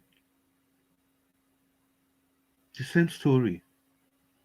As long as you have a nation that And Mr. Chris, aside the tribal issue, you know that military regime is not also like a democratic regime of do meeting, deliberate, and not the whole of that. So it's not the same thing. So in as much as they have religion that bind them, their system of governance right now also have a lot to do. no, what I mean by that, it is what even allow that kind of arrangement to stay in the first place. How did it even happen? For example, in Senegal, how did people even come out in the first place to vote for that young guy? It is because there was no consideration of tribe and religion. And the way Nigeria is, if military, if God forbid, because we are on air, if anything happens, people will look at the tribe of the military people, and it will now be a focus of discussion. If you look at the other countries we are talking about, the same thing. So for the military to even get there in the first place, there was something that was uniting every one of them together. They saw it as Mr. Chris, sorry to come in. That thing you just said, it reminds me of something. When you said something made the Senegalese people to they voted for the young guy. But the problem in Nigeria right now that is making many people saying that the ballot will not take us out of where we are is for the fact that this last few elections, this last presidential election and some few gubernatorial election demonstrated that Nigerians know what they want in the ballot, but they are never giving what they bargain for. So it's not even a situation now of that, okay, Nigerians are still voting what they want to vote. Nigeria will vote one thing, they will give them something else. Yes, so I get you, Madam Irene Finance. You see, that's the other thing. You see, in all these countries, like in Senegal, do you think if they wanted to rig, they will not rig? When the winning margin is small, that is when rigging can come in. It's as simple as that. Nigerians wanted, yes, Peter Obi won. But in most cases, we still know, in most places in the north, we still know the way he lost. Because the people there still see him as an outsider. They don't want him. They just want somebody from their place, the person they understand, based on religion and everything. So if the victory had been very massive, as in look at what happened in Lagos, all they had to do in Lagos was to try and reduce the error of loss, not to the extent of turning the result upside down. The same thing in Plateau. The people in Plateau, they voted so massively that it becomes very difficult to rig because there were no tribal or religious consideration. So those elections becomes difficult to even, how can you rig that? The same thing happened in Kenya. The same thing happened in that Senegal. You know, the guy that won, he was in short, they arrested him. The government of the day arrested him. And the people, they were on the streets. They have to let the Supreme Court, you people must give judgment. You must give judgment so that this guy can be part of the ballot. And for God's sake, his co-traveler, the person that was with him, that one was still in jail. It was when this Senegalese guy, when they made him president, before he now had to release the other person, and they reconstituted the parliament. They had to even conduct another election again. Now he has the full grasp of the entire parliament, because before he was still more or less like in opposition. So these are factors that are holding us back as a nation. And if we continue to neglect these factors, we just Black Panther, thank you for reading what our forefathers, their founding fathers said. That's the thing. We are deeply divided along our fault lines, along the primordial sentiments, and we can never ever overlook that. Well, let's continue on the second segment of this broadcast. And thank you all for being a part of this show today. And once again, I want to celebrate everybody and that contributed to the welfare of our sister, Agio Deborah. In that connection, Mr. Jonathan, let me thank you again, especially for your wonderful contribution. And all of you, and the good Lord continue to bless us all and continue the good. Dr. Chris. Yes, sir. Which one be You doctor? see, sorry, my children doctor, not Chris be name. That's why that thing flip out of my mouth. So just 10 seconds. You see, this three words that I read today, I'll continue to read it when I'm delivering my speech, because we need to understand it and know why we need to go finally for the constitutional conference or have a breakdown whereby we go for a reorganization of our electoral law. This is why people need to understand those three words from those three tribes, from our leader. They are from three tribes: Hausa, Yoruba, and Igbo. Yeah, it's just the earlier we realize that, the better. It's not just going to look at this tax reform. The voices that are crying are mainly from the north. Now the southeast, the south, the southwest, they are all singing the same song like Tinubu. They just want it because it's a southern thing. I'm not talking about the merit or the demerit of whatever it is, but on paper, look at the set of people's support. It's just the same thing. When Buhari was there, that's anything Buhari true to the House of Assembly. People they don't even bother to read. The people in the north, they just go ahead and endorse it. No matter what you say, nobody listens to you. I think that's the same thing the southern parliamentarians are doing, if we're allowed to call them parliamentarians. But like I said, let's continue the second segment of this broadcast today. Thank you all. It's going to be 4 minutes. And the first person, the way it is, I am Mr. Jonathan. And you want to open your microphone and talk to us for 4 minutes? Good to have you on the Yeah, thank broadcast. you. Thank you very much. I agree to you once again.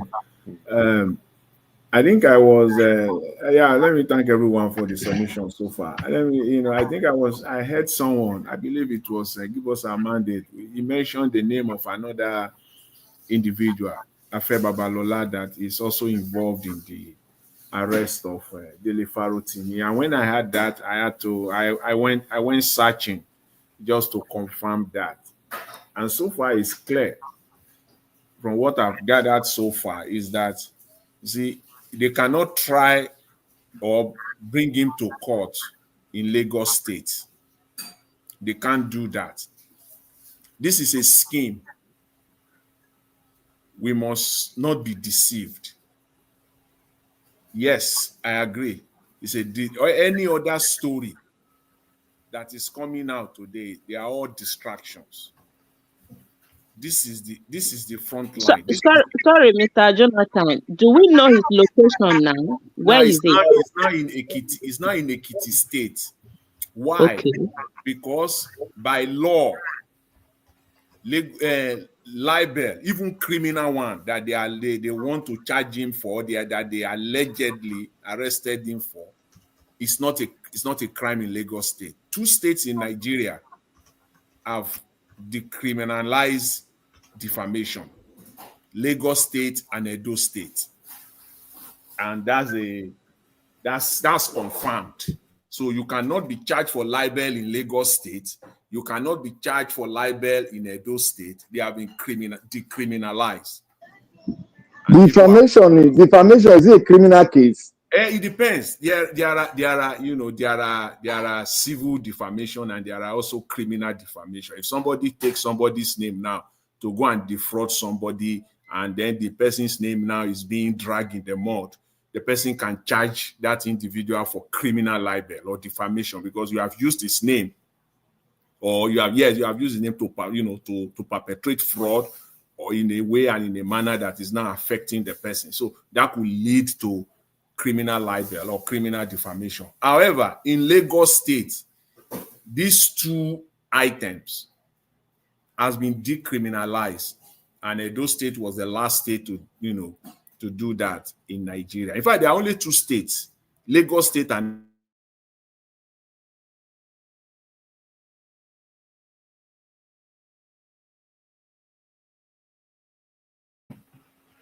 Mr. Jonathan, unmute yourself. Yeah. So they have to bring in this Afe Babalola into the mix so that they can successfully take him to Ekiti State. In fact, we speak now, he's in Ekiti State, where they have transported him to Ekiti State. Now, as at 4 p.m., Dele Farotimi is in Ekiti State, so that they can now use the law, because they can now use, of course, defamation and libel is still a crime in Ekiti. It's a state thing. Okay, those are what they're accusing him of. Yeah, for criminal libel, not just criminal. And they know that in Lagos State, where Dele Farotimi said all these things against, what's his name? You see, these people think they are smart. So by the time you start looking deeper, you will see the whole thing will be naked. Now, it's not even end of today. We are now beginning to see the real facts. Tony Elumelu, his own was just to kind of distract us. Because they know for a fact, Tony Elumelu is a resident he lives in Lagos State. Dele Farotimi lives in Lagos State. So if this crime that you are this crime you are alleging, against him was committed, allegedly in Lagos State, so he has to be tried in Lagos State. But you know that he cannot fly in Lagos State, so they have to bring in Afe Babalola, who is a son, SAN. Is the one that is in the mix now. They want to fight this to the end. So the way this thing is going on, it's like a big fight that they have just started. It's a big fight that they have just started. And I'm putting out my own voice there, whether it is big or small or relevant or not or irrelevant. But as a Nigerian, I am putting out there for the unconditional release of Dele Farotimi, and every Nigerian who believes in a free state where citizens are free from oppression must speak out on this one. As a matter of, must speak out on this one. Jonathan. Yes. You see what I think about it? They know they cannot win the case, but they want to drag it so that they can't win the case. They are going to drag it so that they will distract us and keep him in jail. This is for me. This is a confirmation. Now let me just say, let's see, exercise some patience, some little bit of patience. That by tomorrow, if these people do not release Dele Farotimi, and people that are supposed to speak out, I want to thank those that are spoken. The likes of Mr. Peter Obi, he has spoken. This is what we need in Nigeria. There is some people are waiting on the sidelines now. They are weighing their options, whether it our SAN don't talk. Who? SAN now. Falan, yeah, he don't talk. At least Falan has spoken. In fact, I read one of his comments. He's the one who I read one of his comments where he said he's the one who said that who brought in this Afe Babalola, into it, and then that also they can't undo him in Lagos because it's not a criminal act in Lagos. This allegation against him. I want to thank all those that have already spoken. I'm scanning through the entire media space, news space, and I want to ask every one of us within the time that we have, please to do the same. Let's look out for those that will speak out within the next 24 to 36 hours on this matter. Not those that are weighing their options now, whether it will be politically advantageous or not for them before they speak. Those that will speak now, those are the people that deserve some respect here. The likes of Mr. Peter Obi. Falana have spoken. You know, this investigative journalist, he has spoken. The entire news space, the internet, should be bombarded now. This man should be released unconditionally, because we that listen to Dele Farotimi, there is nothing in all of his statements. You cannot pick anything out there that is not true. True in fact, in real substance, that is not true, or that things that are not facts. You can't. He wasn't lying.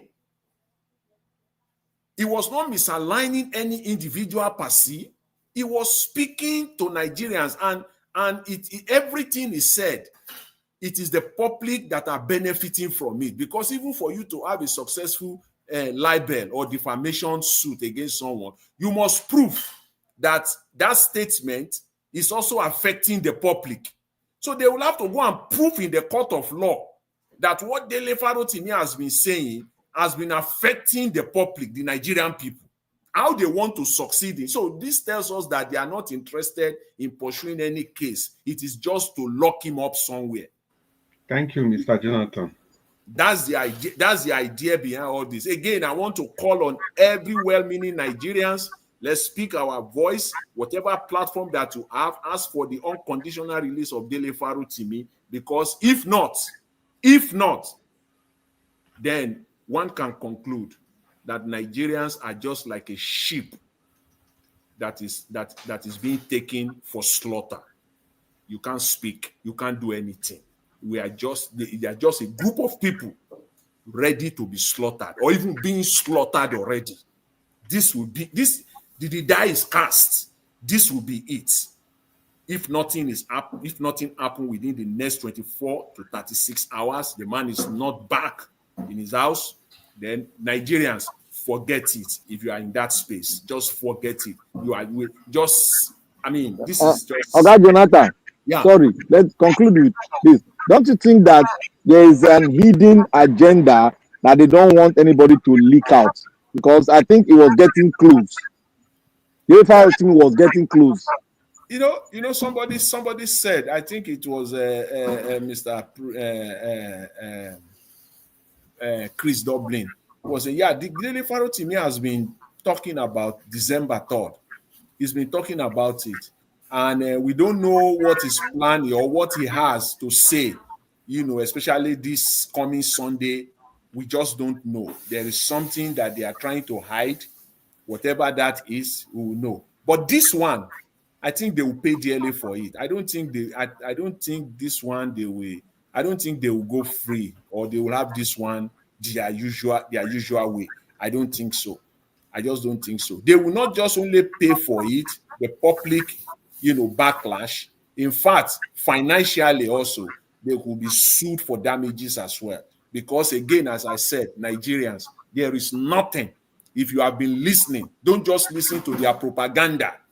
If you are just hearing it today, if you have been following Dele Farotimi, you are listening to him. There is nothing in all of his statements, nothing that is not true in substance. In fact, there is nothing. As a matter of fact, we Nigerians, you all Nigerians, you are the beneficiary of everything that the man has been saying. I'll leave it there for now. Yeah. Mr. Chris, thank you very much. Yeah, Mr. Jonathan, thank you very much, at least for quickly doing some quick research. Like I've said before, seeing this thing, I just know they just want to hold him down temporarily for something, not as if they are interested. See, Dele Farotimi, according to the eyes of the law, has not done any wrong. In the sense that, look, he said these things in Lagos. And in Lagos, it's not criminal. So even if they bring him to Ekiti, if they include Baba, what was his name? The Baba, whatever, they include his name. If they take him to Ekiti, the thing is that in Ekiti, he can't also be tried. It's a conundrum. Even if it is criminal in Ekiti, but that was not where he said it. It is the same problem they had with Nnamdi Kanu when they said he made some broadcasts. And the court asked them, even in Nigeria, even as how powerful his case was, where did he make the broadcast? He said in the UK. So why don't you charge him there? Why don't you take him to court there? They said he brought some of those equipment to Nigeria and he took some to Abia State. Okay, then we cannot still try him in Abuja. We have to take him to Abia State. That is what the law says. They know all this. These are big lawyers. They know all this. So mine is that it is distraction. That thing that Dele Momodu wanted to do this December 3rd, they had to stop it. On Sunday here, 3 days ago, if you listen to his podcast, he already said he will be arrested. He even went ahead to tell people what they Chris, that is where I'm coming from. There's an hidden secret that he knows. Yeah. And they are stopping him. Yes. In that podcast, he said if they arrest him, make nobody pity him.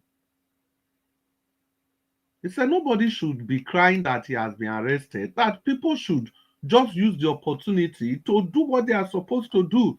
He continued talking and talking, but unfortunately, I didn't get the other part. But I'm very sure that he said he will be arrested, and that if he is arrested, it is not a time to be pitying. It's a time for everybody to take action, the proper action. The arrest is distraction. They are not going to try anything. What are they going to try him for? You have to try him in Lagos if you want to. But if you want to go to Ekiti, if you want to try him where he committed the so-called crime, I can't even call it a crime. He's in Lagos, but there is no law against that in Lagos. You take him to Ekiti, the judge, if he has any brain inside his skull, will say, go back to where the crime was committed, because I can't try you in Ekiti. It's as simple as that. You know, Afe Babalola resides in Ekiti State, and is a SAN. He is also alleging, defamation. Yeah, I understand the alleging the defamation. If he's alleging defamation, okay, where was the defamation? But how did he defame Afe Babalola? How? His own is cyber crime. He said it was, he was bullying him on the internet. Bullying? Yes, see, I listened to that podcast also. I think that was like about a month ago. It's not as if he was just bullying Afeba, but what Dele Farotimi said, he was talking about a completely different topic. And then he just threw in the issue of Afeba Babalola. That is somebody has never met before. How they went to court, how they drag in court before he finally won the case. And he continued on his broadcast. I don't know. Afeba Babalola should be... To me, he's a very respected Nigerian. I don't know. You can never... I beg, let's just continue. Mr. Afe Babalola na government lawyer now from the time. Mr. Nanjawach, I beg once again, Alex, and give us our mandate. They are still at the backstage, please. If you can let them in. So maybe we continue for 4 minutes. Make I start. Okay, Black Panther, you want to talk? Yeah. Before they talk and finish, Abi? Every time your mouth go to scratch, this Black Panther. Wait. My mouth don't scratch. You know, so my sister dey here. My sister go attack you. I didn't find a day. Go attack you now. You know, take time. Yeah, Black Panther, 4 minutes, quickly. Okay, I want to go like this. I want to say something here. Before I say it, somebody's making noise. Somebody's thought is open. Yeah, I want to say something here. It's a distraction. Everything they are doing is distraction. It's distraction. My sister said something here that I spoke on it. I said, the military you want to take to the war front, they don't understand what is going on. Why are you fighting? Will they follow you to the war front? That's a question mark. This thing is not a child's play. This thing we are facing in Nigeria is not a baby play. Look, this politician, you see all of them. You see the cartel working now.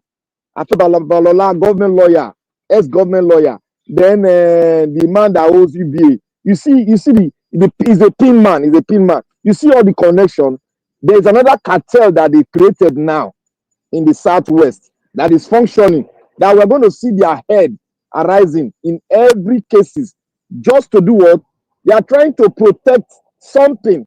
It might not be the president alone, but they are trying to protect an hidden agenda that we are not getting yet.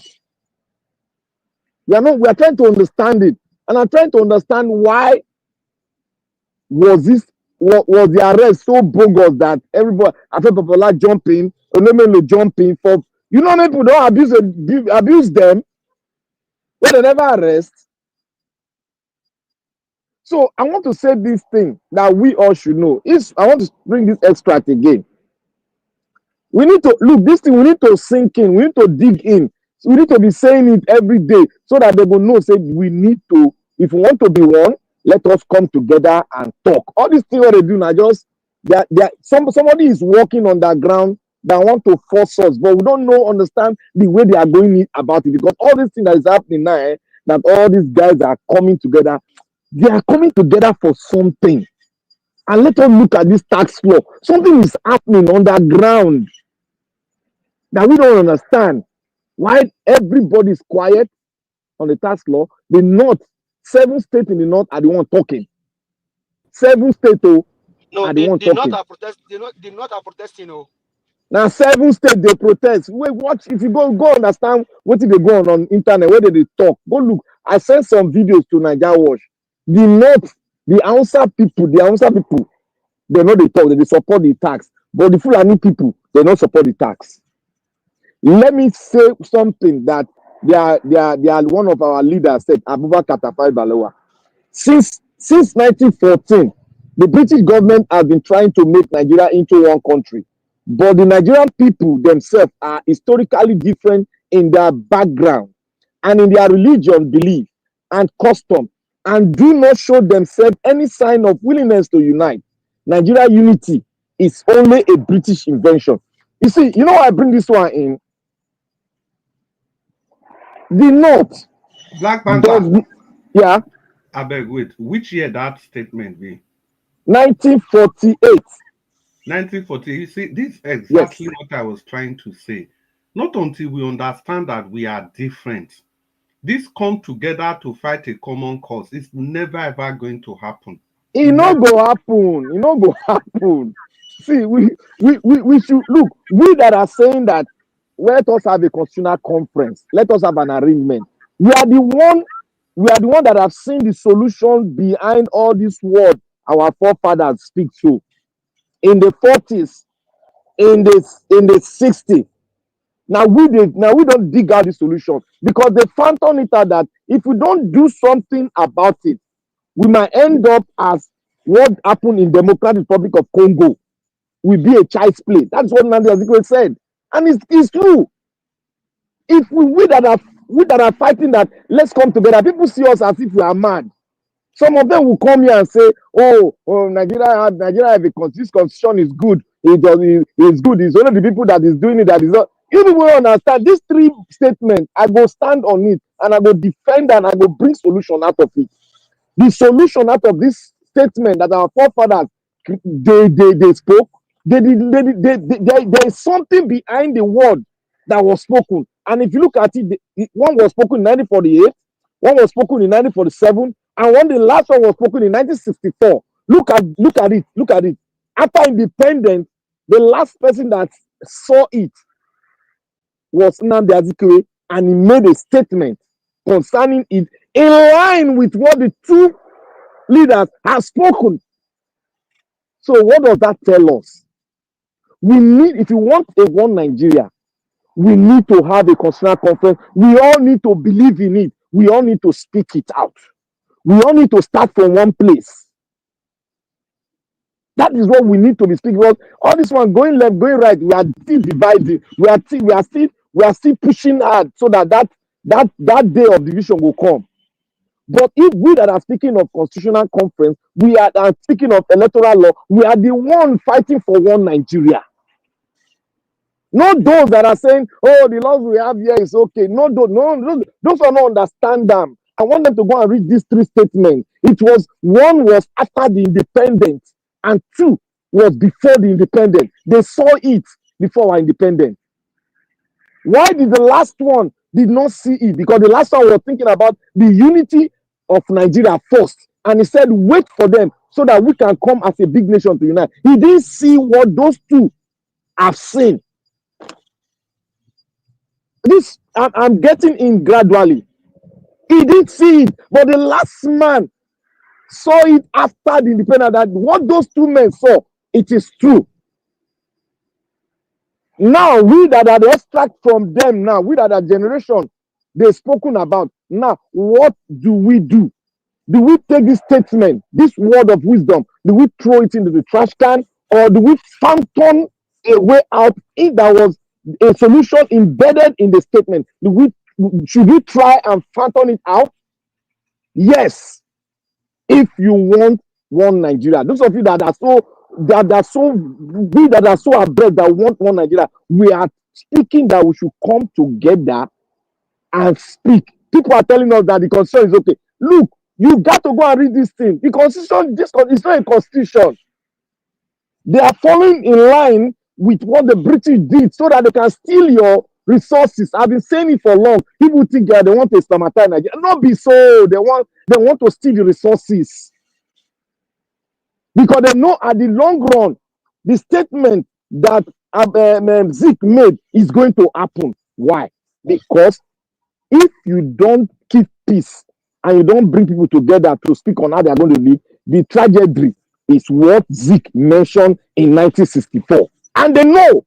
That is why they are stealing for the rainy days so that they can move. When this wahala happen, they can move. That is what their mindset is. This position, that is all of them know. They know. They know. That's why they don't want to bring us together. They know that this thing is not going to work. In the statement, it is quite clear that if the North are resisting, it is not going to work. How are we going to do it? We just need to make a path whereby we can sit and bring out that GEJ constitution that he has led us to sit down, and they agreed. That is another weapon to bring to the round table. Why did they agree on the statement? That's the question we should ask them. Why they retreat? Why they backing out? That's the question we should have asking them. Do they want us to be one? That's another question. Because we need to understand this before we can take the soldiers need to understand it before we can bring them out to focus on what our father said so that they can know what to fight, in particular, what to request for in the struggle. That is why you see we are requesting for the different things. Oh, police, reform this. Because we don't understand what we are going for. We need to research in what the founding fathers said. That is why I'm going back. So that we can get the picture clear. Every Nigerian should get the picture clear. This our father, they hide everything into the world. They hide them. If you say it now, people will be angry. It is right there in it. That is why we are calling for electoral reform. Let's start from there. When we get good leaders in, then they can listen to this parable and they will know that sure, if you don't do what they say, then Democratic Republic of Congo is going to be a child's play. It's not. CIA brought it out. You can't even see it. CIA brought their statement out. It's just a matter of time. He's there. It's there for you to read. CM brought it. Everybody got it. It's there for you all to read. It's still in line with what was spoken in 1948, 1947, and a reminder. The man that got its senses back from these two times was in 1964. Nnamdi Azikiwe, an Igbo extract. That's to tell you that many Nigerians don't understand what is going on. I rest my case. Thank you. Yeah, Black Panther, it's good that you rested your case. You don't chop time, man. You don't too much. Thank you very much for that submission once again. But you see, even now, this tax reform, it's supposed to be a move towards regionalism. At least make states waiting they produce, you go they get lion's share for whatever it is. But look at the people that are opposing it. And the collect share. It has already gone through. Yeah, it has gone through. They are just shouting. It has gone through. They don't get it. They want to talk again. Now they collect this thing for here. Nobody call and cheating since. Let's get a year well for everywhere. Nobody call and cheating. You have good, you keep them for your wallet, keep them for back pockets. It can't belong to Nigeria. I beg. Madam Irene Finest, the finest of them all. If you dare, I beg, may you talk to us, Madam. Madam Irene Finest, are you there? Okay, we'll come back to her later when she's available. F. Emmanuel. Oga F. Emmanuel, you did there? F. Emmanuel, are you there? F. Emmanuel is not there. Abdul Malik. Yeah, Mr. Chris. Good evening. Abdul Malik Ogasa, it's good to have you. I beg, may you give us your final thoughts. Yeah, good evening once again, Mr. Chris. Good evening, sir. My question is this. Is it only Emefiele, former CBN governor? Is it only him that looted Nigeria money? Why is it Abdul only Malik, that? now we they talk now. That you see that houses, they just call and everybody 700 and something. But do the math now. Do the math. You go see saying that just child's play compared to waiting every other person don't loot. This one not to support Emefiele, but they just want to throw something out there. We go fly, we go feed distract everybody. Imagine if Emefiele matter not day. Imagine everybody go focus for Dele Farotimi. How can the country work like that? Emefiele, he cannot do something without instruction of Buhari. It cannot be possible. They say Buhari not there aware. How? Have you not seen the charges? Even the money where they change, the money where they give EU, the one where Buhari signature day, where they not fit deny that one. The document where signature day, they say now forge, now they forge that document. That is what I'm still saying. Abba. All those lawyers, they are citizens of Nigeria. Why can't they strike against judiciary? The wrong judgment judiciary are giving. No, see, they're not even if they strike, they're not strike. Emefiele, I just happy as they punish and so because it's part of the problem. No. I'm not saying you should be punished, but my question is this: why can't they prove the other people? Yeah, they don't go probe them. They don't go probe them. Abdul Malik. Why? Yeah, because Abdul Malik. Now we understand the way we talk. Say we never really understand what is going on. It get names where they fly if it come to corruption. You understand? It get names where they fly. Like I they talk, bitter I do. How much everybody they shout? Obviously 500 million be 1 billion. Whereas somebody for another department there, we saying by mistake transfer 40 billion. And like I keep talking, that person name now, me, I don't even remember. Nobody remember here. If you remember, may you write down. The accountant general of the federation. We go build one. They know they talk that one again. Yeah. 90 billion. Go build one kind the palace where he built for his states. If I ask that man name now, I don't even remember. They can't call that one now because that one don't become emir now. Emir. So Abdul Malik. Now I be even forget that part. They don't make this. They don't make that one emir. Now so the thing they go. My own concern be say I beg. I'm not trying to strangle any person's opinion. You feel talk, but whatever we discuss, maybe we try talk more about Dele Farotimi because the whole idea about this news where they release so now to suppress this Dele Farotimi issue. Listen to the guys, the only activist speaking very balanced. There are still many activists, but you see some views, extreme views. He's the only activist left that is not indoctrinated.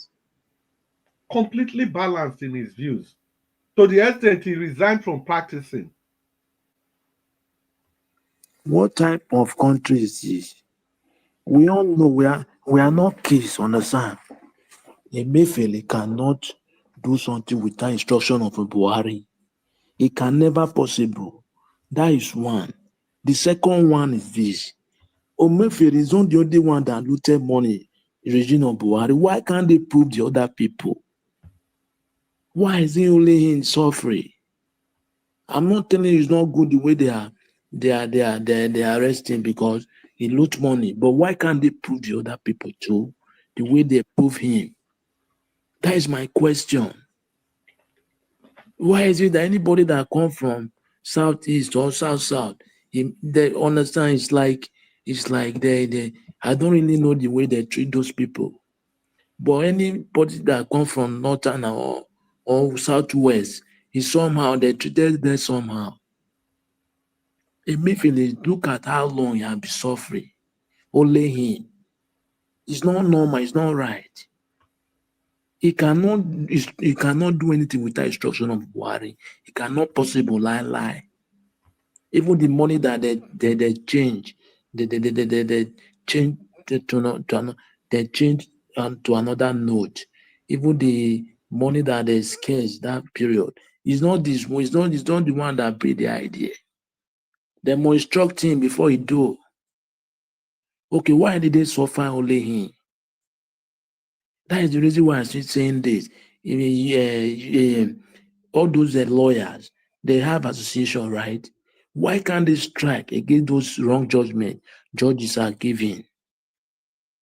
Yeah, they need to do it. All those judges, all those lawyers, they have organization. They need to strike against the wrong judgment all those judges they are giving in the country. So now they will know there is something is happening. It's not that they just keep quiet. They are just giving wrong judgment. We cannot get it right, and especially this judiciary. That is a major problem we have. Abu Malik, sorry for just interjecting. You see, you ask some questions. Say why, if it happen for north, nothing they talk, and if it happen for east, they will talk. But if it happen for west, they will cover them, and north they will cover them. Nine be the last message one of our elder, Tafai Balowa, gave in 1948, where I read. Now I read for you so that you can understand them well. That is the why. No, but not be west, not be everybody they cover for west too. Now just few. The west still they suffer. No. The west, the west they sabi cover. Even you they give me suffer for one day, then go ramp them up. But the west still they suffer. Now just that north. Now then they. But the east, they know they look east side at all. East don't a shiny example. Now shine them out. Now be their own. That is what they talk be that now. That is what Tafaiba say. We not even think of unity. We not even talk of a country. That is what the man said. We are not ready yet because we are not thinking of unity. How can we think of a country? And now you now say you have a country. How does that relate? Yeah, you see why I say this is you see don't do not the Kanu now. He's not the only one that was fighting for agitation, right? Sunday Buru was released. Sone was released. They are from West. Okay, why did they not release Nnamdi Kanu? And the court said that it's not guilty. Okay, why are they holding the man there?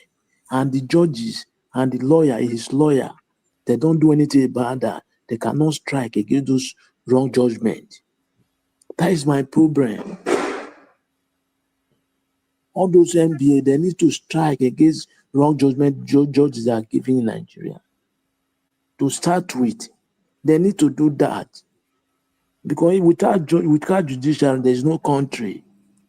That is where countries start from. But look at what is happening in Nigeria. It's like everybody is doing their own things, which is not supposed to be. Even this girl that Deborah now that have problem came to yesterday that announced his problem. This is a government duty. In other countries, government take care of indisabled people. They pay them every monthly because they cannot afford it themselves. But in Nigeria, then one person will just steal the money to go and keep somewhere, or that they are suffering. How can one person build duplex 753 houses? Imagine.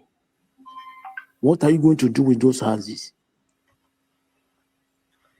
And government, they cannot build house for mortgage for civil servant. They cannot buy cars for mortgage for civil servant. We have a very long way to go. Unless we unite, we need to fight together. Not only people in Nigeria, even people in diaspora. They need to start this issue to stop to stop those people to coming to abroad. Those politicians. That is the first thing. Because when they steal your money, they will go and put in Western world to build houses, to buy houses there. That is their plan. That is their target. What do you think Tinubu is doing in France? He's doing deep business with them underground. Thank you very much, Mr. Chris. Yeah, Abdul Malik, thank you so much. Now everybody don't talk. Very person get anything to talk 1 minute so that maybe we round up. Everybody don't talk finish. Black Panther, do you have anything to say? 1 minute. Which one is everybody again, Chris? We don't forget you before. It's okay. But I'm very finance. It be like say they find your trouble today. If like say they do this one, no. Now so I got the invisible like this. You see, Actually, you see now when I will run away from panel, now you will still come they call me. Call panel, they now you know they see me. See my sister, you don't sleep. We don't allow your name tire before. It's okay, but I'm very finance. I beg, enjoy your 4 minutes when you talk to us. I don't even really have. Madam Finance. After you don't vomit all those powerful things, you still get something to talk again. You never realize. I don't even really have much. What I just want to say is that with the comparison me and Mr. Chris was debating before about Nigeria and all this other country, it's so sad because all these things boil down to corruption. Nigeria is fantastically corrupt.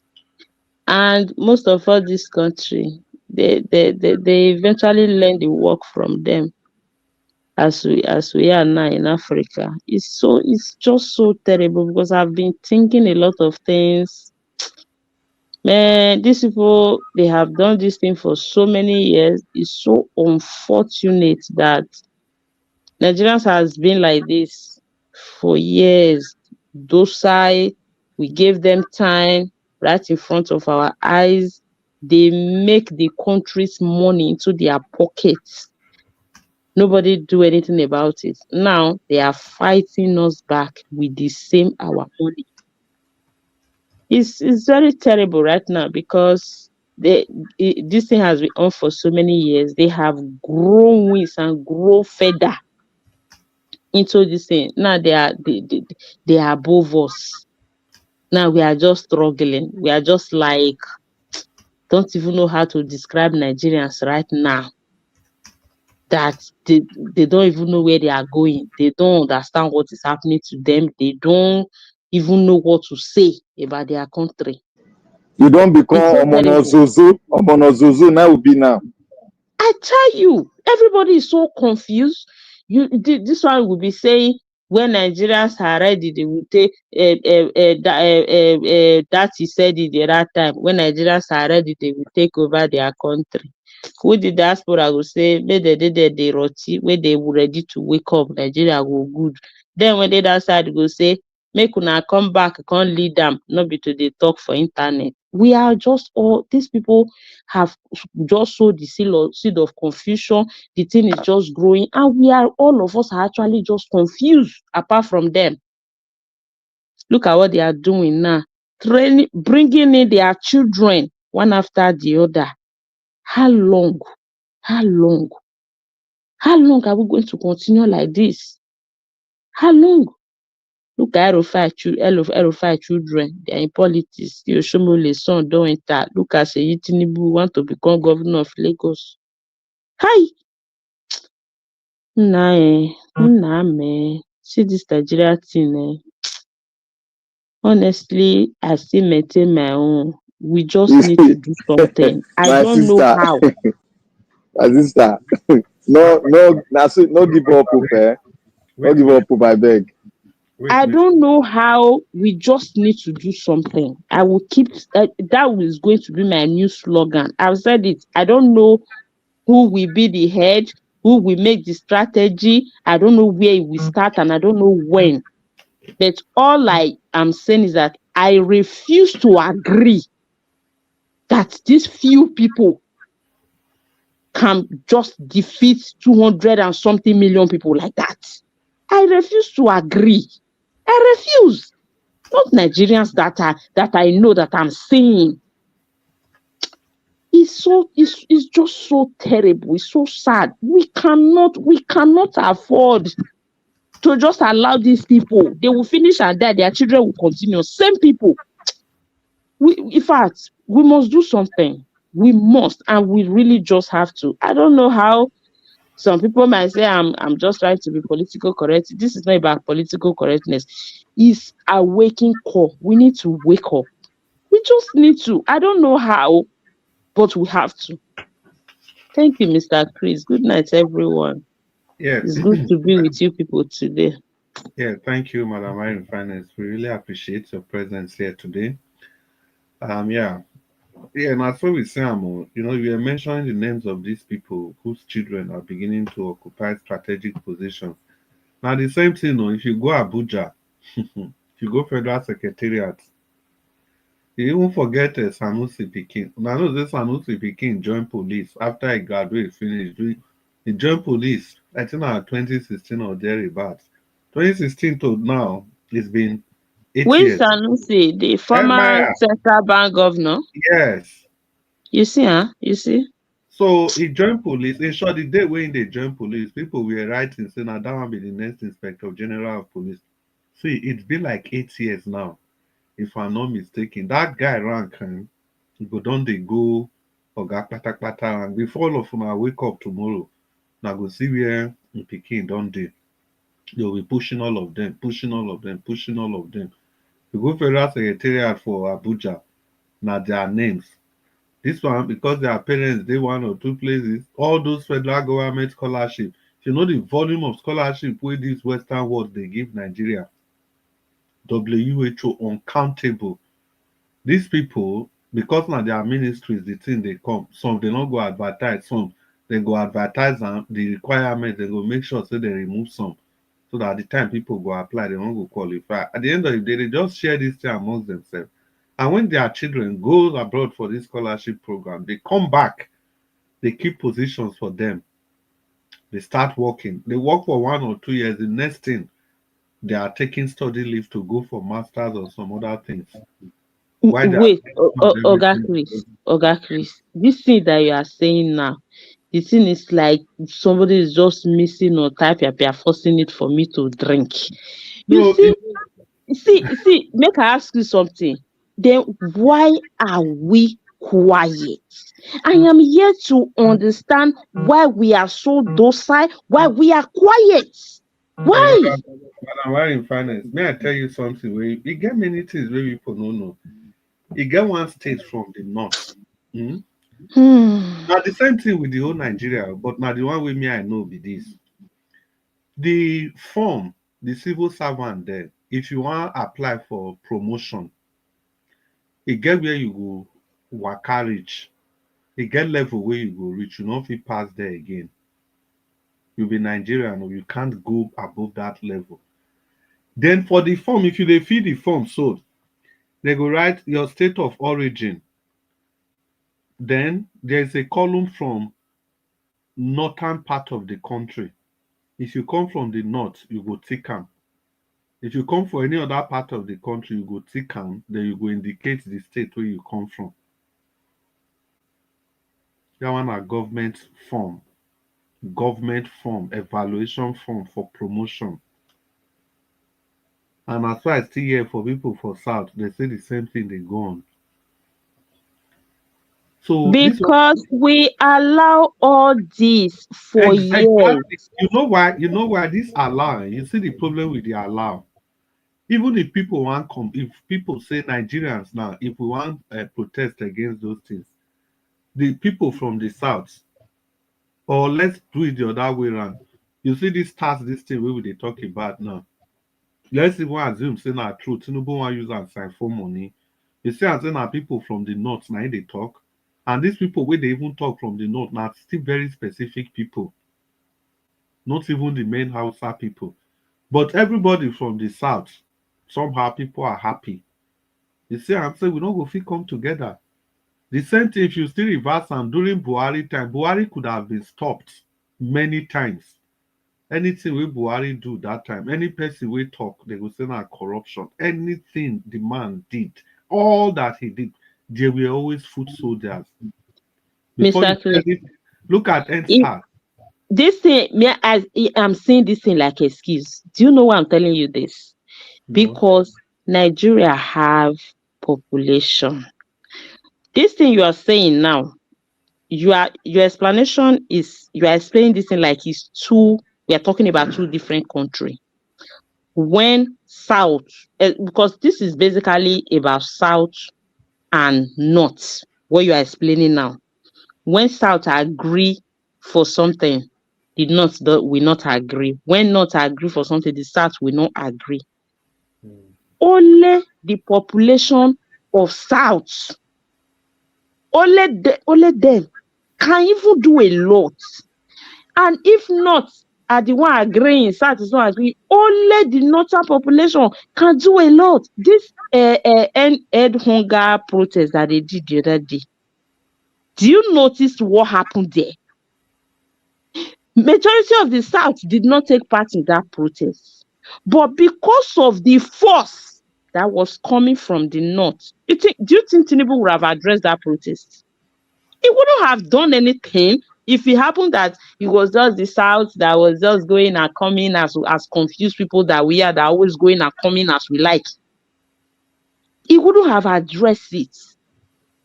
But they choose to address that situation because they see the way only the North was going.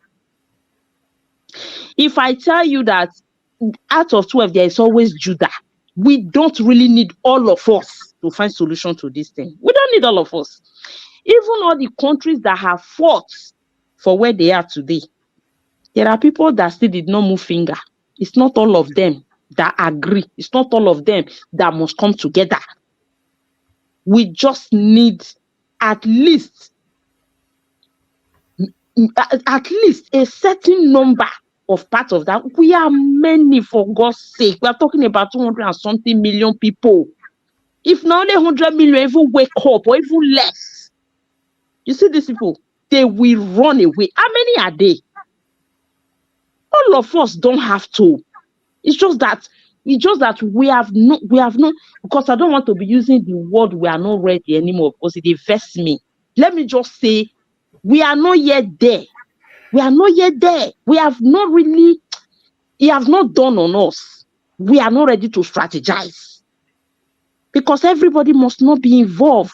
If all the countries in the world read their books, read their history, I know you are good at that. Black Panther is good at that. Mr. Jonathan is good. Check it. It must not be everybody. The Spain that I lived for so many years, that's like my second country. The history of what's this man? Franco in Spain. It was not all the whole Spanish people that fought that thing. It was not. Before the man later died, it was not all of them that was rising against, that was strategizing, because that man was another fearful dictator. When on Sunday like this, they see you for street, you don't go church, they will catch you and flog you. It was as bad as that. If those people tell you their history, I was lucky to meet some of the people that experienced it, elderly people. They will sit you down and tell you, this is not about reading book. We don't need everybody. It's just that we just need some people to step up, to really take this thing serious. Not like this thing that Showore and Dele Farotimi and a few people are just like one voice shouting in the wilderness. That is why I still maintain we really need to do something. I don't know how, I don't know when, but whoever is listening to me, Nigerians should just go and think, let it dawn on us that the way we are going, our children go old. The children of the Sheyi will continue if we not do anything. Yeah, well, Madam Marin Finest, I completely understand the angle where they come out from. You see, the thing still boil down to the same thing. Is it that critical mass where they talk so? It will be difficult to achieve that critical mass. See, it's not just only north and west. Oh, I hope you know. There's still other, even in the north and south. If you can't still come south now, then the the Muslim and the Christian problem will come. For that same north now, you will come still see the Muslim and the Christian problem will come again. Like Because you are looking at it like that now, Nigerians are people that are easily motivated. You know, no, they say Nigerians, they sabi behave like follow come. no, because When election go come, you don't, they notice that thing. Like this presidential election that just passed, many people were supporting Peter Obi. They don't even know why. Some of them is just they hear say na the man they reign. They hear say na the man now. They say make we follow him. Yeah. We just need to go to motivate this ideology. We will see many will follow without even knowing how they follow. Is it not the Nigerians that you and I know again? It's not that we are just there capitalizing on these two excuses. And because of this, it no go work. Because of this, it no go work. When we have not really tried. Nobody they capitalize. They miss the point. Nobody they say it not go work. We just they give reason why it never worked since. Why it never? That's what I'm saying. It never, because we have not really get there. Okay. And I will keep campaigning. We need to get there because we have a certain mentality where we get. I hope say I just pray make another national protest, make another one happen again.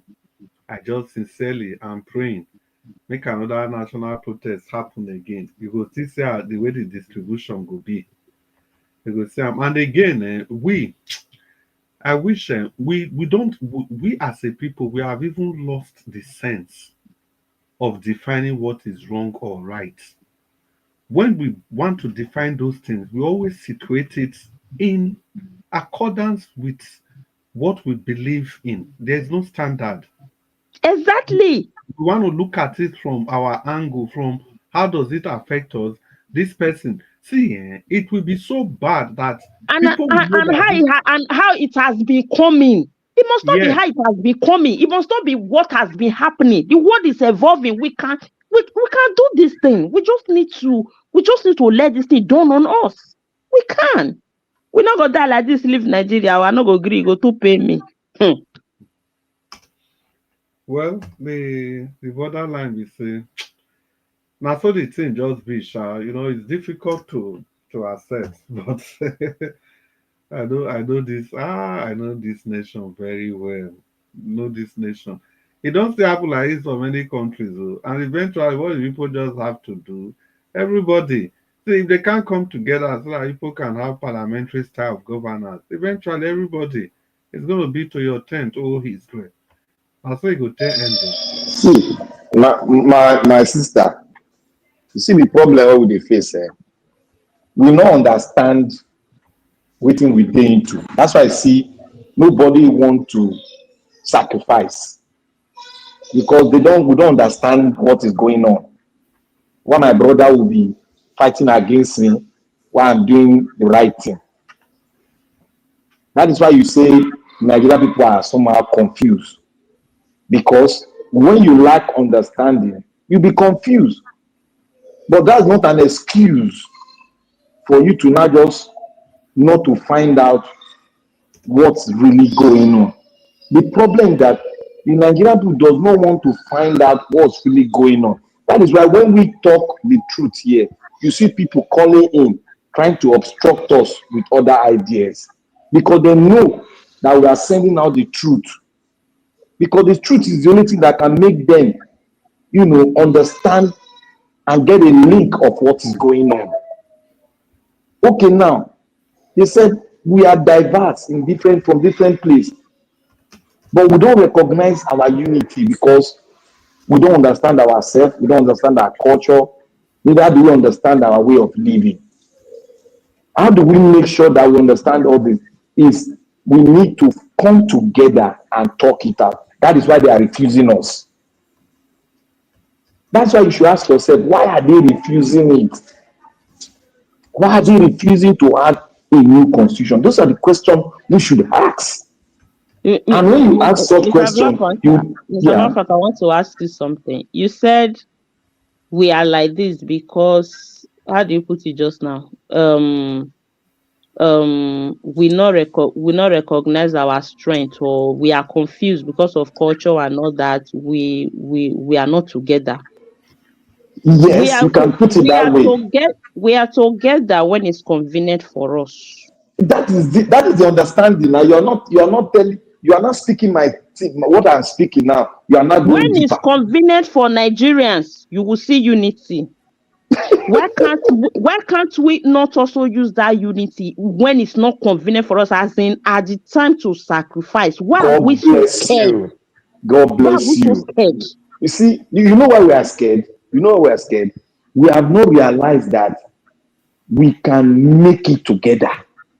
What is making us scared is that some of our sisters and our tribesmen, they are backing out, say, don't go there, they are going to disappoint you, they are going to backstab you. But they don't know that we can unite. But what is going to bring us to unite now is for us when we talk together among ourselves.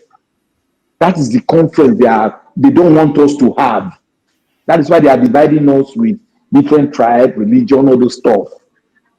They know now, all these people know, say, what the fathers have said is the truth. And there's truth inside the threat they've spoken. And because they are dividing us because we are the enablers. We enable it. No, I don't. It's no.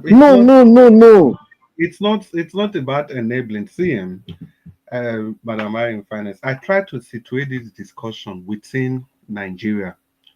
There is no country in the world. We are 195 nations in this world. There is no country in the world that has survived this kind of situation Nigeria is in.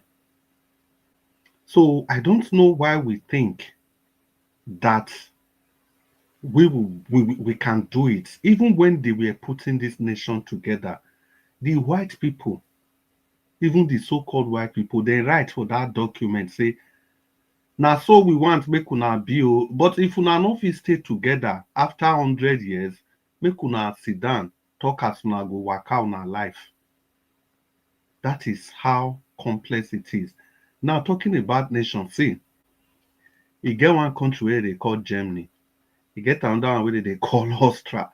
The two of them, they speak the same language, but they are in different nations because of different ideology. You get one country where they call Germany. In the 80s, one part of that country can't just they do like as the North they do so. Now Germany then carry wall, build wall, separate them, where they call Berlin Wall till today. That wall, since una want behave like Russia people, now they do no law, everything. Now know they get respect for women and children. Oh yeah, make una carry on our country. That is East Germany. East Germany, they were governing themselves using Russia. These are the same Germans. It just be like Benin, not even those states. You go just use fence separate Igbo Baka comot. You go call remain a go and do they go be one country. That was exactly Germany. They had to. Because when people, it has to see people they need to have the same ideology, the same principle. No do. When those people, when their eye don't clear, now they come by themselves. Okay, we don't ready. We want to embrace democracy before they bring down the Berlin Wall. See Cyprus, the southern part of Cyprus, they behave like Europeans, not even 100% too. They be part of EU. The northern part, they embrace Islamic principle. They be part of Turkey. If you leave Cyprus alone, even if you come down to mainland Europe, see this UK where people they talk UK. But people forget, say, despite say all of them now one Christian, the Scottish people, they get their separate identity, they get their parliament, they get everything. Even inside the UK, the Scottish people, they get their own currency, but it's the same value. The currency of the Scottish people, their Scottish pounds, He not carry Queen Elizabeth, now King Charles. He not carry any of their face. So now Scottish people face now anything carry.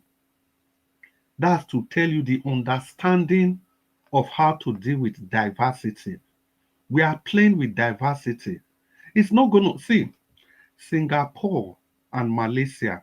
When we both finish, just like when they finish with Nigeria, those two countries are the same country. Singapore and Malaysia are the classic example of Nigeria. The whole part of Malaysia now Muslim, 80 something percent, I mean 90 something percent. The whole part of Singapore are Christian, just like Western world, just like Nigeria be. The people from the south, the dressing, the women, everything, like the West. In the north, the dressing, the women, everything. Malaysia and Singapore, they do. They came together. They fight bad government and all fit.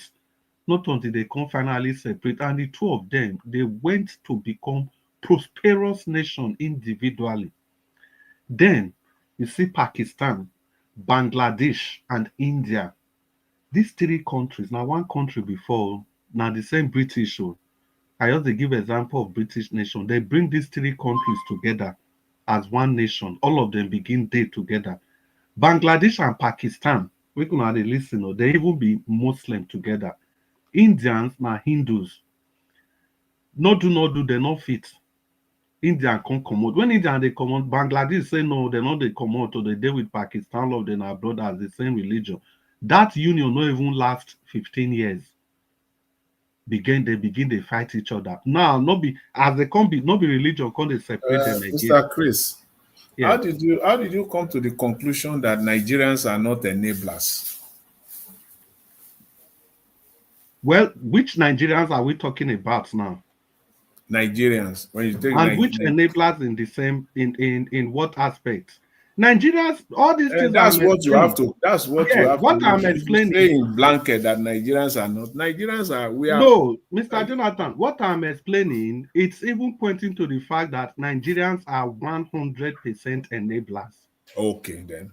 Yeah. You have Nigerians are enablers. Yeah, they are 100. That's what I'm explaining. They are 100% enablers because we pay attention more to our religion and tribe instead of the overall development of the nation.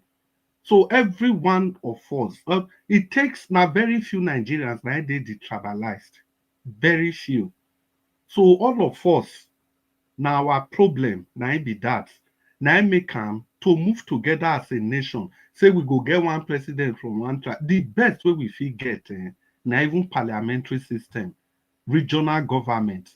Every region go they largely in charge of their region. As I was saying, Bangladesh and Pakistan, even the same religion, later they come still divide. Everybody go their own way. See North Korea, see South Korea. There's no other way. In short, I just leave Scandinavian country come on because I don't give that example. Tire. We say Denmark, we say Sweden, we say Norwegian. Now, Danish king, I be the Oga Pata for these three countries before. No do. And the difference for these people language is so shocking. It just be like Benin, Afemize, and Ishan. That's all the three languages be. Why Danish is so close to Norwegian, Norwegian is closer to Swedish. You see the interrelationship. Danish is a bit far from Swedish, but Danish is very close to Norwegian. Norwegian is close to Danish and close to Swedish. But these people, with their religion, everything, their level of development, their level of following the rules of law, their level of acceptance, tolerance, and everything, they not fit still stay together.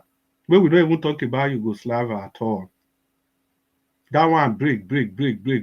What about Czechoslovakia? We remember when they grow up, they come. You get one country where they call Czechoslovakia. Today, to tell you as then join together rich. Now they call it Czechoslovakia, but today one are Czech Republic, the other one are Slovakia. They not fit. As long as there's that major The only way where diversity if you work is maybe over 70% of, or let's say 60% above of one religion or one tribe go day. As long as the thing don't almost the day equal, there will always be suspicion among the people, and people will always be tied to their religion, to their tribe, to their ethnicity, wherever they come from. Now, that 2023 election supposed to have been a walk in the park for Peter Obi. To the extent that some people, now gathering out and they talk, just like saying go see some activists, some go keep quiet now.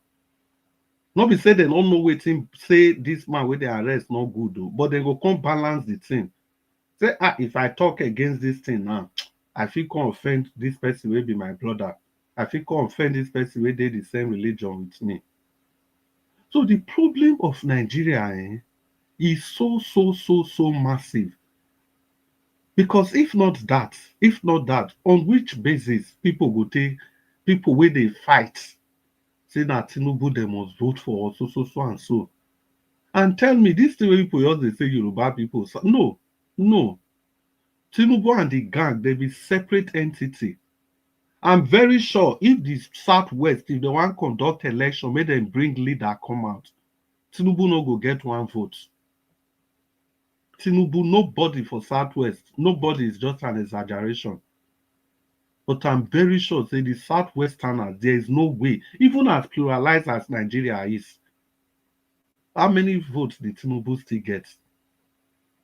But see where he go pass come now, no be not in get majority of the votes safe.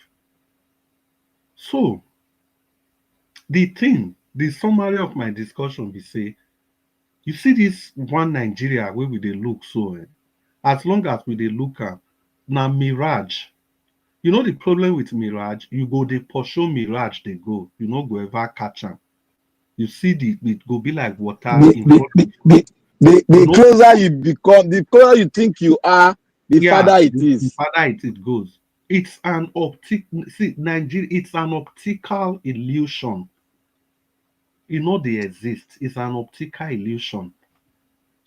Now so we go dey pursue and they go from and Chris, do you know that all these politicians knows exactly what you are saying now? We say we all know, apart from they know. Now even just few of us. Now you know. See why be say ever since if you look at every political, if they want bring fire for any president bomb, they go they talk about true federalism. If they want agitate any sitting president, no, it's time for true federalism because everybody knows that one be the solution. True federalism, you control your area largely, then you contribute to the center. That is if we must remain as one. So that you know where they determine the curriculum with let me tell you the reason why it no go fit. We not get problem with the answers, so make we just put and categorize her now. We not get problem with the answers, the origin. That's the answers themselves that has the population in the north. The people we have problem with is the Fulani clans that mix themselves around the answers. Call them answer Fulani. That is the problem we are having. Look at this tax law now. The answers, I have a lot of videos. The answers in there say the thing is okay. Said since Tafawa Balewa, all this new northern governor, they've not done anything. They've not improved the life of the people. This now somebody they talk this, I go send the video to Nigeria Watch. Make it clear. Then the former speaker of the House of Assembly for Nigeria, I've forgotten his name. He said it himself. This person, this guy from what do they call this guy, sir? The guy talking yesterday. Why am I he talking that he's a well-read northern man. He talking yesterday. And I even have another CD, another video that a northerner said, for how long will the South wait for the North? That was the topic. He spoke on it eloquently. And I sent the video to Nigeria Watch and CM. The man said, How long will the South wait for the North?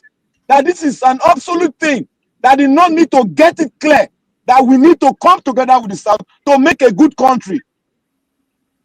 That is what we are saying. The Fulani does not want, but the Hausa man, the normal Hausa man, he doesn't mind. But the Fulani not agree because they have no land in that north. They know. That is why they are trying to make sure that it doesn't work. If you look at now for the house, anytime they talk about new system, they will say no, and then go first come outside. They'll say no, let's alter the one we get now. Say na the leadership, not be the constitution. Who are you and me? We talk any constitution. Does it not occur to us that what we are holding now is illegal? Normal human being, what we are holding now. You see why they laugh for all these people that come here to say the constitution will get now. Now the lead, now one thing, now good constitution. Because they don't even just people talking this message. I stand to be corrected. They don't even understand the country. They themselves they are confused. How can you stand and function with an illegality and make it legal? How can you do that? How can you make illegality now legal when you yourself you know it is illegal, but you are trying to force it to be legal? How does that work? These are the things scholars they talk every time, but I don't know how we love our country. How you go say you love your country?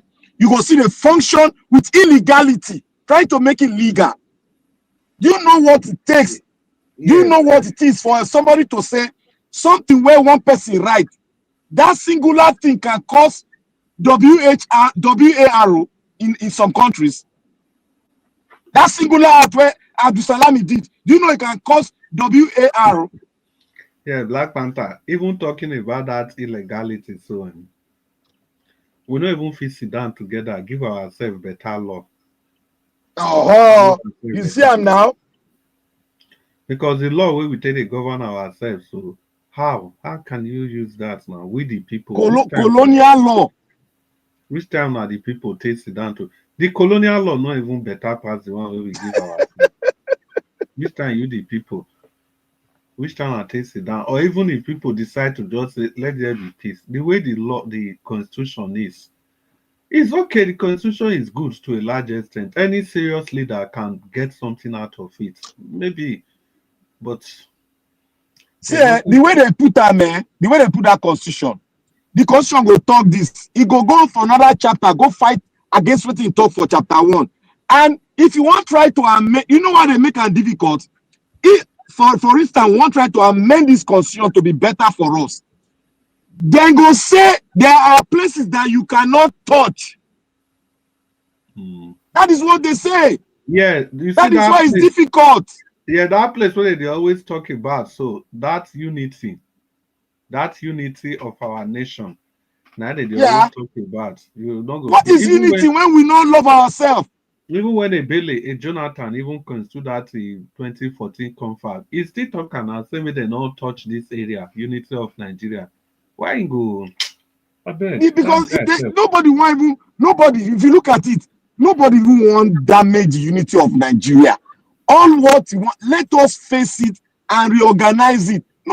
Everybody wants Nigeria to be one for that place. Nobody come say, oh, we they go this country one divider. If we go in one divider, nobody they think about that. But they themselves, if they get hidden agenda, they are something they are covering. Why should you be covering something when you want a country to be great? You are still covering something. No, nothing go this area. Why? Now, juju there. Nobody can break the country that has been pre-existing. Even some people we will say UK then still they together. Yes, under what terms now? They have a terms. Under what terms? They did a referendum. The Scottish didn't make it. The parliamentary election for UK.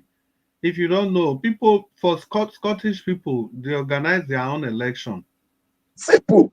Organize them. Then the people will win for their election. They get their own parliament. They make law for themselves. They make law for themselves. Then they'll still elect some people. We go the general parliament. Yes. And for UK, you know, when we just talk, even if UK is that hard to date together, you say then date together. But has it ever occurred to you that for World Cup, UK, you don't see anything that is called UK? Have you seen anything like it? Lie. England now. They see England, Scotland, Wales, Northern Ireland. They say then they deceive the world. That's why they did together. Even that one alone, it's not supposed to make all of us get sense. People will put our country, force all of us together. Look the way they take with their own. These are different countries under one umbrella name, United Kingdom. That is why they go World Cup, if they go Olympics, they go as different countries. Okay. We need to understand the way some of these things works now. This thing where I talk today, I'll make una go research am. The Hausas, they want a new constitution. They want us to be bonded together. Black Panther, I avoid to use the word Hausa and Fulani since may not be like tribal thing. You not be tribal with the talk Nigeria, which concern with their tribal. Because if you really want to look at it, you are completely right. You are completely right. In any way where you take look at, you are completely right. Because anywhere where these people go, now look, see Kwara State. That's completely a southwest. They take over Kwara State. Take over everything to the extent the people don't even have a voice. Just because of the Afonja debacle. And that one just go play game with them. It's still the same thing for Gobe now, that outside side. Now still the same, exactly the same strategy. And at that same strategy, Buhari still take on power. Exactly the same thing. Now Buhari take on power now. Then make sure say you call your own people corrupt. Then go join you, chase that person, come out. It's just the same style. It is just if you go look at tax law now, go look at the tax law. It is the Fulani in the north that are complaining.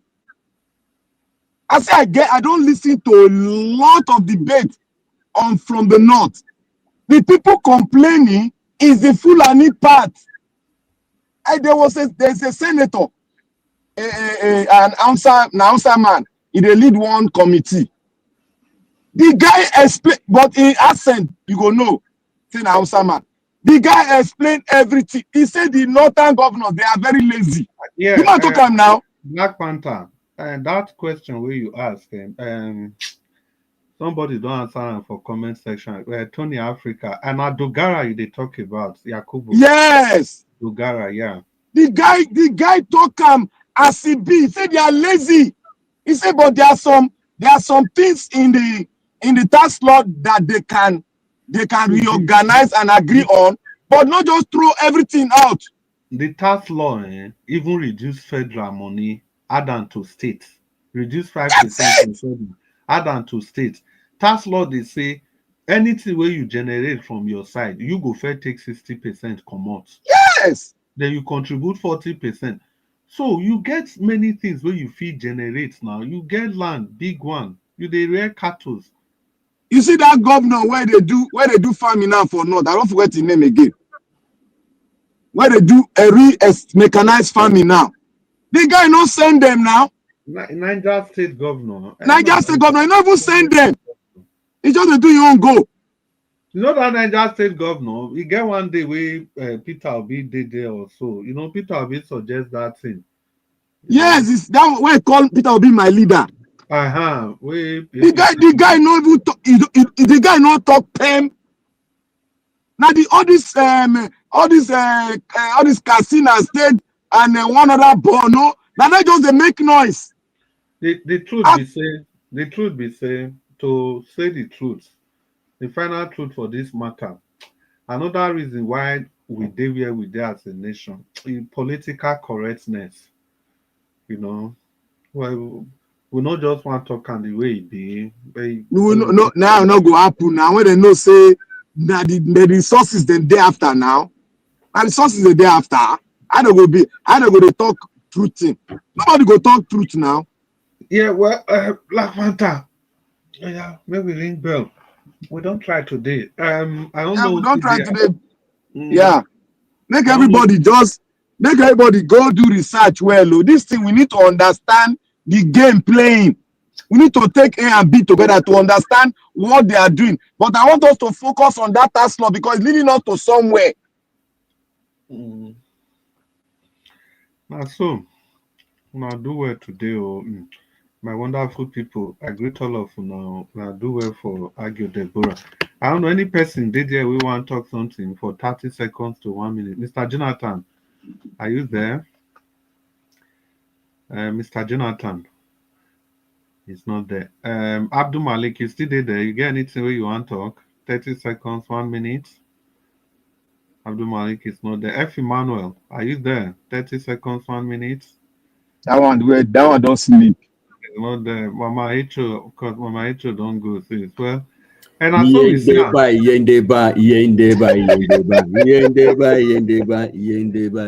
wake up. You don't wake up by force. Everybody, you get it where you want to 30 minutes, 30 seconds. My brother, Nigeria Jogodoism don't give person headache, myself. What think person want to talk again, myself? Irish Finance has shouted and shouted. Black Panther has screamed. Oga Jonathan has said his own. So which area person want to touch again where they never touched before? It's like going back to repeat what others have already said. It's just so tiring, my brother. It's just so tiring. The thing is just that we just need to think a way out. That is just it. Think a way out. We just need to sit down and think. Thank you, Black Panther. We have really discussed the problem at length. We already know the problems. And any problem identified is half solved. We already know the problem. But how to solve it now is what, is the issue that has been keeping us in one circle. So I don't know right now. I just lack what to say, sincerely. It's so disheartening and painful that we've known our problem. We have known what is causing. Just like somebody went to the hospital and is diagnosed of a particular ailment, and yet the person refused to take treatment. Yet the person refused to go for surgery. So what will you now say is the problem again? So that's the situation of Nigeria right now. Everybody knows it. Everybody, both home and abroad, we know our problem. We know. Ekpa is shouting his own. Nnamdi is doing his own. So everybody wants freedom. Just like Chris, he took time to analyze all those foreign European countries, how they couldn't stay together. Everybody find his way. They build a wall of partition between themselves. They separated and they all live peaceably without war. Can't we do the same thing? We can do the same thing. You don't need to kill anybody. You don't need to buy anybody. Everything can be done peacefully. He talked about Pakistan and India. He talked about what's it called? Is this Switzerland or which country again? I talked about with Malaysia, and the like. There are so many of them. Too many. So we didn't even the biggest example of them, or UK, we even put us together. They just use that name UK as umbrella. All those countries inside, they are separate countries on their own. You see? So you know they see World Cup. Scotland, they go as UK. No, Scotland go there as Scotland. Yeah. Wait, they go. They are even cheating the world, and the world just succumb to it. So now, my people, when we bring this thing to an end, Black Panther, if you get only 10 seconds, so maybe not to drag out. This 10 seconds, I want to greet Nigeria Wash. I want to greet Mommy in diaspora. Thank you, Mommy. We love you. You're simply a diamond that we cannot reject. We continue to love you. I want to tell every Nigerians, 10 seconds. We need to understand our country, and we need to understand the words of our founders, so that we can have a way forward. Thank you. Thank you, Black Panther. Black Panther, salute Agio Deborah. I beg, salute Deborah. Oh, my sweet Deborah sister. God will bless you. You are going nowhere. You are with us to do the good works our fathers have given to us to do. You are going nowhere. God will bless you. You will survive. You will come out stronger than ever, and you will dance and sing and sing. Sing a lot. That this is what the Lord has done. May God bless you and keep you for us in Jesus' mighty name. Yeah, thank you so much, Black Panther, for that. Yeah, short but powerful speech. Well, we've come to the end of this broadcast again today, but before we go, we must say thank you to everybody, every one of you in the comment section, and people that have called in, people that have participated in every way, people that have bought coffee for the station. All of you now do well. And once again, everybody that's contributed to the well-being of our sister, Agio Deborah, we want to say thank you from the depth of our hearts. And Mr. Jonathan, we must thank you once again. Thank you so much for everything. And I can't close this without calling Madam Peggy Modi. Madam Peggy Modi, thank you so much. Blessed lady. May the good Lord continue to bless you. And Oga Johnson Emmanuel and my brother Saint Dam. Saint Dam, I don't ask you tired. That same na senator I've been waiting. Saint Dam, God bless you well. And the Oga Pata Tony Africa. Tony, will I say you come today? Tony Africa, it's good to have you on the broadcast. Tony Wahala, the correct man. The guy they cause trouble for WhatsApp group. Yeah, Tony Africa. Nigeria, you must cause trouble once in a while now. It's good to have you today, Tony Africa, and Madam Ijedima. Greetings to you, and yeah, Madam I'm bright, Madam Peggy Modi. I don't greet you before, blessed lady. I don't greet all of you now before. Send down, make you tell us what that sign be, whether I'm senator, we will know. Johnson Emmanuel, and Dobale for all of you now. Tony, una well done. I thank all of you now. And the people with the company today, I greet all of you now. F. Emmanuel, Black Panther, Abdul Malik, Oga Jonathan, Mama Hecho, people we don't come out, Irene, the finest of them all. Who did there again? Mashallah was here earlier on, and then give us a mandate. Alex was trying to join, but unfortunately, he was not able to. Yes, all of you, I greet all of you, and in the same connection, Mr. Nigeria Watch, I want to thank you once again for everything you do. Like I said earlier on, you can see, Mr. Nigeria Watch, you have your job cut out for you. Yeah, you have a mantle you are carrying, which is big. I repeat, big. It was an opportunity to demonstrate it, and in the last 24 hours, we've seen what doors your name can open. So it's just a constant reminder, Mr. Nigeria, that you have a duty to play in the rescuing of your environment vis-a-vis your state and then the country at large. So, Mr. Nigeria, once again, may the good Lord continue to bless you and keep you so that this vision will be sustained and fulfilled. In Jesus' name, amen. Having said that, let me seize this opportunity to thank my mommy diaspora. Mommy diaspora, thank you so much. Thank you for your astuteness in your judgments, for allowing this donation to even go through. It shows that you are truly a mother. Thank you so much, Mommy Diaspora. We appreciate you in depth of our heart and for everything that you do. Thank you so much. And people, I hope to see all of you here again later today. You know, say if we don't greet Mommy Diaspora, we will not greet any person again. That is my own. Well, now, well done. So we see all of you later today. Mr. Anjawash, please permit me to hand over the microphone to you. And if you are not there, ladies and gentlemen, we come to the end of the show. But I can see Agio Deborah just joining in. Agio Deborah, you do well. We see you there. Don't worry. You have a strong family behind you. Yeah, people that you've not met before, but they've become your family. Agio Deborah, I really salute your courage. You did well, for being active despite your condition. And I can also see Madam Love Maduka. I love Maduka. Good night, good morning, everyone. Yes, I love Maduka. And good night to you. Good night, Agio Deborah, Peggy Modi, and Blessed Lady.